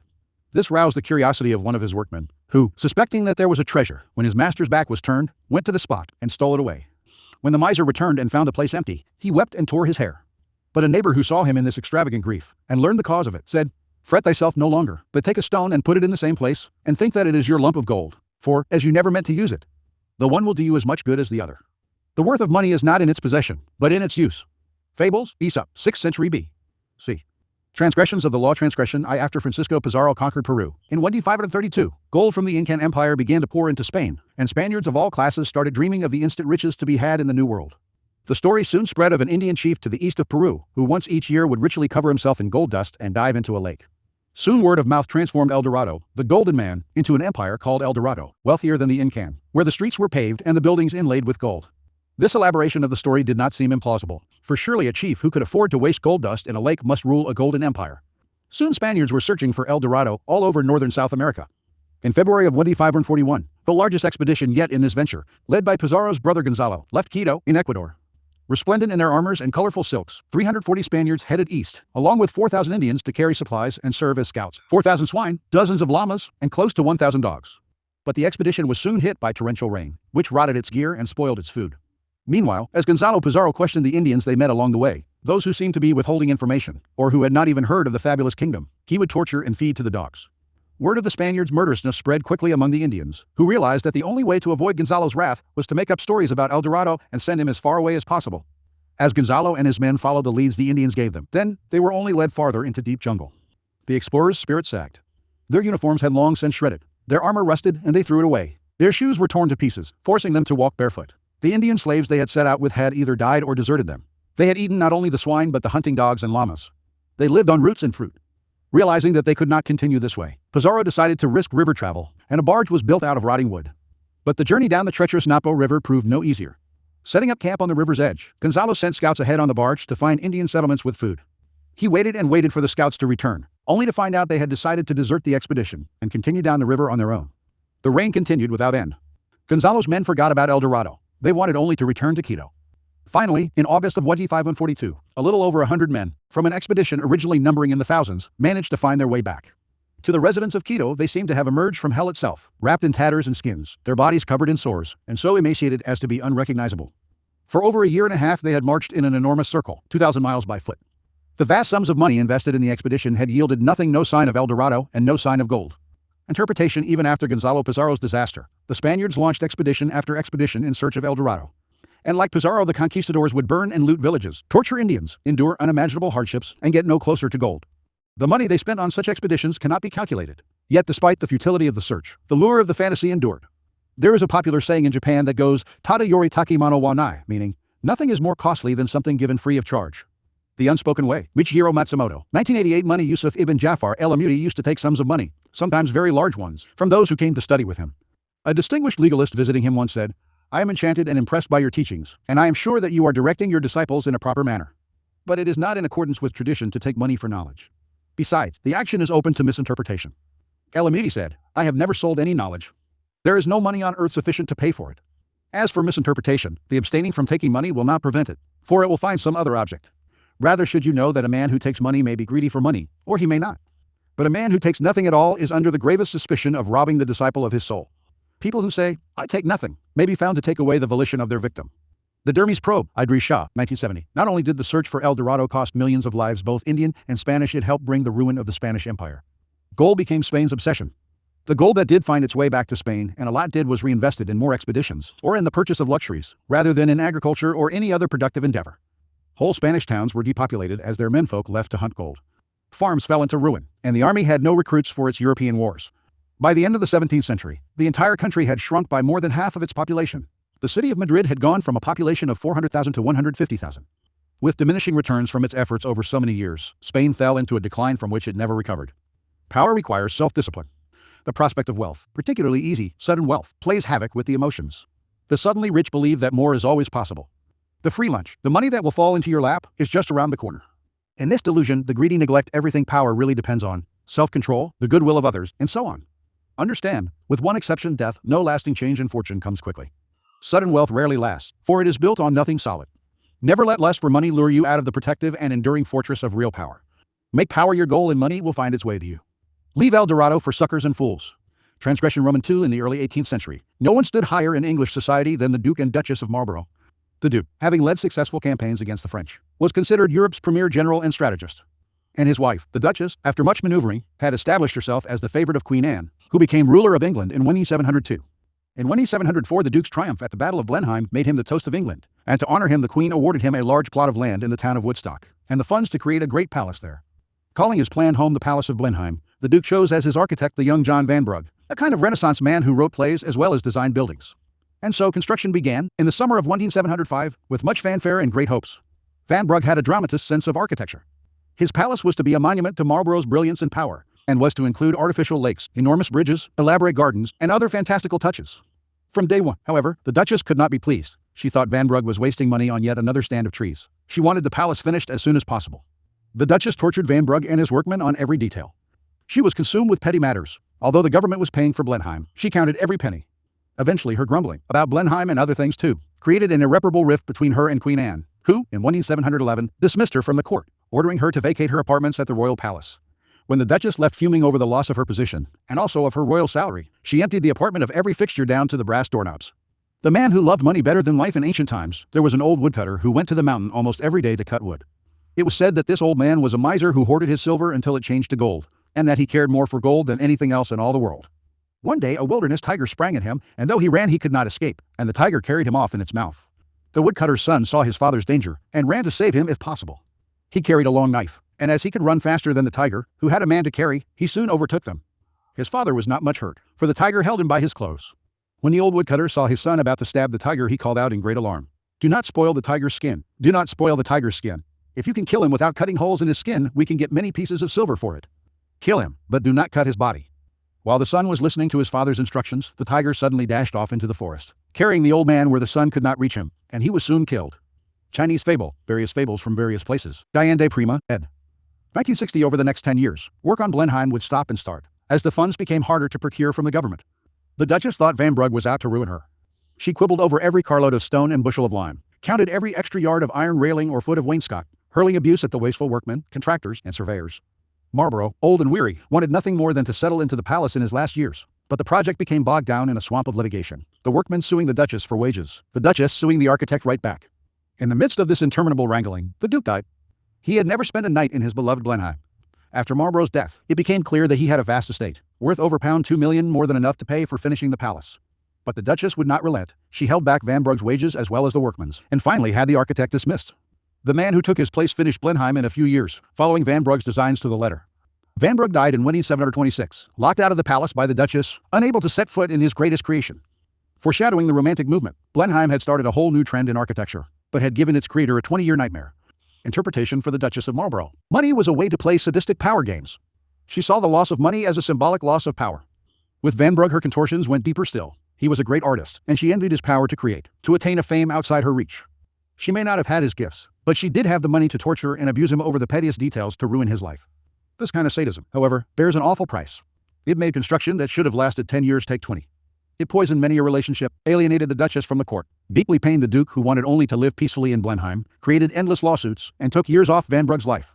Finally, too, posterity had the last word. Van Brugh is recognized as a genius while the Duchess is forever remembered for her consummate cheapness. The powerful must have grandeur of spirit, they can never reveal any pettiness. And money is the most visible arena in which to display either grandeur or pettiness. Best spend freely, then, and create a reputation for generosity, which in the end will pay great dividends. Never let financial details blind you to the bigger picture of how people perceive you. Their resentment will cost you in the long run. And if you want to meddle in the work of creative people under your hire, at least pay them well. Your money will buy their submission better than your displays of power. The story of Moses and Pharaoh. It is written in the histories of the prophets that Moses was sent to Pharaoh with many miracles, wonders, and honors. Now the daily ration for Pharaoh's table was 4,000 sheep, 400 cows, 200 camels, and a corresponding amount of chickens, fish, beverages, fried meats, sweets, and other things. All the people of Egypt and all his army used to eat at his table every day. For 400 years he had claimed divinity and never ceased providing this food. When Moses prayed, saying, "O Lord, destroy Pharaoh," God answered his prayer and said, "I shall destroy him in water, and I shall bestow all his wealth and that of his soldiers on you and your peoples." Several years passed by after this promise, and Pharaoh, doomed to ruin, continued to live in all his magnificence. Moses was impatient for God to destroy Pharaoh quickly, and he could not endure to wail any longer. So he fasted for 40 days and went to Mount Sinai, and in his communing with God he said, "O Lord, thou didst promise that thou wouldst destroy Pharaoh, and still he has forsaken none of his blasphemies and pretensions. So when wilt thou destroy him?" A voice came from the truth saying, "O Moses, you want me to destroy Pharaoh as quickly as possible, but 1,000 times 1,000 of my servants want me never to do so, because they partake of his bounty and enjoy tranquility under his rule. By my power I swear that as long as he provides abundant food and comfort for my creatures, I shall not destroy him." Moses said, "Then when will thy promise be fulfilled?" God said, "My promise will be fulfilled when he withholds his provision from my creatures. If ever he begins to lessen his bounty, know that his hour is drawing near." It chanced that one day Pharaoh said to Haman, "Moses has gathered the sons of Israel about him and is causing us disquiet. We know not what will be the issue of his affair with us. We must keep our stores full lest at any time we be without resources. So we must have our daily rations and keep the saving in reserve." He deducted 2,000 sheep, 200 cows, and 100 camels, and similarly every 2 or 3 days reduced the ration. Moses then knew that the promise of the truth was near to fulfillment, for excessive economy is a sign of decline and a bad omen. The masters of tradition say that on the day when Pharaoh was drowned only 2 ewes had been killed in his kitchen. Nothing is better than generosity. If a man is rich and desires, without a royal charter, to act like a lord, if he wants men to humble themselves before him, to revere him and call him lord and prince, then tell him every day to spread a table with victuals. All those who have acquired renown in the world have gained it mainly through hospitality, while the miserly and avaricious are despised in both worlds. The Book of Government or Rules for Kings, Nizam Almo, 11th century observances of the law observance I Pietro Aretino, son of a lowly shoemaker, had catapulted himself into fame as a writer of biting satires. But like every Renaissance artist, he needed to find a patron who would give him a comfortable lifestyle while not interfering with his work.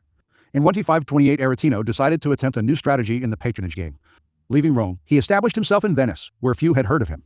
He had a fair amount of money he had managed to save, but little else. Soon after he moved into his new home, however, he threw open its doors to rich and poor, regaling them with banquets and amusements. He befriended each and every gondolier, tipping them royally. In the streets, he spread his money liberally, giving it away to beggars, orphans, washerwomen. Among the city's commoners, word quickly spread that Aretino was more than just a great writer. He was a man of power, a kind of lord. Artists and men of influence soon began to frequent Aretino's house.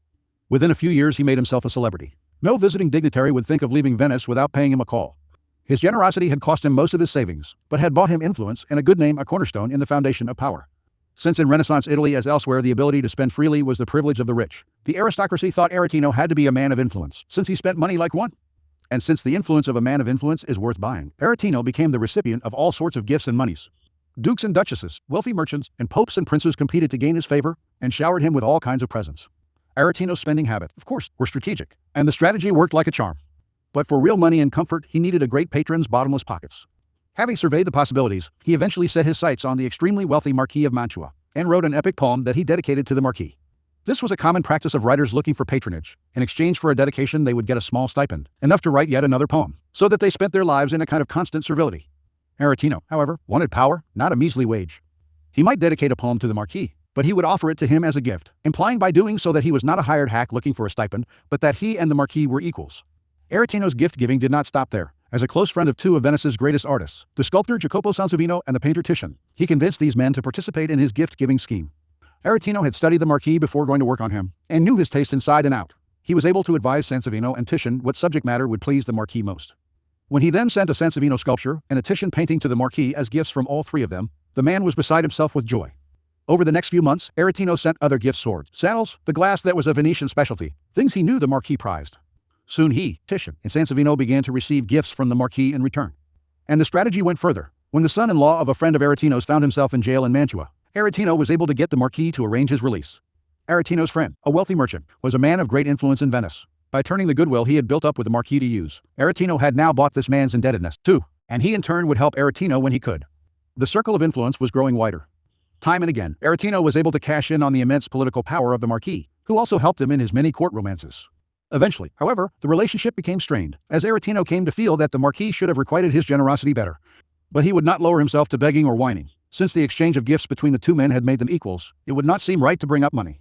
He simply withdrew from the Marquis's circle and hunted for other wealthy prey, settling first on the French King Francis, then the Medicis, the Duke of Urbino, Emperor Charles V, and more. In the end, having many patrons meant he did not have to bow to any of them, and his power seemed comparable to that of a great lord. Interpretation: Aretino understood two fundamental properties of money. First, that it has to circulate to bring power. What money should buy is not lifeless objects, but power over people. By keeping money in constant circulation, Aretino bought an ever-expanding circle of influence that in the end more than compensated him for his expenses. Second, Aretino understood the key property of the gift. To give a gift is to imply that you and the recipient are equals at the very least, or that you are the recipient's superior. A gift also involves an indebtedness or obligation. When friends, for instance, offer you something for free, you can be sure they expect something in return, and that to get it they are making you feel indebted. The mechanism may or may not be entirely conscious on their part, but this is how it works. Aretino avoided such encumbrances on his freedom. Instead of acting like a menial who expects the powerful to pay his way in life, he turned the whole dynamic around. Instead of being indebted to the powerful, he made the powerful indebted to him. This was the point of his gift-giving, a ladder that carried him to the highest social levels. By the end of his life, he had become the most famous writer in Europe. Understand, money may determine power relationships, but those relationships need not depend on the amount of money you have. They also depend on the way you use it. Powerful people give freely, buying influence rather than things. If you accept the inferior position because you have no fortune yet, you may find yourself in it forever. Play the trick that Aretino played on Italy's aristocracy. Imagine yourself an equal. Play the Lord. Give freely. Open your doors, circulate your money, and create the facade of power through an alchemy that transforms money into influence. Observance Roman II. Soon after Baron James Rothschild made his fortune in Paris in the early 1820s, he faced his most intractable problem. How could a Jew and a German, a total outsider to French society, win the respect of the xenophobic French upper classes? Rothschild was a man who understood power. He knew that his fortune would bring him status, but that if he remained socially alienated, neither his status nor his fortune would last. So he looked at the society of the time and asked what would win their hearts. Charity. The French couldn't care less. Political influence? He already had that, and if anything, it only made people more suspicious of him. The one weak spot, he decided, was boredom. In the period of the restoration of the monarchy, the French upper classes were bored. So Rothschild began to spend astounding sums of money on entertaining them. He hired the best architects in France to design his gardens and ballroom. He hired Marie-Antoine Carême, the most celebrated French chef, to prepare the most lavish parties Paris had ever witnessed. No Frenchman could resist, even if the parties were given by a German Jew. Rothschild's weekly soirees began to attract bigger and bigger numbers. Over the next few years, he won the only thing that would secure an outsider's power: social acceptance. Interpretation: strategic generosity is always a great weapon in building a support base, particularly for the outsider. But the Baron de Rothschild was clever still. He knew it was his money that had created the barrier between him and the French, making him look ugly and untrustworthy. The best way to overcome this was literally to waste huge sums, a gesture to show he valued French culture and society over money. What Rothschild did resembled the famous potlatch feast of the American Northwest. By periodically destroying its wealth in a giant orgy of festivals and bonfires, an Indian tribe would symbolize its power over other tribes.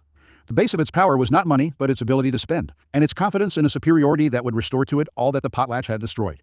In the end, the Baron's soirees reflected his desire to mingle not just in France's business world, but in its society. By wasting money on his potlatches, he hoped to demonstrate that his power went beyond money into the more precious realm of culture. Rothschild may have won social acceptance by spending money, but the support base he gained was one that money alone could not buy. To secure his fortune, he had to waste it.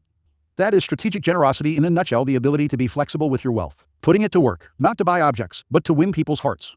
Observance Roman III, the Medicis of Renaissance Florence, had built their immense power on the fortune they had made in banking. But in Florence, centuries-old republic that it was, the idea that money bought power went against all the city's proud democratic values. Cosimo de' Medici, the first of the family to gain great fame, worked around this by keeping a low profile. He never flaunted his wealth. But by the time his grandson Lorenzo came of age, in the 1470s, the family's wealth was too large, and their influence too noticeable, to be disguised any longer. The flame-colored cloak during the campaign of Cambyses in Egypt. A great many Greeks visited that country for one reason or another. Some, as was to be expected, for trade, some to serve in the army, others, no doubt, out of mere curiosity, to see what they could see.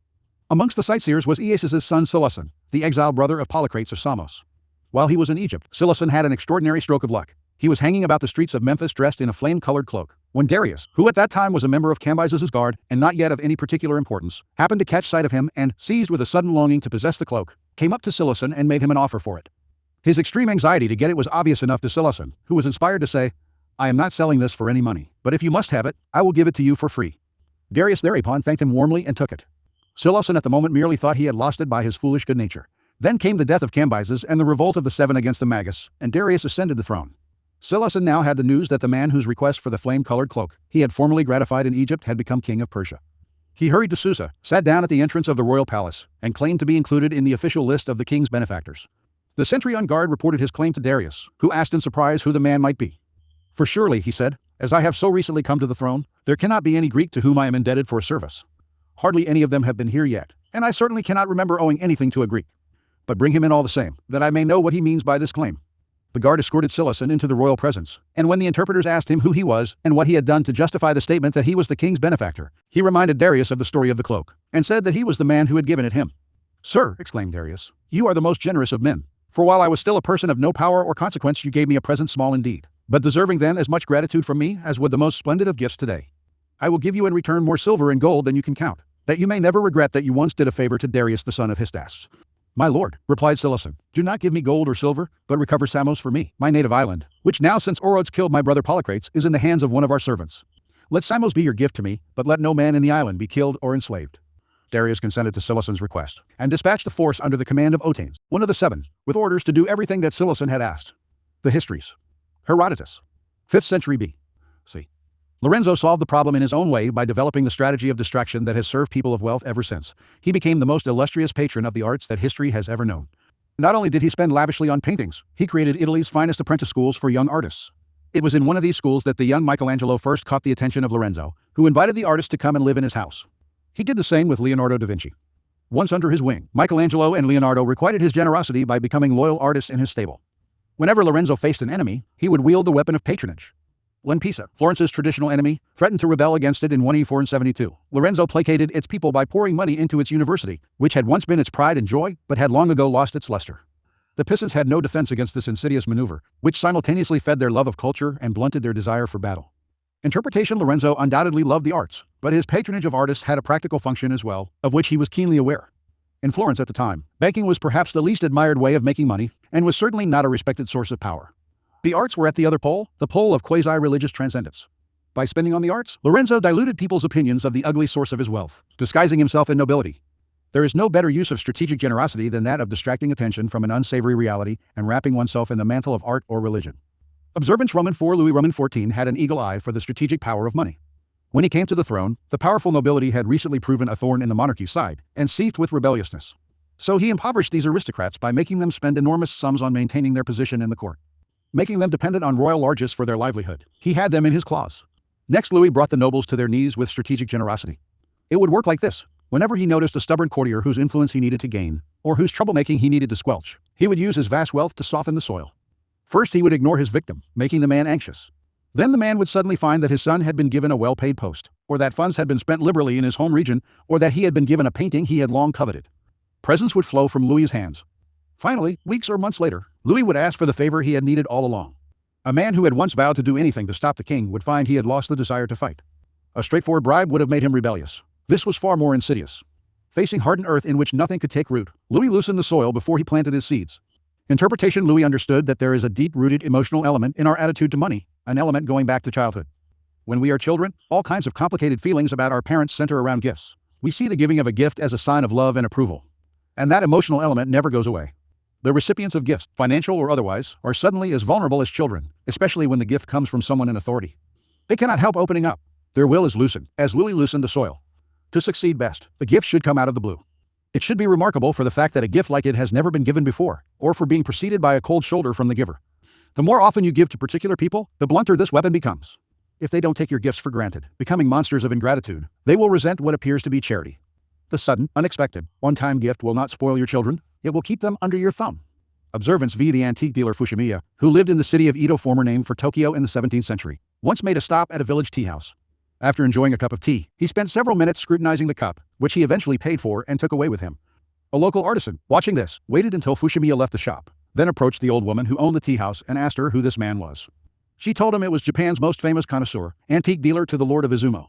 The artisan ran out of the shop, caught up with Fushimiya, and begged him to sell him the cup, which must clearly be valuable if Fushimiya judged it so. Fushimiya laughed heartily. "It's just an ordinary cup of bisenware," he explained, "and it is not valuable at all. The reason I was looking at it was that the steam seemed to hang about it strangely, and I wondered if there wasn't a leak somewhere." Devotees of the tea ceremony were interested in any odd or accidental beauty in nature. Since the artisan still seemed so excited about it, Fushimiya gave him the cup for free. The artisan took the cup around, trying to find an expert who would appraise it at a high price, but since all of them recognized it as an ordinary teacup, he got nowhere. Soon he was neglecting his own business, thinking only of the cup and the fortune it could bring. Finally, he went to Edo to talk to Fushimiya at his shop.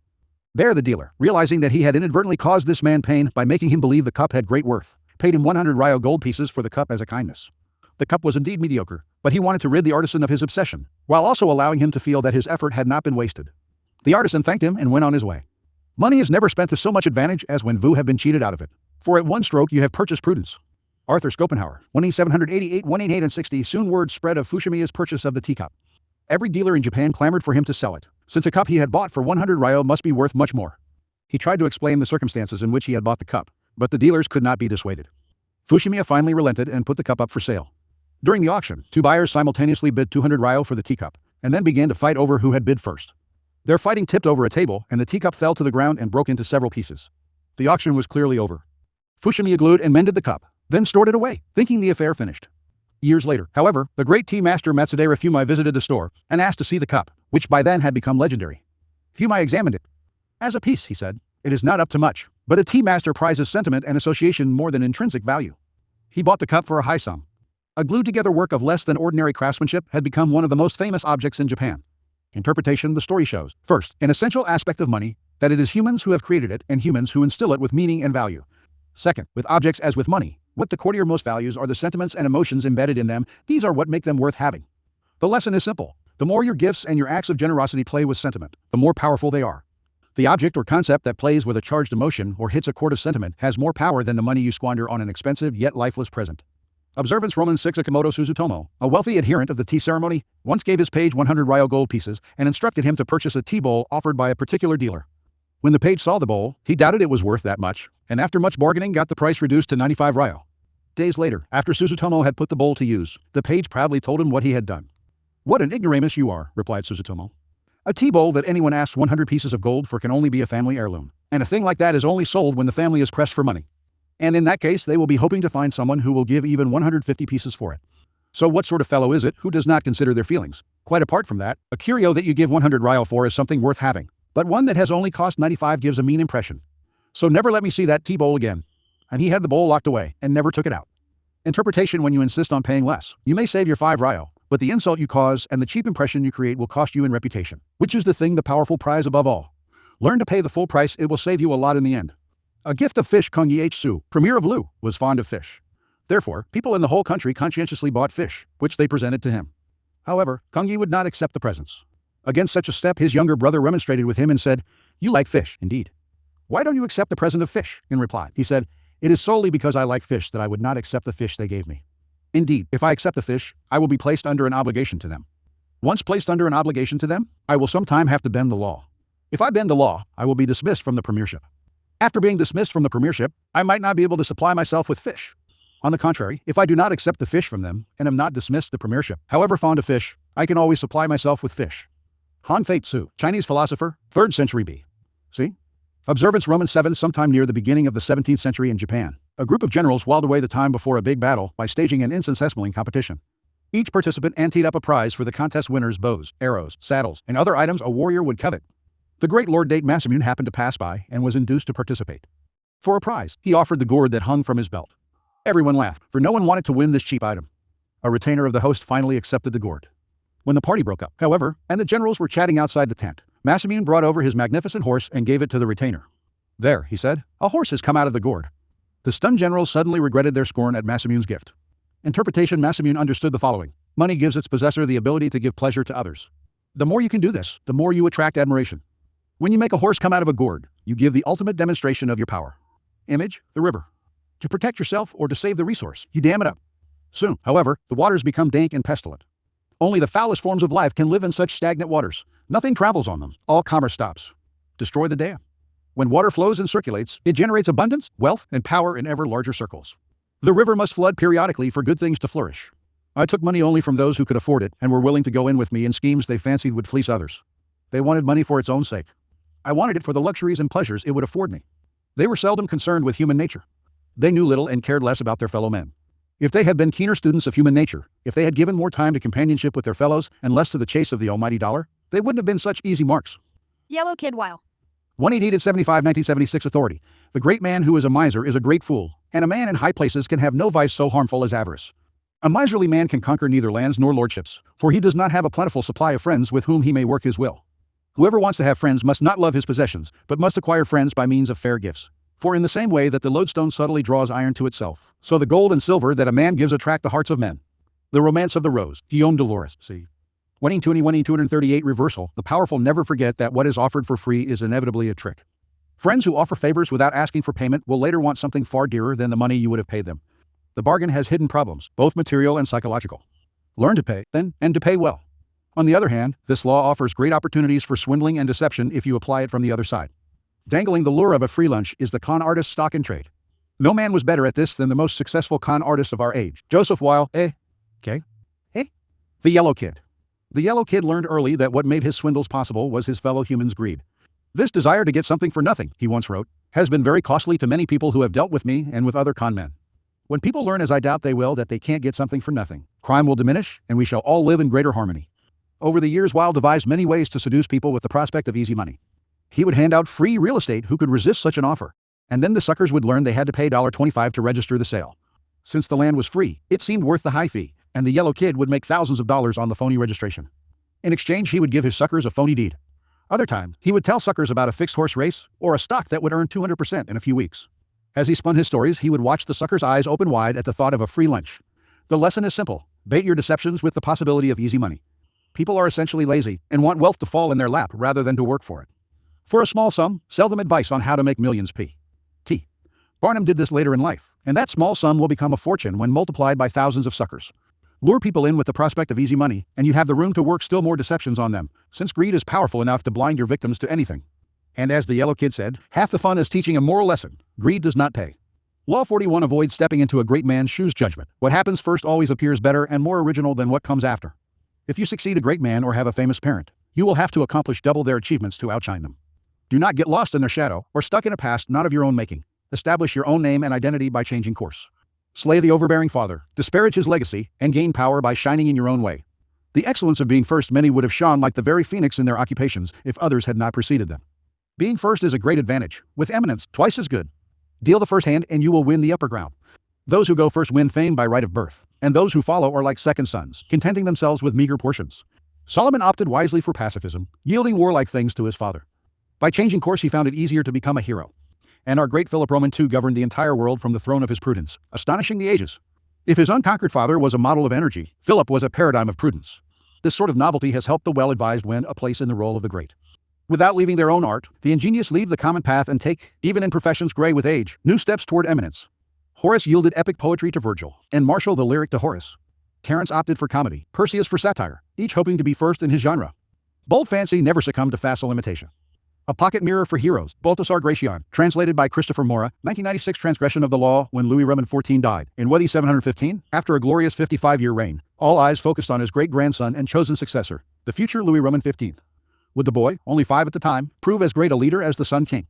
Louis Roman XIV had transformed a country on the verge of civil war into the preeminent power in Europe.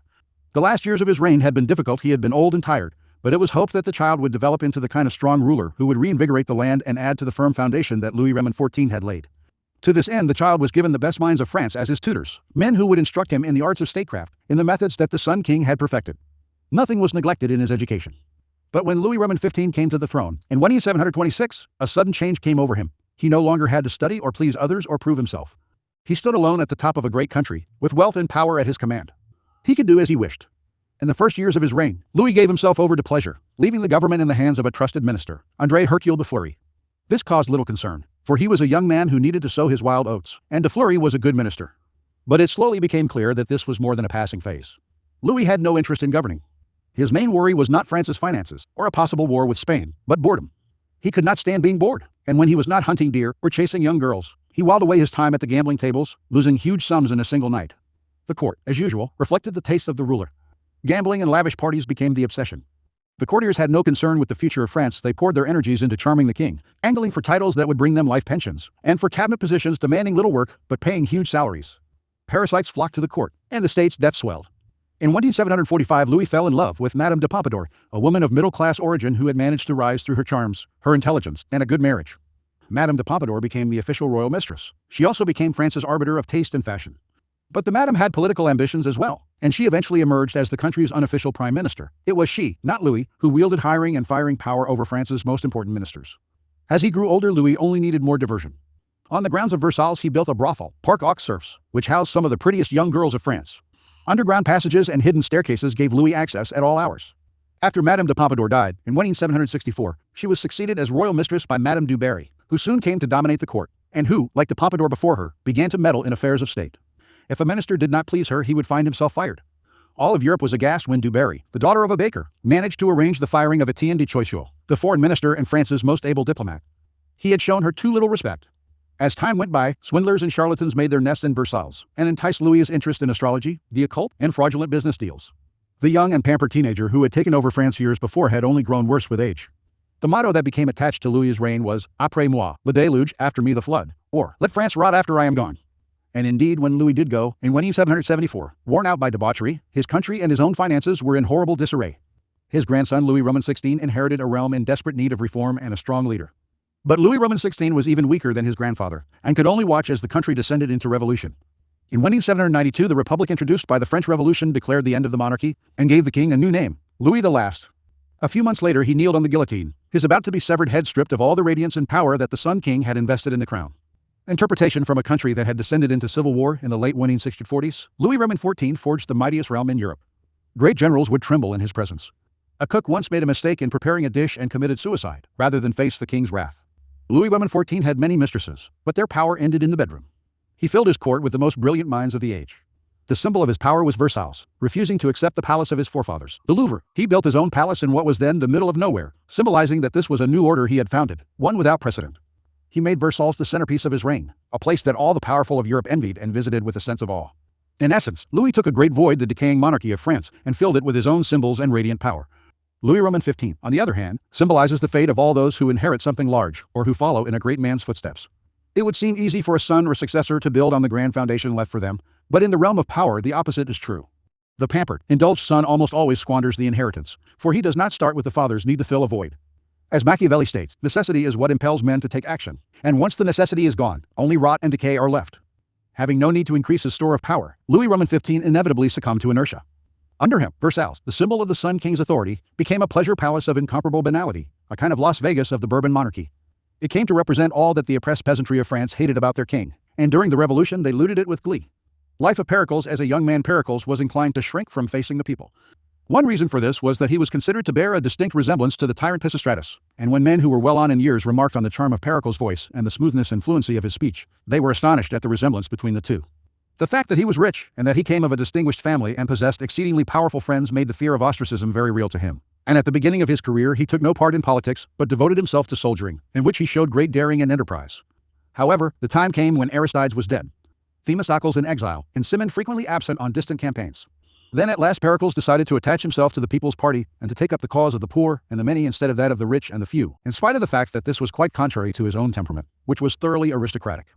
He was afraid, apparently, of being suspected of aiming at a dictatorship, so that when he saw that Cimon's sympathies were strongly with the nobles and that Cimon was the idol of the aristocratic party, Pericles began to ingratiate himself with the people, partly for self-preservation and partly by way of securing power against his rival. He now entered upon a new mode of life. He was never to be seen walking in any street, except the one which led to the marketplace and the council chamber. The Life of Pericles, Plutarch, c. A.D. 46 120 Louis Roman 15 had only one way out of the trap, awaiting the son or successor of a man like the Sun King, to psychologically begin from nothing. To denigrate the past and his inheritance, and to move in a totally new direction, creating his own world. Assuming you have the choice, it would be better to avoid the situation altogether, to place yourself where there is a vacuum of power, where you can be the one to bring order out of chaos without having to compete with another star in the sky. Power depends on appearing larger than other people, and when you are lost in the shadow of the father, the king, the great predecessor, you cannot possibly project such a presence. But when they began to make sovereignty hereditary, the children quickly degenerated from their fathers. And, so far from trying to equal their father's virtues, they considered that a prince had nothing else to do than to excel all the rest in idleness, indulgence, and every other variety of pleasure. Niccolò Machiavelli, 184 and 69, 185 27 The Life of Pietro Perugino, painter, c. 184 and 50, 185 and 23 How beneficial poverty may sometimes be to those with talent, and how it may serve as a powerful goad to make them perfect or excellent in whatever occupation they might choose, can be seen very clearly in the actions of Pietro Perugino. Wishing by means of his ability to attain some respectable rank, after leaving disastrous calamities behind in Perugia and coming to Florence, he remained there many months in poverty, sleeping in a chest, since he had no other bed. He turned night into day, and with the greatest zeal continually applied himself to the study of his profession. After painting had become second nature to him, Pietro's only pleasure was always to be working in his craft and constantly to be painting. And because he always had the dread of poverty before his eyes, he did things to make money which he probably would not have bothered to do had he not been forced to support himself. Perhaps wealth would have closed to him and his talent the path to excellence just as poverty had opened it up to him, but need spurred him on since he desired to rise from such a miserable and lowly position, if not perhaps to the summit and supreme height of excellence, then at least to a point where he could have enough to live on. For this reason, he took no notice of cold, hunger, discomfort, inconvenience, toil or shame, if he could only live one day in ease and repose. And he would always say, and as if it were a proverb, that after bad weather, good weather must follow, and that during the good weather houses must be built for shelter in times of need. Lives of the Artist, Giorgio Vasari, 511 185 and 74 Observance of the Law Alexander, the Great had a dominant passion as a young man and intense dislike for his father, King Philip of Macedonia. He hated Philip's cunning, cautious style of ruling, his bombastic speeches, his drinking and whoring, and his love of wrestling and of other wastes of time. Alexander knew he had to make himself the very opposite of his domineering father. He would force himself to be bold and reckless. He would control his tongue and be a man of few words. And he would not lose precious time in pursuit of pleasures that brought no glory. Alexander also resented the fact that Philip had conquered most of Greece. "My father will go on conquering till there is nothing extraordinary left for me to do," he once complained. While other sons of powerful men were content to inherit wealth and live a life of leisure, Alexander wanted only to outdo his father, to obliterate Philip's name from history by surpassing his accomplishments. Alexander itched to show others how superior he was to his father. A Thessalian horse dealer once brought a prize horse named Bucephalus to sell to Philip. None of the king's grooms could get near the horse. It was far too savage, and Philip berated the merchant for bringing him such a useless beast. Watching the whole affair, Alexander scowled and commented, "What a horse they are losing for want of skill and spirit to manage him." When he had said this several times, Philip had finally had enough and challenged him to take on the horse. He called the merchant back, secretly hoping his son would have a nasty fall and learn a bitter lesson. But Alexander was the one to teach the lesson. Not only did he mount Bucephalus, he managed to ride him at full gallop, taming the horse that would later carry him all the way to India. The courtiers applauded wildly, but Philip seethed inside, seeing not a son but a rival to his power. Alexander's defiance of his father grew bolder. One day the two men had a heated argument before the entire court, and Philip drew his sword as if to strike his son, having drunk too much wine. However, the king stumbled. Alexander pointed at his father and jeered, "Men of Macedonia, see there the man who is preparing to pass from Europe to Asia. He cannot pass from one table to another without falling." When Alexander was 18, a disgruntled courtier murdered Philip. As word of the regicide spread through Greece, city after city rose up in rebellion against their Macedonian rulers. Philip's advisors counseled Alexander, now the king, to proceed cautiously, to do as Philip had done and conquer through cunning. But Alexander would do things his way. He marched to the furthest reaches of the kingdom, suppressed the rebellious towns, and reunited the empire with brutal efficiency. As a young rebel grows older, his struggle against the father often wanes, and he gradually comes to resemble the very man he had wanted to defy. But Alexander's loathing of his father did not end with Philip's death. Once he had consolidated Greece, he set his eyes on Persia, the prize that had eluded his father, who had dreamed of conquering Asia. If he defeated the Persians, Alexander would finally surpass Philip in glory and fame. Alexander crossed into Asia with an army of 35,000 to face a Persian force numbering over 1,000,000. Before engaging the Persians in battle, he passed through the town of Gordium. Here, in the town's main temple, there stood an ancient chariot tied with cords made of the rind of the cornel tree. Legend had it that any man who could undo these cords, the Gordian knot, would rule the world. Many had tried to untie the enormous and intricate knot, but none had succeeded. Alexander, seeing he could not possibly untie the knot with his bare hands, took out his sword and with one slash cut it in half. This symbolic gesture showed the world that he would not do as others, but would blaze his own path. Against astounding odds, Alexander conquered the Persians. Most expected him to stop there. It was a great triumph, enough to secure his fame for eternity. But Alexander had the same relationship to his own deeds as he had to his father. His conquest of Persia represented the past, and he wanted never to rest on past triumphs, or to allow the past to outshine the present. He moved on to India, extending his empire beyond all known limits. Only his disgruntled and weary soldiers prevented him from going farther. Interpretation: Alexander represents an extremely uncommon type in history, the son of a famous and successful man who manages to surpass the father in glory and power. The reason this type is uncommon is simple. The father most often manages to amass his fortune, his kingdom, because he begins with little or nothing. A desperate urge impels him to succeed. He has nothing to lose by cunning and impetuousness, and has no famous father of his own to compete against. This kind of man has reason to believe in himself, to believe that his way of doing things is the best, because, after all, it worked for him. When a man like this has a son, he becomes domineering and oppressive, imposing his lessons on the son, who is starting off life in circumstances totally different from those in which the father himself began. Instead of allowing the son to go in a new direction, the father will try to put him in his own shoes, perhaps secretly wishing the boy will fail, as Philip half wanted to see Alexander thrown from Bucephalus. Fathers envy their sons' youth and vigor, after all, and their desire is to control and dominate. The sons of such men tend to become cowed and cautious, terrified of losing what their fathers have gained. The son will never step out of his father's shadow unless he adopts the ruthless strategy of Alexander. Disparage the past, create your own kingdom, put the father in the shadows instead of letting him do the same to you. If you cannot materially start from ground zero, it would be foolish to renounce an inheritance. You can at least begin from ground zero psychologically, by throwing off the weight of the past and charting a new direction. Alexander instinctively recognized that privileges of birth are impediments to power. Be merciless with the past, then not only with your father and his father, but with your own earlier achievements. Only the weak rest on their laurels and dote on past triumphs. In the game of power, there is never time to rest. The problem of Paul Morphy, the slightest acquaintance with chess, shows one that it is a play substitute for the art of war, and indeed it has been a favorite recreation of some of the greatest military leaders, from William the Conqueror to Napoleon. In the contest between the opposing armies, the same principles of both strategy and tactics are displayed as in actual war. The same foresight and powers of calculation are necessary, the same capacity for divining the plans of the opponent, and the rigor with which decisions are followed by their consequences is, if anything, even more ruthless.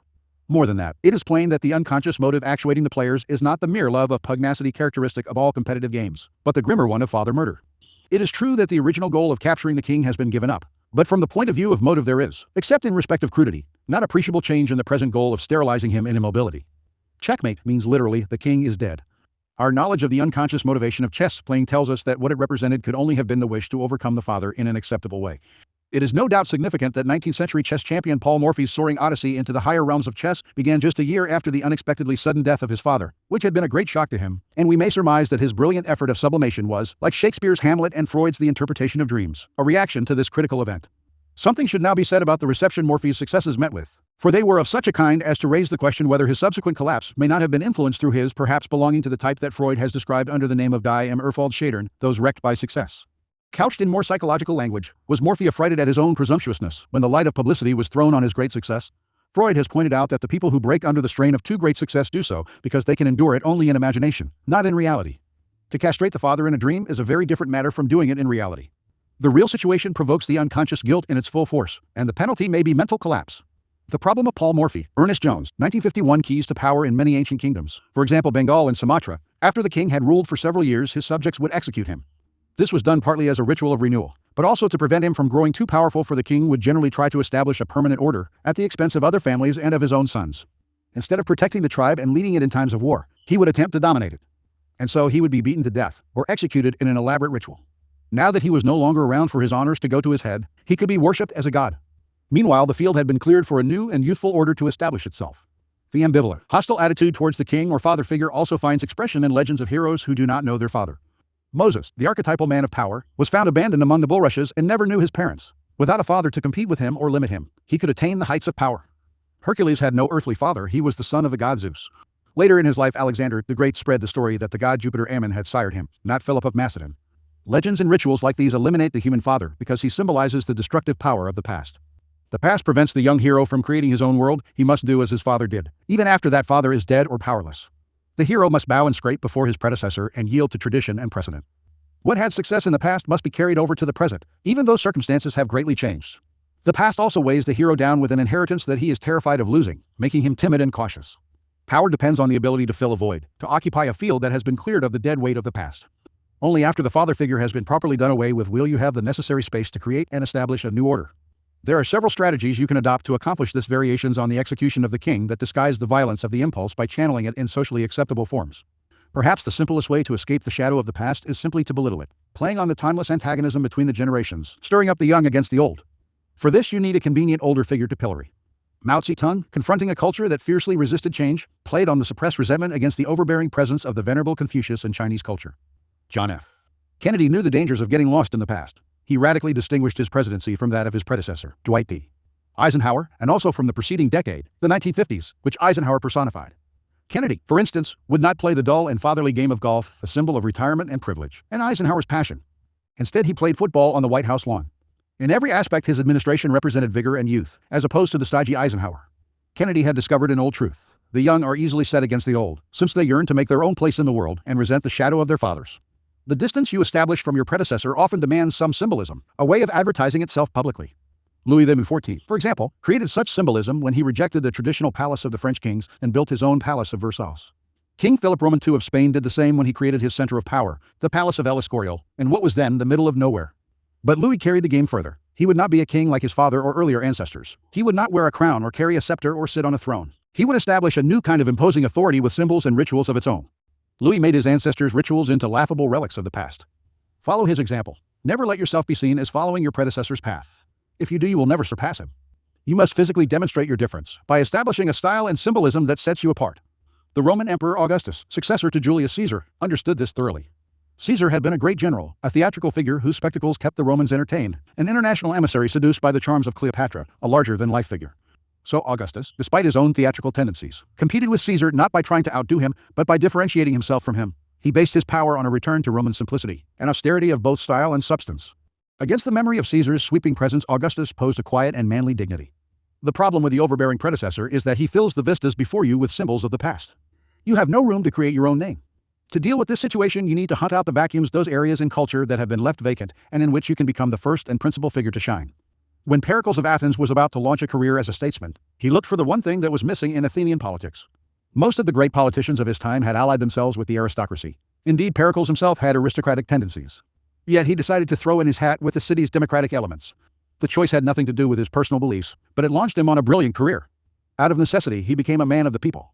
Instead of competing in an arena filled with great leaders both past and present, he would make a name for himself where no shadows could obscure his presence. When the painter Diego de Velázquez began his career, he knew he could not compete in refinement and technique with the great Renaissance painters who had come before him. Instead, he chose to work in a style that by the standards of the time seemed coarse and rough, in a way that had never been seen before. And in this style, he excelled. There were members of the Spanish court who wanted to demonstrate their own break with the past. The newness of Velázquez's style thrilled them. Most people are afraid to break so boldly with tradition, but they secretly admire those who can break up the old forms and reinvigorate the culture. This is why there is so much power to be gained from entering vacuums and voids. There is a kind of stubborn stupidity that recurs throughout history, and is a strong impediment to power. The superstitious belief that if the person before you succeeded by doing A, B, and C, you can recreate their success by doing the same thing. This cookie-cutter approach will seduce the uncreative, for it is easy and appeals to their timidity and their laziness. But circumstances never repeat themselves exactly. When General Douglas MacArthur assumed command of American forces in the Philippines during World War II, an assistant handed him a book containing the various precedents established by the commanders before him, the methods that had been successful for them. MacArthur asked the assistant how many copies there were of this book. 6, the assistant answered. Well, the general replied, you get all those 6 copies together and burn them, every one of them. I'll not be bound by precedents. Any time a problem comes up, I'll make the decision at once immediately. Adopt this ruthless strategy toward the past. Burn all the books and train yourself to react to circumstances as they happen. You may believe that you have separated yourself from the predecessor or father figure, but as you grow older, you must be eternally vigilant lest you become the father you had rebelled against. As a young man, Mao Zedong disliked his father and in the struggle against him found his own identity and a new set of values. But as he aged, his father's ways crept back in. Mao's father had valued manual work over intellect. Mao had scoffed at this as a young man, but as he grew older, he unconsciously returned to his father's views and echoed such outdated ideas by forcing a whole generation of Chinese intellectuals into manual labor, a nightmarish mistake that cost his regime dearly. Remember, you are your own father. Do not let yourself spend years creating yourself only to let your guard down and allow the ghost of the past father, habit, history to sneak back in. Finally, as noted in the story of Louis Roman XV, plenitude and prosperity tend to make us lazy and inactive. When our power is secure, we have no need to act. This is a serious danger, especially for those who achieve success and power at an early age.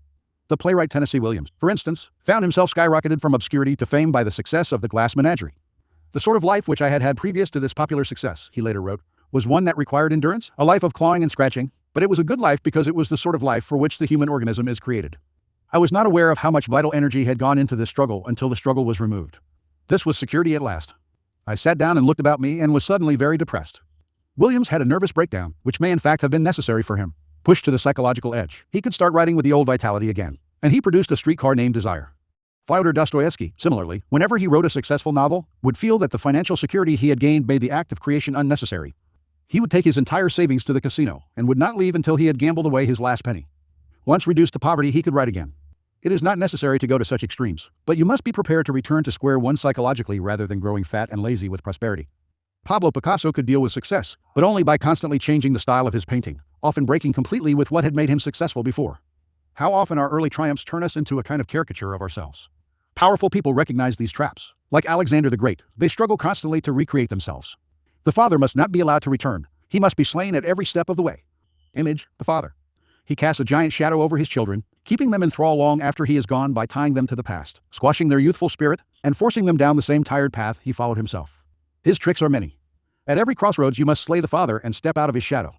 Authority. Beware of stepping into a great man's shoes. You will have to accomplish twice as much to surpass him. Those who follow are taken for imitators. No matter how much they sweat, they will never shed that burden. It is an uncommon skill to find a new path for excellence, a modern route to celebrity. There are many roads to singularity, not all of them well-traveled. The newest ones can be arduous, but they are often shortcuts to greatness. Balthasar Gracian, 1601-1658 reversal, the shadow of a great predecessor could be used to advantage if it is chosen as a trick, a tactic that can be discarded once it has brought you power. Napoleon Roman III used the name and legend of his illustrious grand-uncle Napoleon Bonaparte to help him become first president and then emperor of France. Once on the throne, however, he did not stay tied to the past. He quickly showed how different his reign would be, and was careful to keep the public from expecting him to attain the heights that Bonaparte had attained. The past often has elements worth appropriating, qualities that would be foolish to reject out of a need to distinguish yourself. Even Alexander the Great recognized and was influenced by his father's skill in organizing an army. Making a display of doing things differently from your predecessor can make you seem childish and in fact out of control, unless your actions have a logic of their own. Joseph Roman II, son of the Austrian Empress Maria Theresa, made a show of doing the exact opposite of his mother, dressing like an ordinary citizen, staying in inns instead of palaces, appearing as the people's emperor. Maria Theresa, on the other hand, had been regal and aristocratic. The problem was that she had also been beloved, an empress who ruled wisely after years of learning the hard way. If you have the kind of intelligence and instinct that will point you in the right direction, playing the rebel will not be dangerous. But if you are mediocre, as Joseph Roman II was in comparison to his mother, you are better off learning from your predecessor's knowledge and experience, which are based on something real. Finally, it is often wise to keep an eye on the young, your future rivals in power. Just as you try to rid yourself of your father, they will soon play the same trick on you, denigrating everything you have accomplished. Just as you rise by rebelling against the past, keep an eye on those rising from below, and never give them the chance to do the same to you. The great Baroque artist and architect Pietro Bernini was a master at sniffing out younger potential rivals and keeping them in his shadow. One day, a young stonemason named Francesco Borromini showed Bernini his architectural sketches. Recognizing his talent immediately, Bernini instantly hired Borromini as his assistant, which delighted the young man but was actually only a tactic to keep him close at hand, so that he could play psychological games on him and create in him a kind of inferiority complex. And indeed, despite Borromini's brilliance, Bernini has the greater fame. His strategy with Borromini he made a lifelong practice. Fearing that the great sculptor Alessandro Algardi, for example, would eclipse him in fame, he arranged it so that Algardi could only find work as his assistant. And any assistant who rebelled against Bernini and tried to strike out on his own would find his career ruined. Law 42 strike the shepherd, and the sheep will scatter. Judgment trouble can often be traced to a single strong individual, the stirrer, the arrogant underling, the poisoner of goodwill. If you allow such people room to operate, others will succumb to their influence. Do not wait for the troubles they cause to multiply. Do not try to negotiate with them, they are irredeemable. Neutralize their influence by isolating or banishing them. Strike at the source of the trouble, and the sheep will scatter. Observance of the law near the end of the 6th century B.C. The city-state of Athens overthrew the series of petty tyrants who had dominated its politics for decades. It established instead a democracy that was to last over a century, a democracy that became the source of its power and its proudest achievement. But as the democracy evolved, so did a problem the Athenians had never faced: how to deal with those who did not concern themselves with the cohesion of a small city surrounded by enemies, who did not work for its greater glory, but thought of only themselves and their own ambitions and petty intrigues. The Athenians understood that these people, if left alone, would sow dissension, divide the city into factions, and stir up anxieties, all of which could lead to the ruin of their democracy. Violent punishment no longer suited the new, civilized order that Athens had created. Instead, the citizens found another, more satisfying, and less brutal way to deal with the chronically selfish. Every year they would gather in the marketplace and write on a piece of earthenware, an ostracan, the name of an individual they wanted to see banished from the city for 10 years. If a particular name appeared on 6,000 ballots, that person would instantly be exiled. If no one received 6,000 votes, the person with the most ostraca recording his name would suffer the 10-year ostracism. This ritual expulsion became a kind of festival. What a joy to be able to banish those irritating, anxiety-inducing individuals who wanted to rise above the group they should have served. In 490 B.C., Aristides, one of the great generals of Athenian history, helped defeat the Persians at the Battle of Marathon. Meanwhile, off the battlefield, his fairness as a judge had earned him the nickname the Just. But as the years went by, the Athenians came to dislike him. He made such a show of his righteousness, and this, they believed, disguised his feelings of superiority and scorn for the common folk. His omnipresence in Athenian politics became obnoxious. The citizens grew tired of hearing him called the Just. They feared that this was just the type of man judgmental, haughty, who would eventually stir up fierce divisions among them.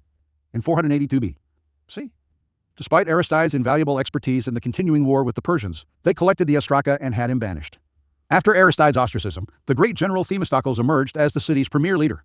But his many honors and victories went to his head, and he too became arrogant and overbearing, constantly reminding the Athenians of his triumphs in battle, the temples he had built, the dangers he had fended off. He seemed to be saying that without him, the city would come to ruin. And so, in 472 B.C., Themistocles' name was filled in on the ostraca, and the city was rid of his poisonous presence. The conquest of Peru, the struggle now became fiercer than ever around the royal litter of Atahualpa, king of the Incan Empire. It reeled more and more, and at length, several of the nobles who supported it having been slain, it was overturned, and the Indian prince would have come with violence to the ground, had not his fall been broken by the efforts of Pizarro and some other of the cavaliers who caught him in their arms. The imperial Borla was instantly snatched from his temples by a soldier, and the unhappy monarch, strongly secured, was removed to a neighboring building where he was carefully guarded. All attempt at resistance now ceased. The fate of the Inca Atahualpa soon spread over town and country. The charm that might have held the Peruvians together was dissolved. Every man thought only of his own safety. Even the Incan soldiery encamped on the adjacent fields took the alarm, and, learning the fatal tidings, were seen flying in every direction before their pursuers, who in the heat of triumph showed no touch of mercy. At length night, more pitiful than man, threw her friendly mantle over the fugitives, and the scattered troops of Pizarro rallied once more at the sound of the trumpet in the bloody square of Cajamarca. Atahualpa was reverenced as more than a human. He was not merely the head of the state, but the point to which all its institutions converged as to a common center, the keystone of the political fabric, which must fall to pieces by its own weight when that was withdrawn. So it fared on the execution of Atahualpa. His death not only left the throne vacant, without any certain successor, but the manner of it announced to the Peruvian people that a hand stronger than that of their Incas had now seized the scepter, and that the dynasty of the children of the sun had passed away forever. The conquest of Peru, William H. Prescott. When in 1847, the greatest political figure in 5th century Athens was undoubtedly Pericles. Although several times threatened with ostracism, he avoided that fate by maintaining close ties with the people. Perhaps he had learned a lesson as a child from his favorite tutor, the incomparable Damon, who excelled above all other Athenians in his intelligence, his musical skills, and his rhetorical abilities. It was Damon who had trained Pericles in the arts of ruling. But he, too, suffered ostracism, for his superior airs and his insulting manner toward the commoners stirred up too much resentment. Toward the end of the century there lived a man named Hyperbolus. Most writers of the time describe him as the city's most worthless citizen. He did not care what anyone thought of him, and slandered whomever he disliked. He amused some, but irritated many more. In 417 B.C., Hyperbolus saw an opportunity to stir up anger against the two leading politicians of the time, Alcibiades and Nicias. He hoped that one of the two would be ostracized and that he would rise in that man's place. His campaign seemed likely to succeed. The Athenians disliked Alcibiades' flamboyant and carefree lifestyle and were wary of Nicias' wealth and aloofness. They seemed certain to ostracize one or the other. But Alcibiades and Nicias, although they were otherwise enemies, pooled their resources and managed to turn the ostracism on Hyperbolus instead. His obnoxiousness, they argued, could only be terminated by banishment. Earlier sufferers of ostracism had been formidable, powerful men. Hyperbolus, however, was a low buffoon, and with his banishment, the Athenians felt that ostracism had been degraded. And so they ended the practice that for nearly 100 years had been one of the keys to keeping the peace within Athens. Interpretation: the ancient Athenians had social instincts unknown today. The passage of centuries has blunted them. Citizens in the true sense of the word, the Athenians sensed the dangers posed by asocial behavior, and saw how such behavior often disguises itself in other forms. The holier-than-thou attitude that silently seeks to impose its standards on others. Overweening ambition at the expense of the common good. The flaunting of superiority, quiet scheming, terminal obnoxiousness. Some of these behaviors would eat away at the city's cohesion by creating factions and sowing dissension. Others would ruin the democratic spirit by making the common citizen feel inferior and envious. The Athenians did not try to re-educate people who acted in these ways, or to absorb them somehow into the group, or to impose a violent punishment that would only create other problems. The solution was quick and effective: get rid of them.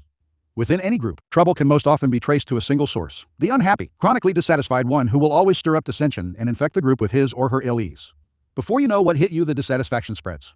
Act before it becomes impossible to disentangle one strand of misery from another, or to see how the whole thing started. First, recognize troublemakers by their overbearing presence or by their complaining nature. Once you spot them, do not try to reform them or appease them. That will only make things worse. Do not attack them, whether directly or indirectly, for they are poisonous in nature and will work underground to destroy you. Do as the Athenians did. Banish them before it is too late. Separate them from the group before they become the eye of a whirlpool. Do not give them time to stir up anxieties and sow discontent. Do not give them room to move. Let one person suffer so that the rest can live in peace. When the tree falls, the monkeys scatter. Chinese saying observance of the law. Roman II in 196, the cardinals of the Catholic Church met in Rome to select a new pope. They chose Cardinal Gaetani, for he was incomparably shrewd. Such a man would make the Vatican a great power. Taking the name Boniface Roman VIII, Gaetani soon proved he deserved the cardinal's high opinion of him. He plotted his moves carefully in advance and stopped at nothing to get his way. Once in power, Boniface quickly crushed his rivals and unified the Papal States. The European powers began to fear him and sent delegates to negotiate with him. The German King Albrecht of Austria even yielded some territory to Boniface. All was proceeding according to the Pope's plan.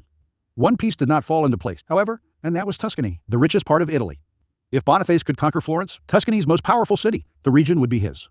But Florence was a proud republic and would be hard to defeat. The Pope had to play his cards skillfully. Florence was divided by two rival factions, the Blacks and the Whites. The Whites were the merchant families that had recently and quickly risen to power and wealth. The Blacks were the older money. Because of their popularity with the people, the Whites retained control of the city, to the Blacks' increasing resentment. The feud between the two grew steadily more bitter. The wolves and the sheep. Once upon a time, the wolves sent an embassy to the sheep, desiring that there might be peace between them for the time to come. Why, said they, should we be forever waging this deadly strife? Those wicked dogs are the cause of all. They are incessantly barking at us and provoking us.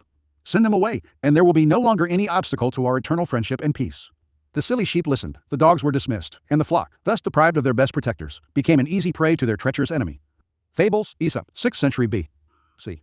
Here Boniface saw his chance. He would plot to help the Blacks take over the city, and Florence would be in his pocket. And as he studied the situation, he began to focus on one man, Dante Alighieri, the celebrated writer, poet, and ardent supporter of the Whites. Dante had always been interested in politics. He believed passionately in the Republic, and often chastised his fellow citizens for their lack of spine. He also happened to be the city's most eloquent public speaker. In 1300, the year Boniface began plotting to take over Tuscany, Dante's fellow citizens had voted him into Florence's highest elected position, making him one of the city's 6 priors. During his 6-month term in the post, he had stood firmly against the Blacks and against all of the Pope's attempts to sow disorder. By 1301, however, Boniface had a new plan. He called in Charles de Valois, powerful brother of the King of France, to help bring order to Tuscany. As Charles marched through northern Italy and Florence seethed with anxiety and fear, Dante quickly emerged as the man who could rally the people, arguing vehemently against appeasement and working desperately to arm the citizens and to organize resistance against the Pope and his puppet French prince. By hook or by crook, Boniface had to neutralize Dante. And so, even as on the one hand he threatened Florence with Charles de Valois, on the other he held out the olive branch, the possibility of negotiations, hoping Dante would take the bait. And indeed the Florentines decided to send a delegation to Rome and tried to negotiate a peace. To head the mission, predictably, they chose Dante. Some warned the poet that the wily Pope was setting up a trap to lure him away, but Dante went to Rome anyway, arriving as the French army stood before the gates of Florence. He felt sure that his eloquence and reason would win the Pope over and save the city. Yet when the Pope met the poet and the Florentine delegates, he instantly intimidated them, as he did so many. "Fall on your knees before me," he bellowed at their first meeting. "Submit to me. I tell you that in all truth I have nothing in my heart but to promote your peace." Succumbing to his powerful presence, the Florentines listened as the Pope promised to look after their interests. He then advised them to return home, leaving one of their members behind to continue the talks. Boniface signaled that the man to stay was to be Dante. He spoke with the utmost politeness, but in essence it was an order. And so Dante remained in Rome.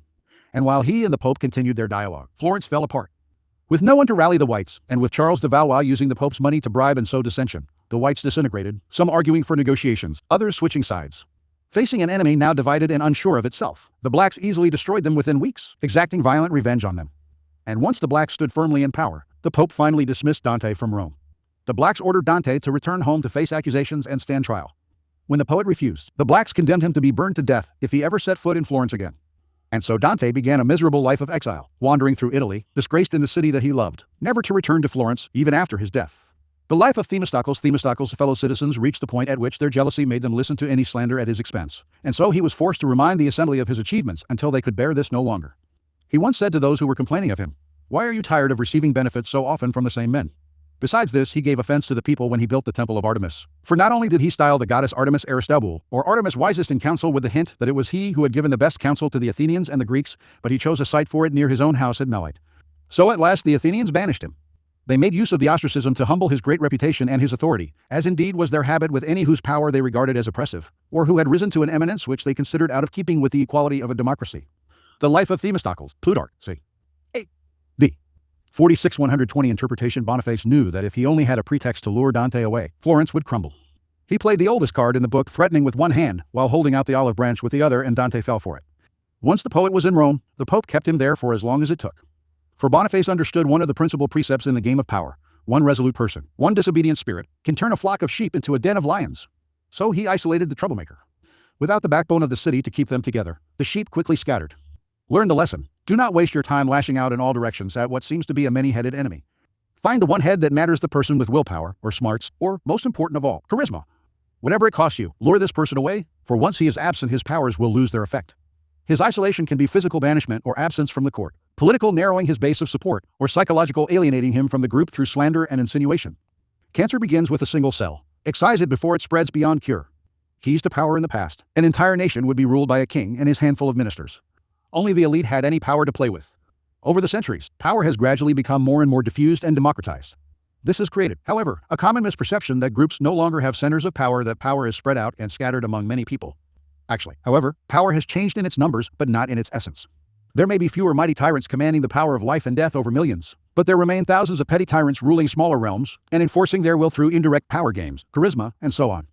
In every group, power is concentrated in the hands of one or two people. For this is one area in which human nature will never change. People will congregate around a single strong personality like planets orbiting a sun. To labor under the illusion that this kind of power center no longer exists is to make endless mistakes, waste energy and time, and never hit the target. Powerful people never waste time. Outwardly, they may play along with the game, pretending that power is shared among many, but inwardly, they keep their eyes on the inevitable few in the group who hold the cards. These are the ones they work on. When troubles arise, they look for the underlying cause, the single strong character who started the stirring, and whose isolation or banishment will settle the waters again. In his family therapy practice, Dr. Milton H.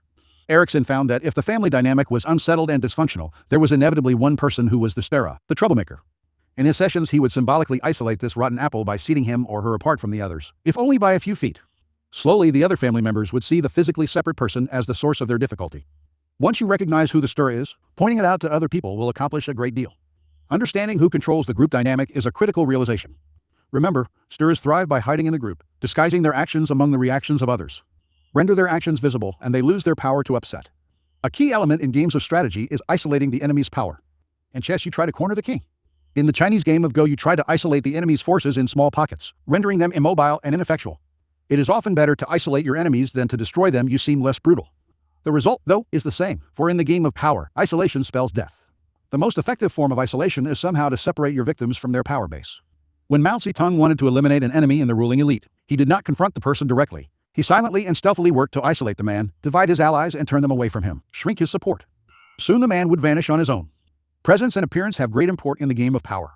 To seduce, particularly in the beginning stages, you need to be constantly present or create the feeling that you are. If you are often out of sight, the charm will wear off. Queen Elizabeth's Prime Minister, Robert Cecil, had two main rivals: the Queen's favorite, the Earl of Essex, and her former favorite, Sir Walter Raleigh. He contrived to send them both on a mission against Spain. With them away from the court, he managed to wrap his tentacles around the Queen, secure his position as her top advisor, and weaken her affection for Raleigh and the Earl.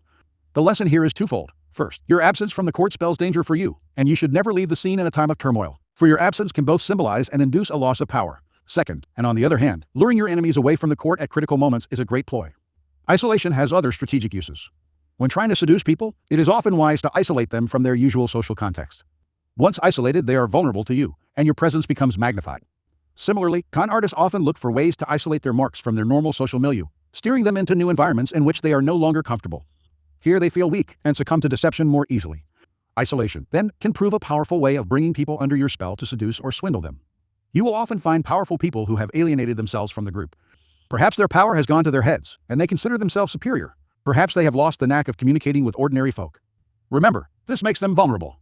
Powerful though they be, people like this can be turned to use. The monk Rasputin gained his power over Tsar Nicholas and Tsarina Alexandra of Russia through their tremendous isolation from the people. Alexandra in particular was a foreigner, and especially alienated from everyday Russians. Rasputin used his peasant origins to insinuate himself into her good graces, for she desperately wanted to communicate with her subjects. Once in the court's inner circle, Rasputin made himself indispensable and attained great power. Heading straight for the center, he aimed for the one figure in Russia who commanded power. The Tsarina dominated her husband, and found he had no need to isolate her, for the work was already done. The Rasputin strategy can bring you great power. Always search out people who hold high positions, yet who find themselves isolated on the board. They are like apples falling into your lap, easily seduced, and able to catapult you into power yourself. Finally, the reason you strike at the shepherd is because such an action will dishearten the sheep beyond any rational measure. When Hernando Cortés and Francisco Pizarro led their tiny forces against the Aztec and Incan empires, they did not make the mistake of fighting on several fronts, nor were they intimidated by the numbers arrayed against them. They captured the kings, Moctezuma and Atahualpa. Vast empires fell into their hands. With the leader gone, the center of gravity is gone. There is nothing to revolve around and everything falls apart. Aim at the leaders, bring them down, and look for the endless opportunities in the confusion that will ensue. Image, a flock of fatted sheep. Do not waste precious time trying to steal a sheep or two. Do not risk life and limb by setting upon the dogs that guard the flock. Aim at the shepherd.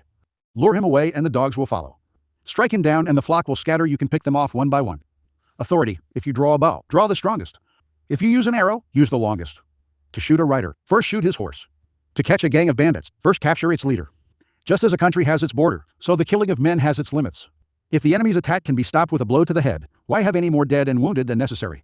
Chinese poet Tu Fu, Tang Dynasty, 8th century reversal. Any harm you do to a man should be done in such a way that you need not fear his revenge, writes Machiavelli. If you act to isolate your enemy, make sure he lacks the means to repay the favor. If you apply this law, in other words, apply it from a position of superiority, so that you have nothing to fear from his resentment. Andrew Johnson, Abraham Lincoln's successor as U.S. President, saw Ulysses S. Grant as a troublesome member of his government. So he isolated Grant as a prelude to forcing him out. This only enraged the great general, however, who responded by forming a support base in the Republican Party and going on to become the next president. It would have been far wiser to keep a man like Grant in the fold, where he could do less harm, than to make him revengeful. And so you may often find it better to keep people on your side, where you can watch them, than to risk creating an angry enemy. Keeping them close, you can secretly whittle away at their support base, so that when the time comes to cut them loose, they will fall fast and hard without knowing what hit them. Law 43. Work on the hearts and minds of others. Judgment coercion creates a reaction that will eventually work against you. You must seduce others into wanting to move in your direction. A person you have seduced becomes your loyal pawn. And the way to seduce others is to operate on their individual psychologies and weaknesses. Soften up the resistant by working on their emotions, playing on what they hold dear and what they fear. Ignore the hearts and minds of others, and they will grow to hate you. Cyrus's ruse, thinking of the means by which he could most effectively persuade the Persians to revolt. Cyrus's deliberations led him to adopt the following plan, which he found best suited to his purpose. He wrote on a roll of parchment that Astyages had appointed him to command the Persian army. Then he summoned an assembly of the Persians, opened the roll in their presence, and read out what he had written. And now, he added, I have an order for you. Every man is to appear on parade with a billhook. The order was obeyed. All the men assembled with their billhooks, and Cyrus's next command was that before the day was out, they should clear a certain piece of rough land full of thorn bushes, about 18 or 20 furlongs square. This too was done, whereupon Cyrus issued the further order that they should present themselves again on the following day, after having taken a bath. Meanwhile, Cyrus collected and slaughtered all his father's goats, sheep, and oxen in preparation for entertaining the whole Persian army at a banquet, together with the best wine and bread he could procure. The next day the guests assembled, and were told to sit down on the grass and enjoy themselves. After the meal Cyrus asked them which they preferred, yesterday's work or today's amusement, and they replied that it was indeed a far cry from the previous day's misery to their present pleasures. This was the answer which Cyrus wanted. He seized upon it at once and proceeded to lay bare what he had in mind. Men of Persia, he said, listen to me, obey my orders, and you will be able to enjoy 1,000 pleasures as good as this without ever turning your hands to menial labor. But if you disobey, yesterday's task will be the pattern of innumerable others you will be forced to perform. Take my advice and win your freedom. I am the man destined to undertake your liberation, and it is my belief that you are a match for the Medes in war as in everything else. It is the truth, I tell you. Do not delay, but fling off the yoke of Astyages at once. The Persians had long resented their subjection to the Medes. At last they had found a leader, and welcomed with enthusiasm the prospect of liberty.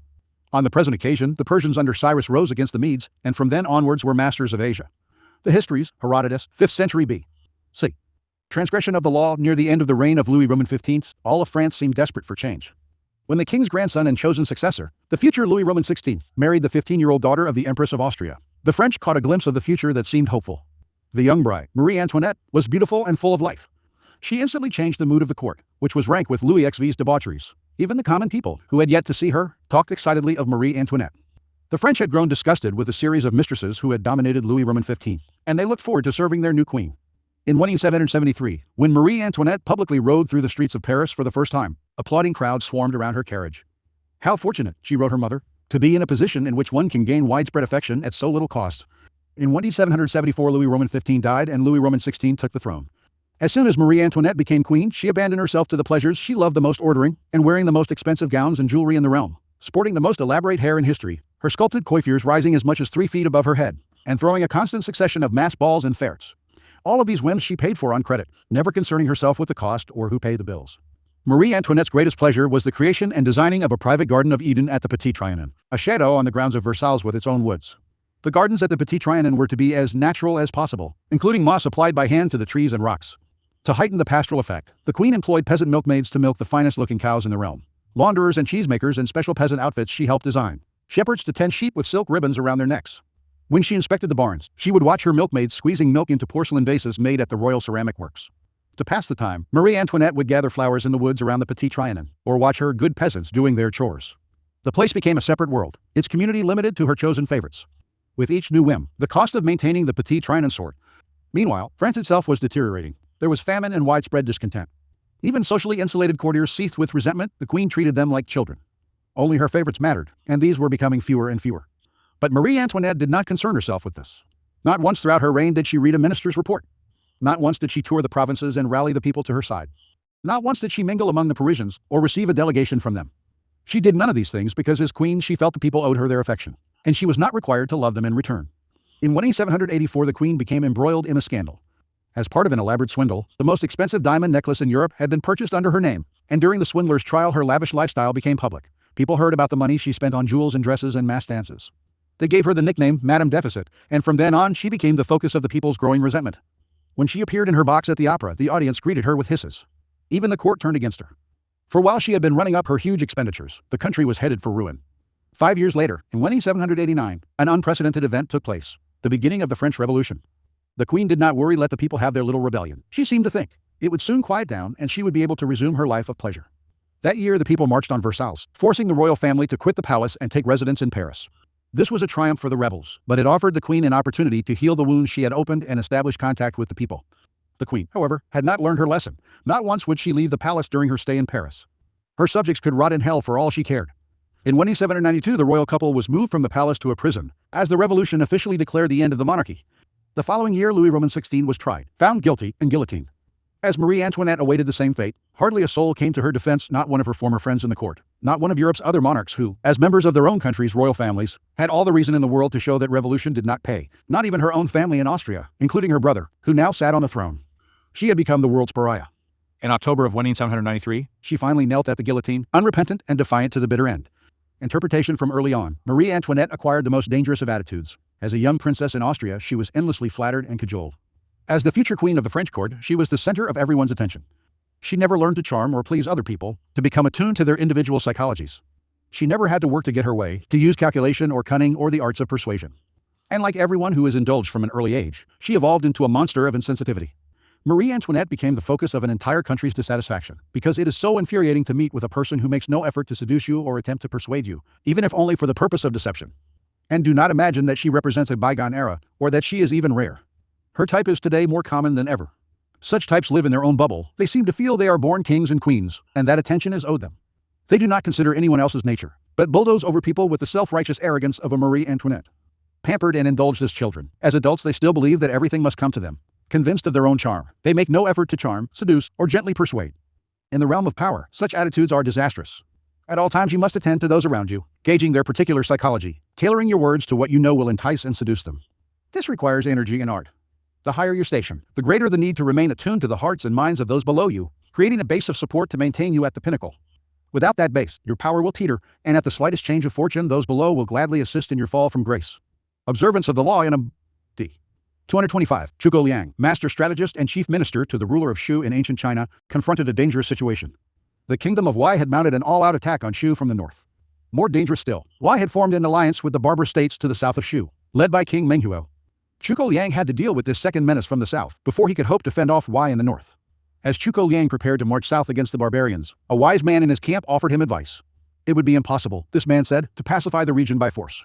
Liang would probably beat Menghuo, but as soon as he headed north again to deal with Wei, Menghuo would reinvade. It is better to win hearts, said the wise man, than cities, better to battle with hearts than with weapons. I hope you will succeed in winning the hearts of these people. You read my thoughts, responded Zhuge Liang. The gentle art of persuasion, the north wind, and the sun were disputing which was the stronger, and agreed to acknowledge as the victor whichever of them could strip a traveler of his clothing. The wind tried first. But its violent gusts only made the man hold his clothes tightly around him, and when it blew harder still the cold made him so uncomfortable that he put on an extra wrap.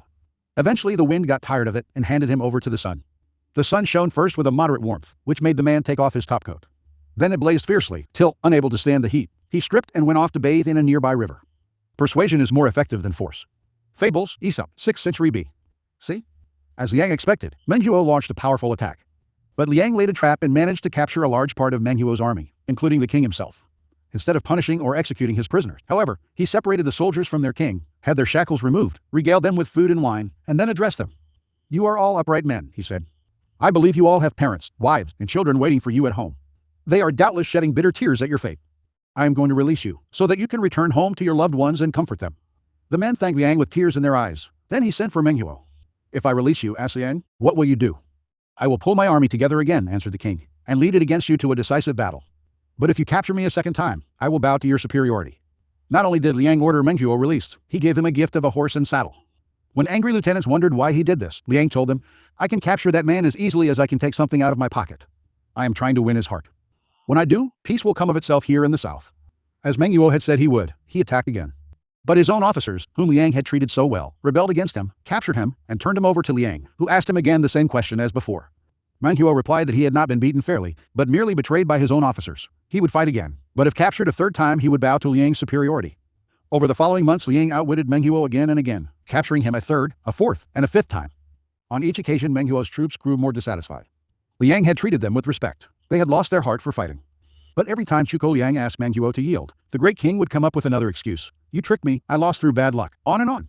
"If you capture me again," he would promise, "I swear I will not betray you." And so Liang would let him go. When he captured Menghuo for the sixth time, he asked the king the same question again. "If you capture me a seventh time," the king replied, "I shall give you my loyalty and never rebel again." "Very well," said Liang. "But if I capture you again, I will not release you." Now Menghuo and his soldiers fled to a far corner of their kingdom, the region of Wuj. Defeated so many times, Menghuo had only one hope left. He would ask the help of King Wudugu of Wuj, who had an immense and ferocious army. Wudugu's warriors wore an armor of tightly woven vines soaked in oil, then dried to an impenetrable hardness. With Menghuo at his side, Wudugu marched this mighty army against Liang, and this time the great strategist seemed frightened, leading his men in a hurried retreat. But he was merely leading Wudugu into a trap. He cornered the king's men in a narrow valley, then lit fires set all around them. When the fires reached the soldiers, Wudugu's whole army burst into flame, the oil in their armor, of course, being highly flammable. All of them perished. Liang had managed to separate Menghuo and his entourage from the carnage in the valley, and the king found himself a captive for the seventh time. After this slaughter, Liang could not bear to face his prisoner again. He sent a messenger to the captured king. "He has commissioned me to release you. Mobilize another army against him, if you can, and try once more to defeat him." Sobbing, the king fell to the ground, crawled to Liang on his hands and knees, and prostrated himself at his feet. "Oh, great minister," cried Menghuo, "yours is the majesty of heaven. We men of the south will never again offer resistance to your rule." "Do you now yield?" asked Liang. "I, my sons, and my grandsons are deeply moved by your honor's boundless, life-giving mercy." "How could we not yield?" Liang honored Menghuo with a great banquet, re-established him on the throne, restored his conquered lands to his rule, then returned north with his army, leaving no occupying force. Liang never came back, he had no need to. Menghuo had become his most devoted and unshakable ally. The men who have changed the universe have never gotten there by working on leaders, but rather by moving the masses. Working on leaders is the method of intrigue and only leads to secondary results. Working on the masses, however, is the stroke of genius that changes the face of the world. Napoleon Bonaparte. 1769 21 Life of Alexander, the great. This long and painful pursuit of Darius, for in 11 days he marched 3,300 furlongs, harassed his soldiers, so that most of them were ready to give it up, chiefly for want of water. While they were in this distress, it happened that some Macedonians who had fetched water in skins upon their mules from a river they had found out came about noon to the place where Alexander was, and seeing him almost choked with thirst, presently filled a helmet and offered it him. Then he took the helmet into his hands, and looking round about, when he saw all those who were near him stretching their heads out and looking earnestly after the drink, he returned it again with thanks without tasting a drop of it. "For," said he, "if I alone should drink, the rest will be out of heart."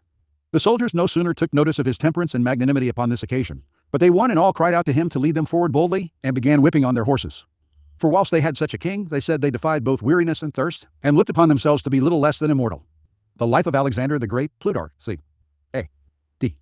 46-120 interpretation. Chuko Liang had two options: try to defeat the barbarians in the south with one crushing blow, or patiently and slowly win them to his side over time.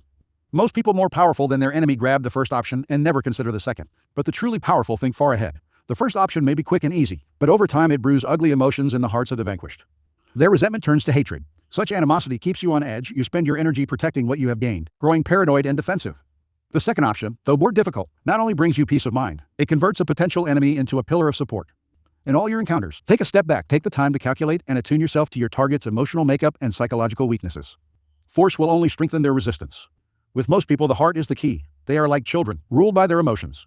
To soften them up, alternate harshness with mercy.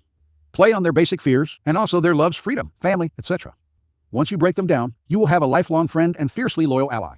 Government saw men only in mass, but our men, being irregulars, were not formations, but individuals. Our kingdoms lay in each man's mind. 7 Pillars of Wisdom. T. E. Lawrence. 1935 Keys to Power in the Game of Power. You are surrounded by people who have absolutely no reason to help you unless it is in their interest to do so. And if you have nothing to offer their self-interest, you are likely to make them hostile, for they will see in you just one more competitor, one more waster of their time. Those that overcome this prevailing coldness are the ones who find the key that unlocks the stranger's heart and mind, seducing him into their corner, if necessary softening him up for a punch. But most people never learn this side of the game. When they meet someone new, rather than stepping back and probing to see what makes this person unique, they talk about themselves, eager to impose their own willpower and prejudices. They argue, boast, and make a show of their power. They may not know it, but they are secretly creating an enemy, a resistor, because there is no more infuriating feeling than having your individuality ignored, your own psychology unacknowledged. It makes you feel lifeless and resentful. Remember, the key to persuasion is softening people up and breaking them down, gently. Seduce them with a two-pronged approach, work on their emotions and play on their intellectual weaknesses. Be alert to both what separates them from everyone else, their individual psychology, and what they share with everyone else, their basic emotional responses. Aim at the primary emotions: love, hate, jealousy. Once you move their emotions, you have reduced their control, making them more vulnerable to persuasion. When Zhuge Liang wanted to dissuade an important general of a rival kingdom from entering into an alliance with Tiesao, Liang's dreaded enemy, he did not detail Tiesau's cruelty or attack him on moral grounds. Instead, Liang suggested that Tiesao was really after the general's beautiful young wife. This hit the general in the gut and won him over. Mao Zedong similarly always appealed to popular emotions and spoke in the simplest terms. Educated and well-read himself, in his speeches he used visceral metaphors, voicing the public's deepest anxieties and encouraging them to vent their frustrations in public meetings. Rather than arguing the practical aspects of a particular program, he would describe how it would affect them on the most primitive, down-to-earth level. Do not believe that this approach works only with the illiterate and unschooled. It works on one and all. All of us are mortal and face the same dreadful fate, and all of us share the desire for attachment and belonging. Stir up these emotions and you captivate our hearts. The best way to do this is with a dramatic jolt, of the kind that Zhuge Liang created when he fed and released prisoners who expected only the worst from him. Shaking them to the core, he softened their hearts. Play on contrast like this. Push people to despair, then give them relief. If they expect pain and you give them pleasure, you win their hearts. Creating pleasure of any kind, in fact, will usually bring you success, as will allaying fears and providing or promising security. Symbolic gestures are often enough to win sympathy and goodwill. A gesture of self-sacrifice, for example, a show that you suffer as those around you do, will make people identify with you, even if your suffering is symbolic or minor and theirs is real. When you enter a group, make a gesture of goodwill. Soften the group up for the harsher actions that will follow later. When T. E. Lawrence was fighting the Turks in the deserts of the Middle East during World War I, he had an epiphany. It seemed to him that conventional warfare had lost its value. The old-fashioned soldier was lost in the enormous armies of the time, in which he was ordered about like a lifeless pawn. Lawrence wanted to turn this around. For him, every soldier's mind was a kingdom he had to conquer. A committed, psychologically motivated soldier would fight harder and more creatively than a puppet. Lawrence's perception is still more true in the world today, where so many of us feel alienated, anonymous, and suspicious of authority, all of which makes overt power plays and force even more counterproductive and dangerous. Instead of manipulating lifeless pawns, make those on your side convinced and excited by the cause you have enlisted them in. This will not only make your work easier, but it will also give you more leeway to deceive them later on. And to accomplish this, you need to deal with their individual psychologies. Never clumsily assume that the tactic that worked on one person will necessarily work on another. To find the key that will motivate them, first get them to open up. The more they talk, the more they reveal about their likes and dislikes, the handles and levers to move them with. The quickest way to secure people's minds is by demonstrating, as simply as possible, how an action will benefit them. Self-interest is the strongest motive of all. A great cause may capture minds, but once the first flush of excitement is over, interest will flag unless there is something to be gained. Self-interest is the solider foundation. The causes that work best use a noble veneer to cover a blatant appeal to self-interest. The cause seduces, but the self-interest secures the deal. The people who are best at appealing to people's minds are often artists, intellectuals, and those of a more poetic nature. This is because ideas are most easily communicated through metaphors and imagery. It is always good policy, then, to have in your pocket at least one artist or intellectual who can appeal concretely to people's minds. Kings have always kept a stable of writers in their barn. Frederick the Great had his Voltaire until they quarreled and separated. Napoleon won over Goethe. Conversely, Napoleon's alienation of writers such as Victor Hugo, whom he exiled from France, contributed to his growing unpopularity and eventual downfall. It is dangerous, and to alienate those who have powers of expression, and useful to pacify and exploit them. Finally, learn to play the numbers game. The wider your support base, the stronger your power. Understanding that one alienated, disaffected soul can spark a blaze of discontent, Louis Roman XIV made sure to endear himself to the lowest members of his staff. You too must constantly win over more allies on all levels. A time will inevitably come when you will need them. Image, the keyhole. People build walls to keep you out. Never force your way in, you will find only more walls within walls. There are doors in these walls, doors to the heart and mind, and they have tiny keyholes. Peer through the keyhole, find the key that opens the door, and you have access to their will with no ugly signs of forced entry. Authority. The difficulties in the way of persuasion lie in my knowing the heart of the persuaded in order thereby to fit my wording into it. For this reason, whoever attempts persuasion before the throne must carefully observe the sovereign's feelings of love and hate, his secret wishes and fears, before he can conquer his heart. Han Fei Tzu, Chinese philosopher, 3rd century B.C. Reversal. There is no possible reversal to this law. Law 44. Disarm and infuriate with the mirror effect judgment. The mirror reflects reality, but it is also the perfect tool for deception. When you mirror your enemies, doing exactly as they do, they cannot figure out your strategy. The mirror effect mocks and humiliates them, making them overreact. By holding up a mirror to their psyches, you seduce them with the illusion that you share their values. By holding up a mirror to their actions, you teach them a lesson. Few can resist the power of the mirror effect. Mirror effects. Preliminary typology mirrors have the power to disturb us.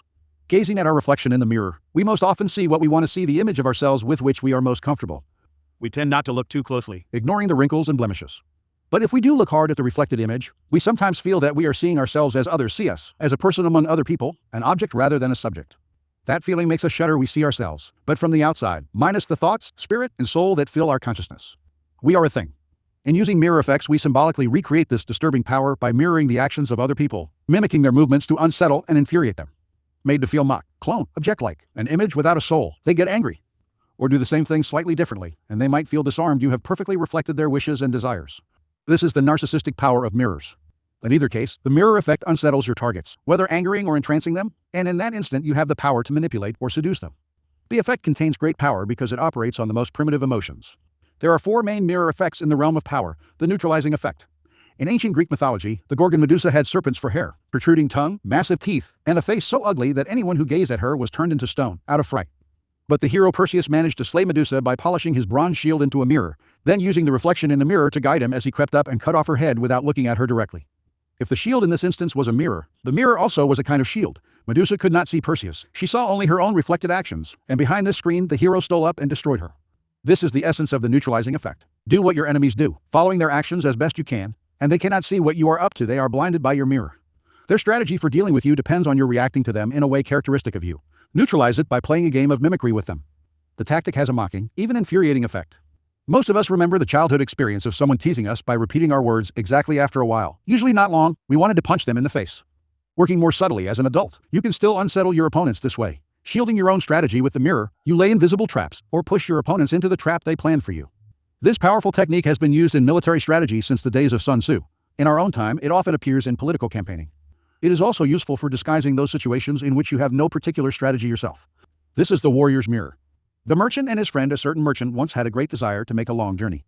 Now, in regard that he was not very wealthy, it is requisite, said he to himself, that before my departure I should leave some part of my estate in the city, to the end that if I meet with ill luck in my travels, I may have wherewithal to keep me at my return. To this purpose he delivered a great number of bars of iron, which were a principal part of his wealth, in trust to one of his friends, desiring him to keep them during his absence, and then, taking his leave, away he went. Some time after, having had but ill luck in his travels, he returned home, and the first thing he did was to go to his friend, and demand his iron. But his friend, who owed several sums of money, having sold the iron to pay his own debts, made him this answer.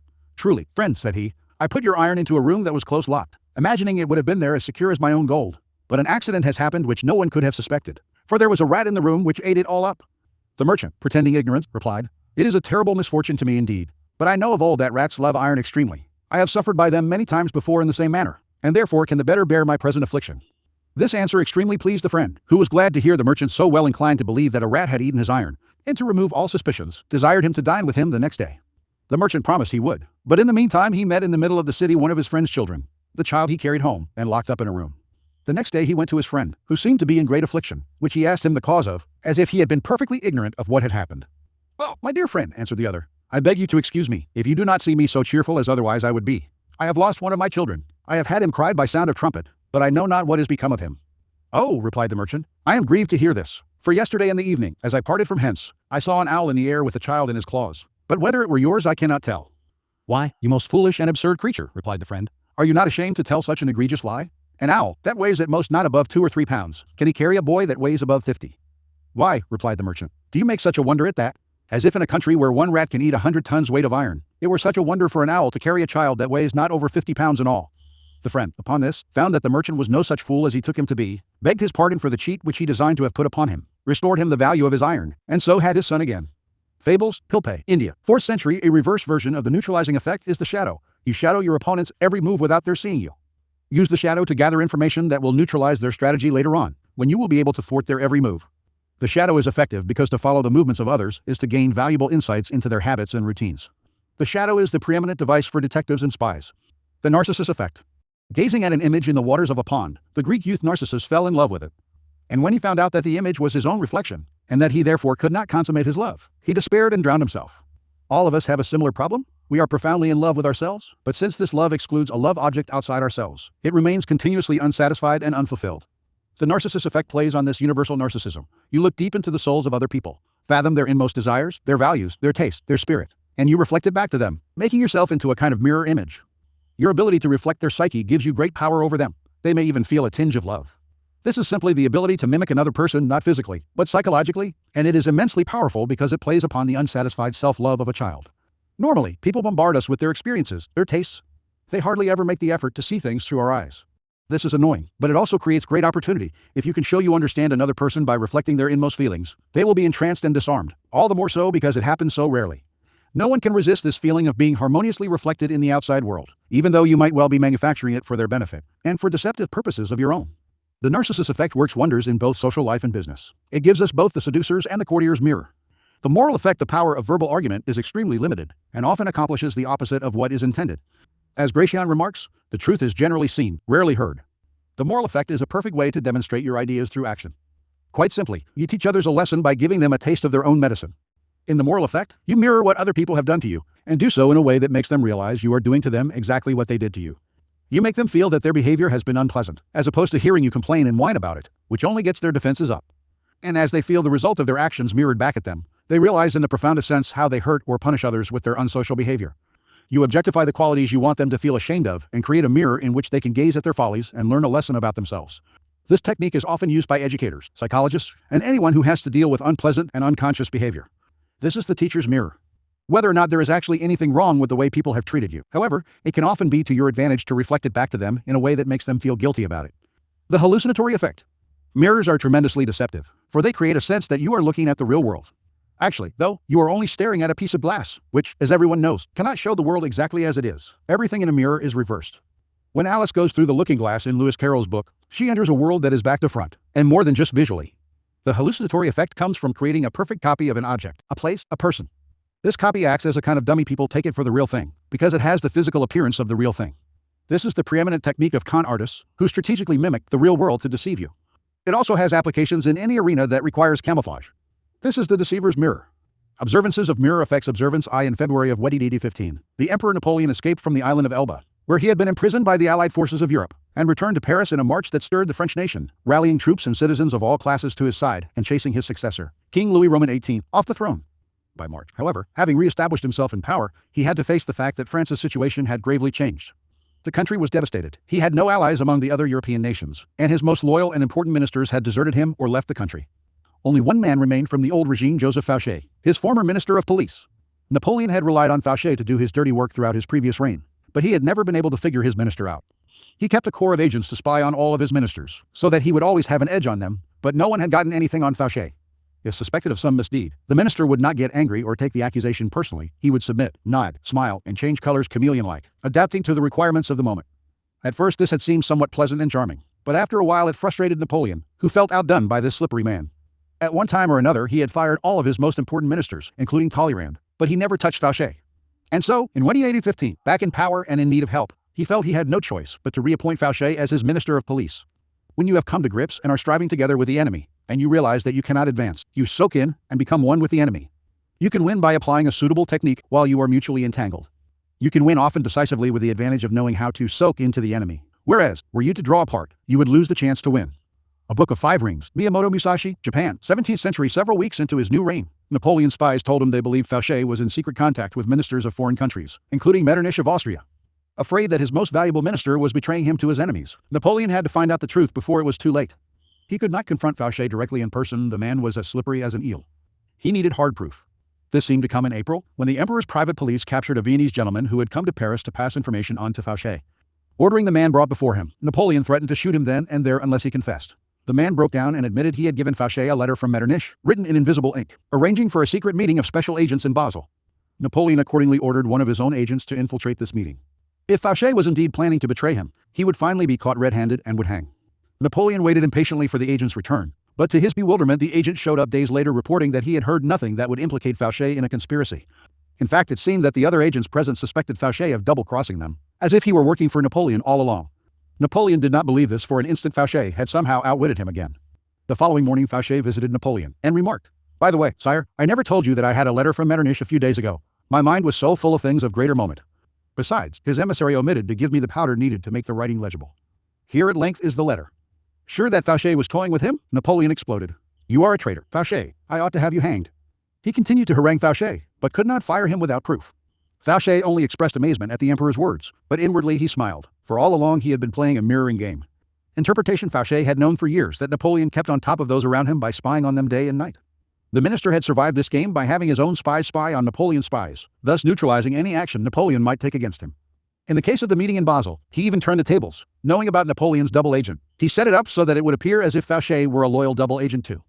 Fauché gained power and flourished in a period of great tumult by mirroring those around him. During the French Revolution, he was a radical Jacobin. After the Terror, he became a moderate Republican. And under Napoleon, he became a committed imperialist whom Napoleon ennobled and made the Duke of Otranto. If Napoleon took up the weapon of digging up dirt on people, Fauché made sure he had the dirt on Napoleon, as well as on everyone else. This also allowed him to predict the emperor's plans and desires, so that he could echo his boss's sentiments before he had even uttered them. Shielding his actions with a mirror strategy, Fauché could also plot offensive moves without being caught in the act. The Fox and the Stork. One day Mr. Fox decided to fork out and invite old Mrs. Stork out. The dinner wasn't elaborate, being habitually mean. He didn't go in for hot cuisine. In fact, it consisted of a shallow plate of thin gruel. Within a minute our joker had lapped his plate clean. Meanwhile his guest, fishing away with her beak, got not a morsel in it. To pay him back for this cruel practical joke, the Stork invited the Fox to dinner the following week.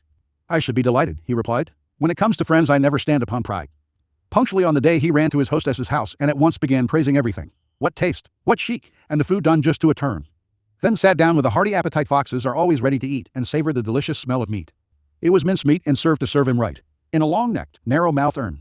The Stork, easily stooping, enjoyed her fill with her long bill. His snout, though, being the wrong shape and size, he had to return to his den empty-bellied, tail dragging, ears drooping, as red in the face as a fox who's been caught by a hen. Selected Fables, Jean de La Fontaine, 1860-21, 1860-95. This is the power of mirroring those around you. First, you give people the feeling that you share their thoughts and goals. Second, if they suspect you have ulterior motives, the mirror shields you from them, preventing them from figuring out your strategy. Eventually this will infuriate and unsettle them. By playing the double, you steal their thunder, suck away their initiative, make them feel helpless. You also gain the ability to choose when and how to unsettle them, another avenue to power. And the mirror saves you mental energy. Simply echoing the moves of others gives you the space you need to develop a strategy of your own.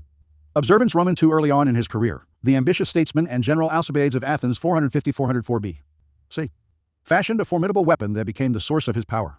In every encounter with others, he would sense their moods and tastes, then carefully tailor his words and actions to mirror their inmost desires. He would seduce them with the idea that their values were superior to everyone else's, and that his goal was to model himself on them or help them realize their dreams. Few could resist his charm. The first man to fall under his spell was the philosopher Socrates.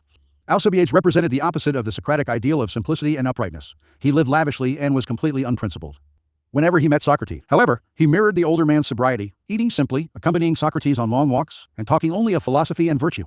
Socrates was not completely fooled. He was not unaware of Alcibiades' other life. But that only made him vulnerable to a logic that flattered him. Only in my presence, he felt, does this man submit to a virtuous influence. Only I have such power over him.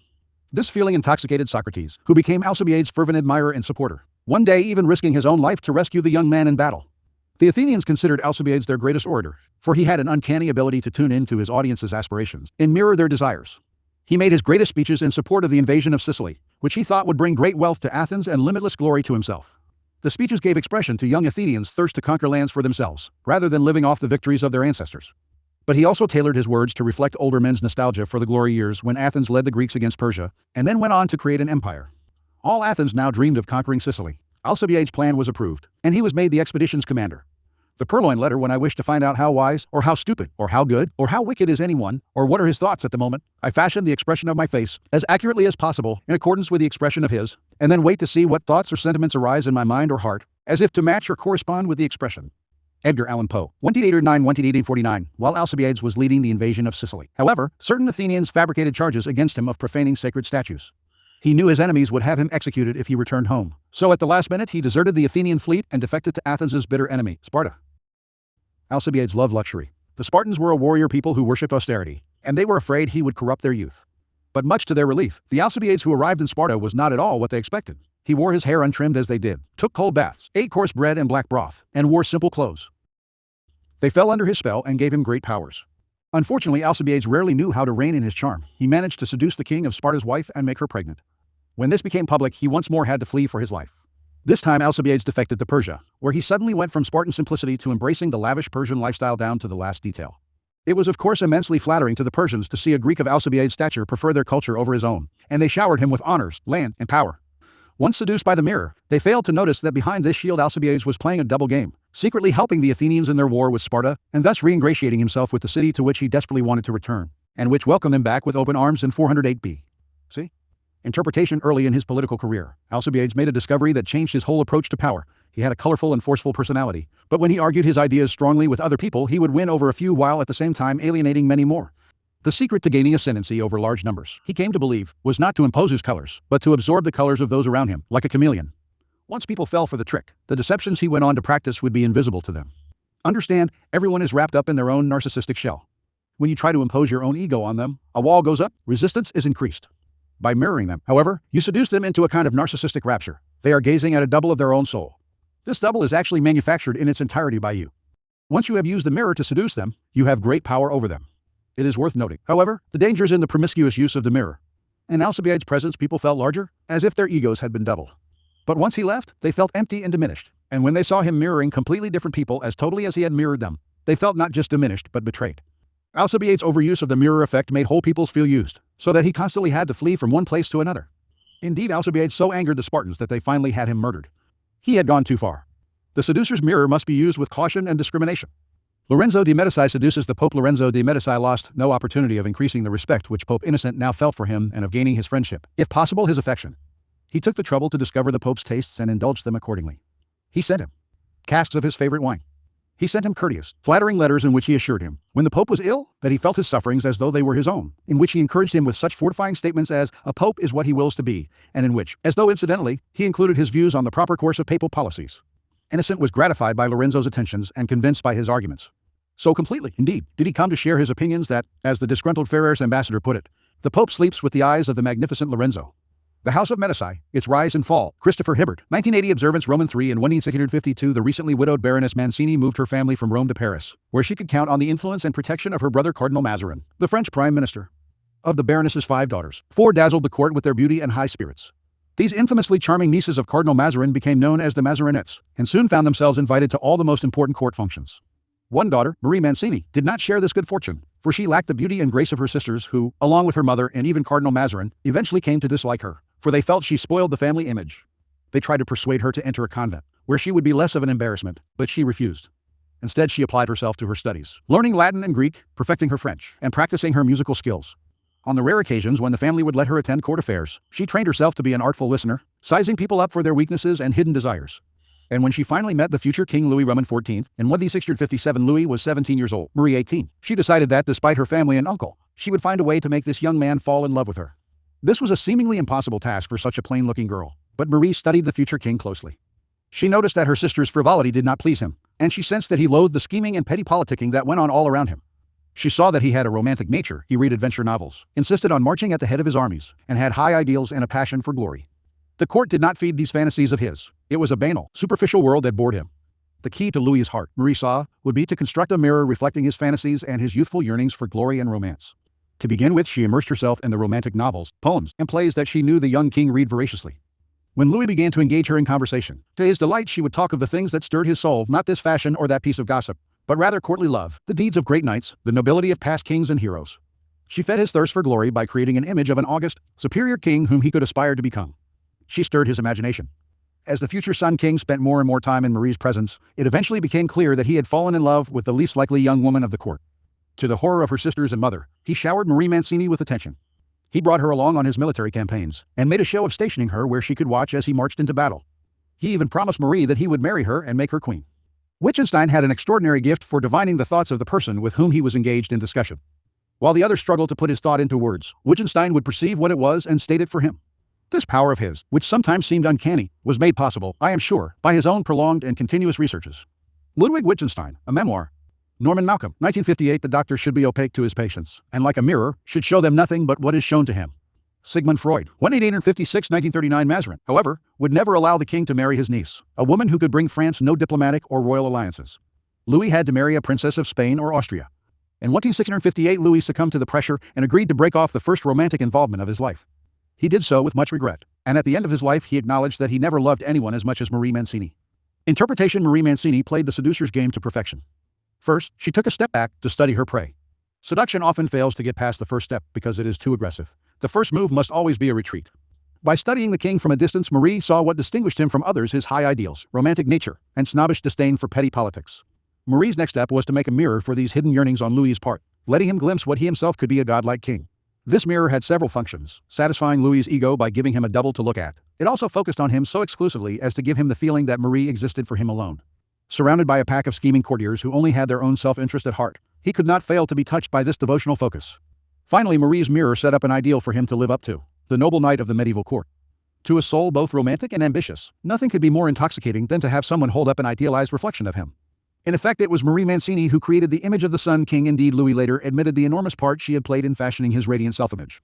This is the power of the seducer's mirror. By doubling the tastes and ideals of the target, it shows your attention to his or her psychology, an attention more charming than any aggressive pursuit.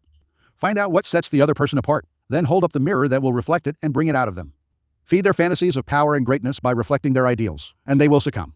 Observance: Roman 4 and 538, with the death of his mother, Helena, the 8-year-old future Tsar Ivan Roman 4, or Ivan the Terrible of Russia, became an orphan. For the next 5 years he watched as the princely class, the boyars, terrorized the country. Now and then, to mock the young Ivan, they would make him wear a crown and scepter and place him on the throne.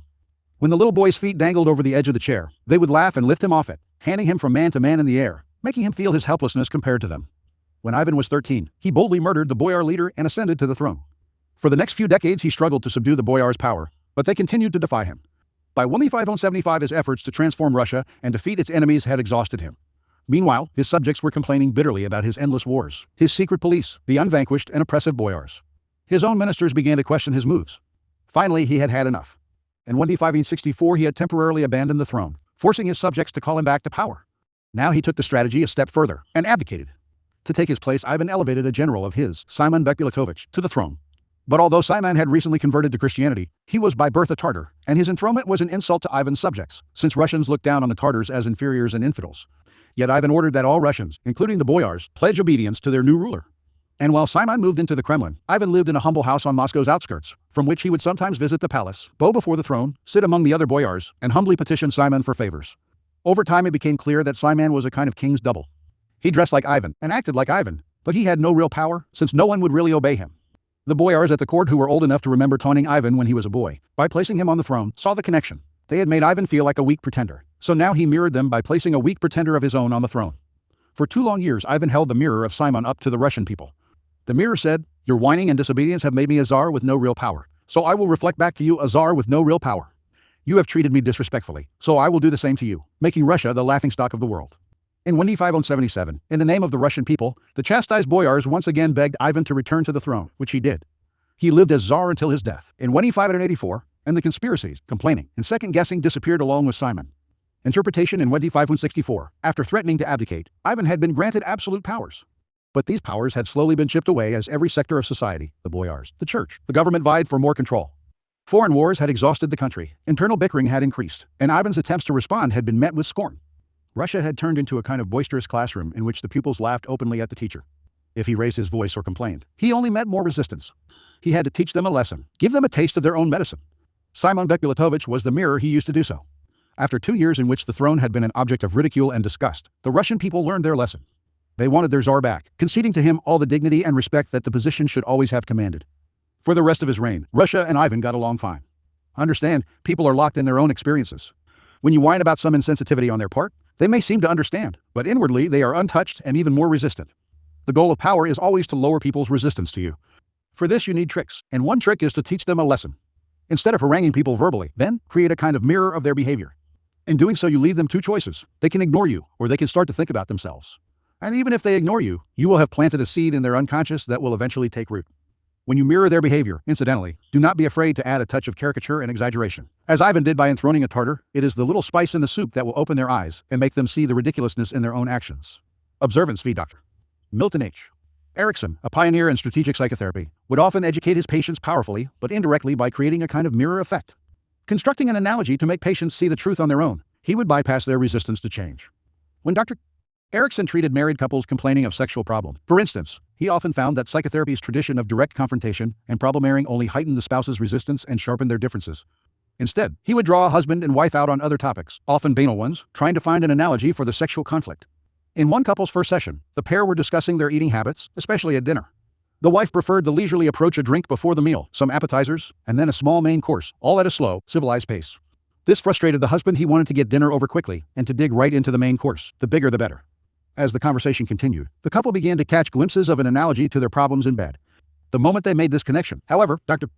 Erickson would change the subject, carefully avoiding a discussion of the real problem. The couple thought Erickson was just getting to know them and would deal with the problem directly the next time he saw them. But at the end of this first session, Dr. Erickson directed them to arrange a dinner a few nights away that would combine each person's desire. The wife would get the slow meal, including time spent bonding, and the husband would get the big dishes he wanted to eat.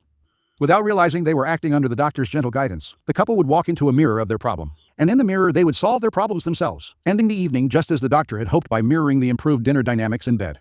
In dealing with more severe problems, such as the schizophrenic's mirror fantasy world of his or her own construction, Dr. Erickson would always try to enter the mirror and work within it.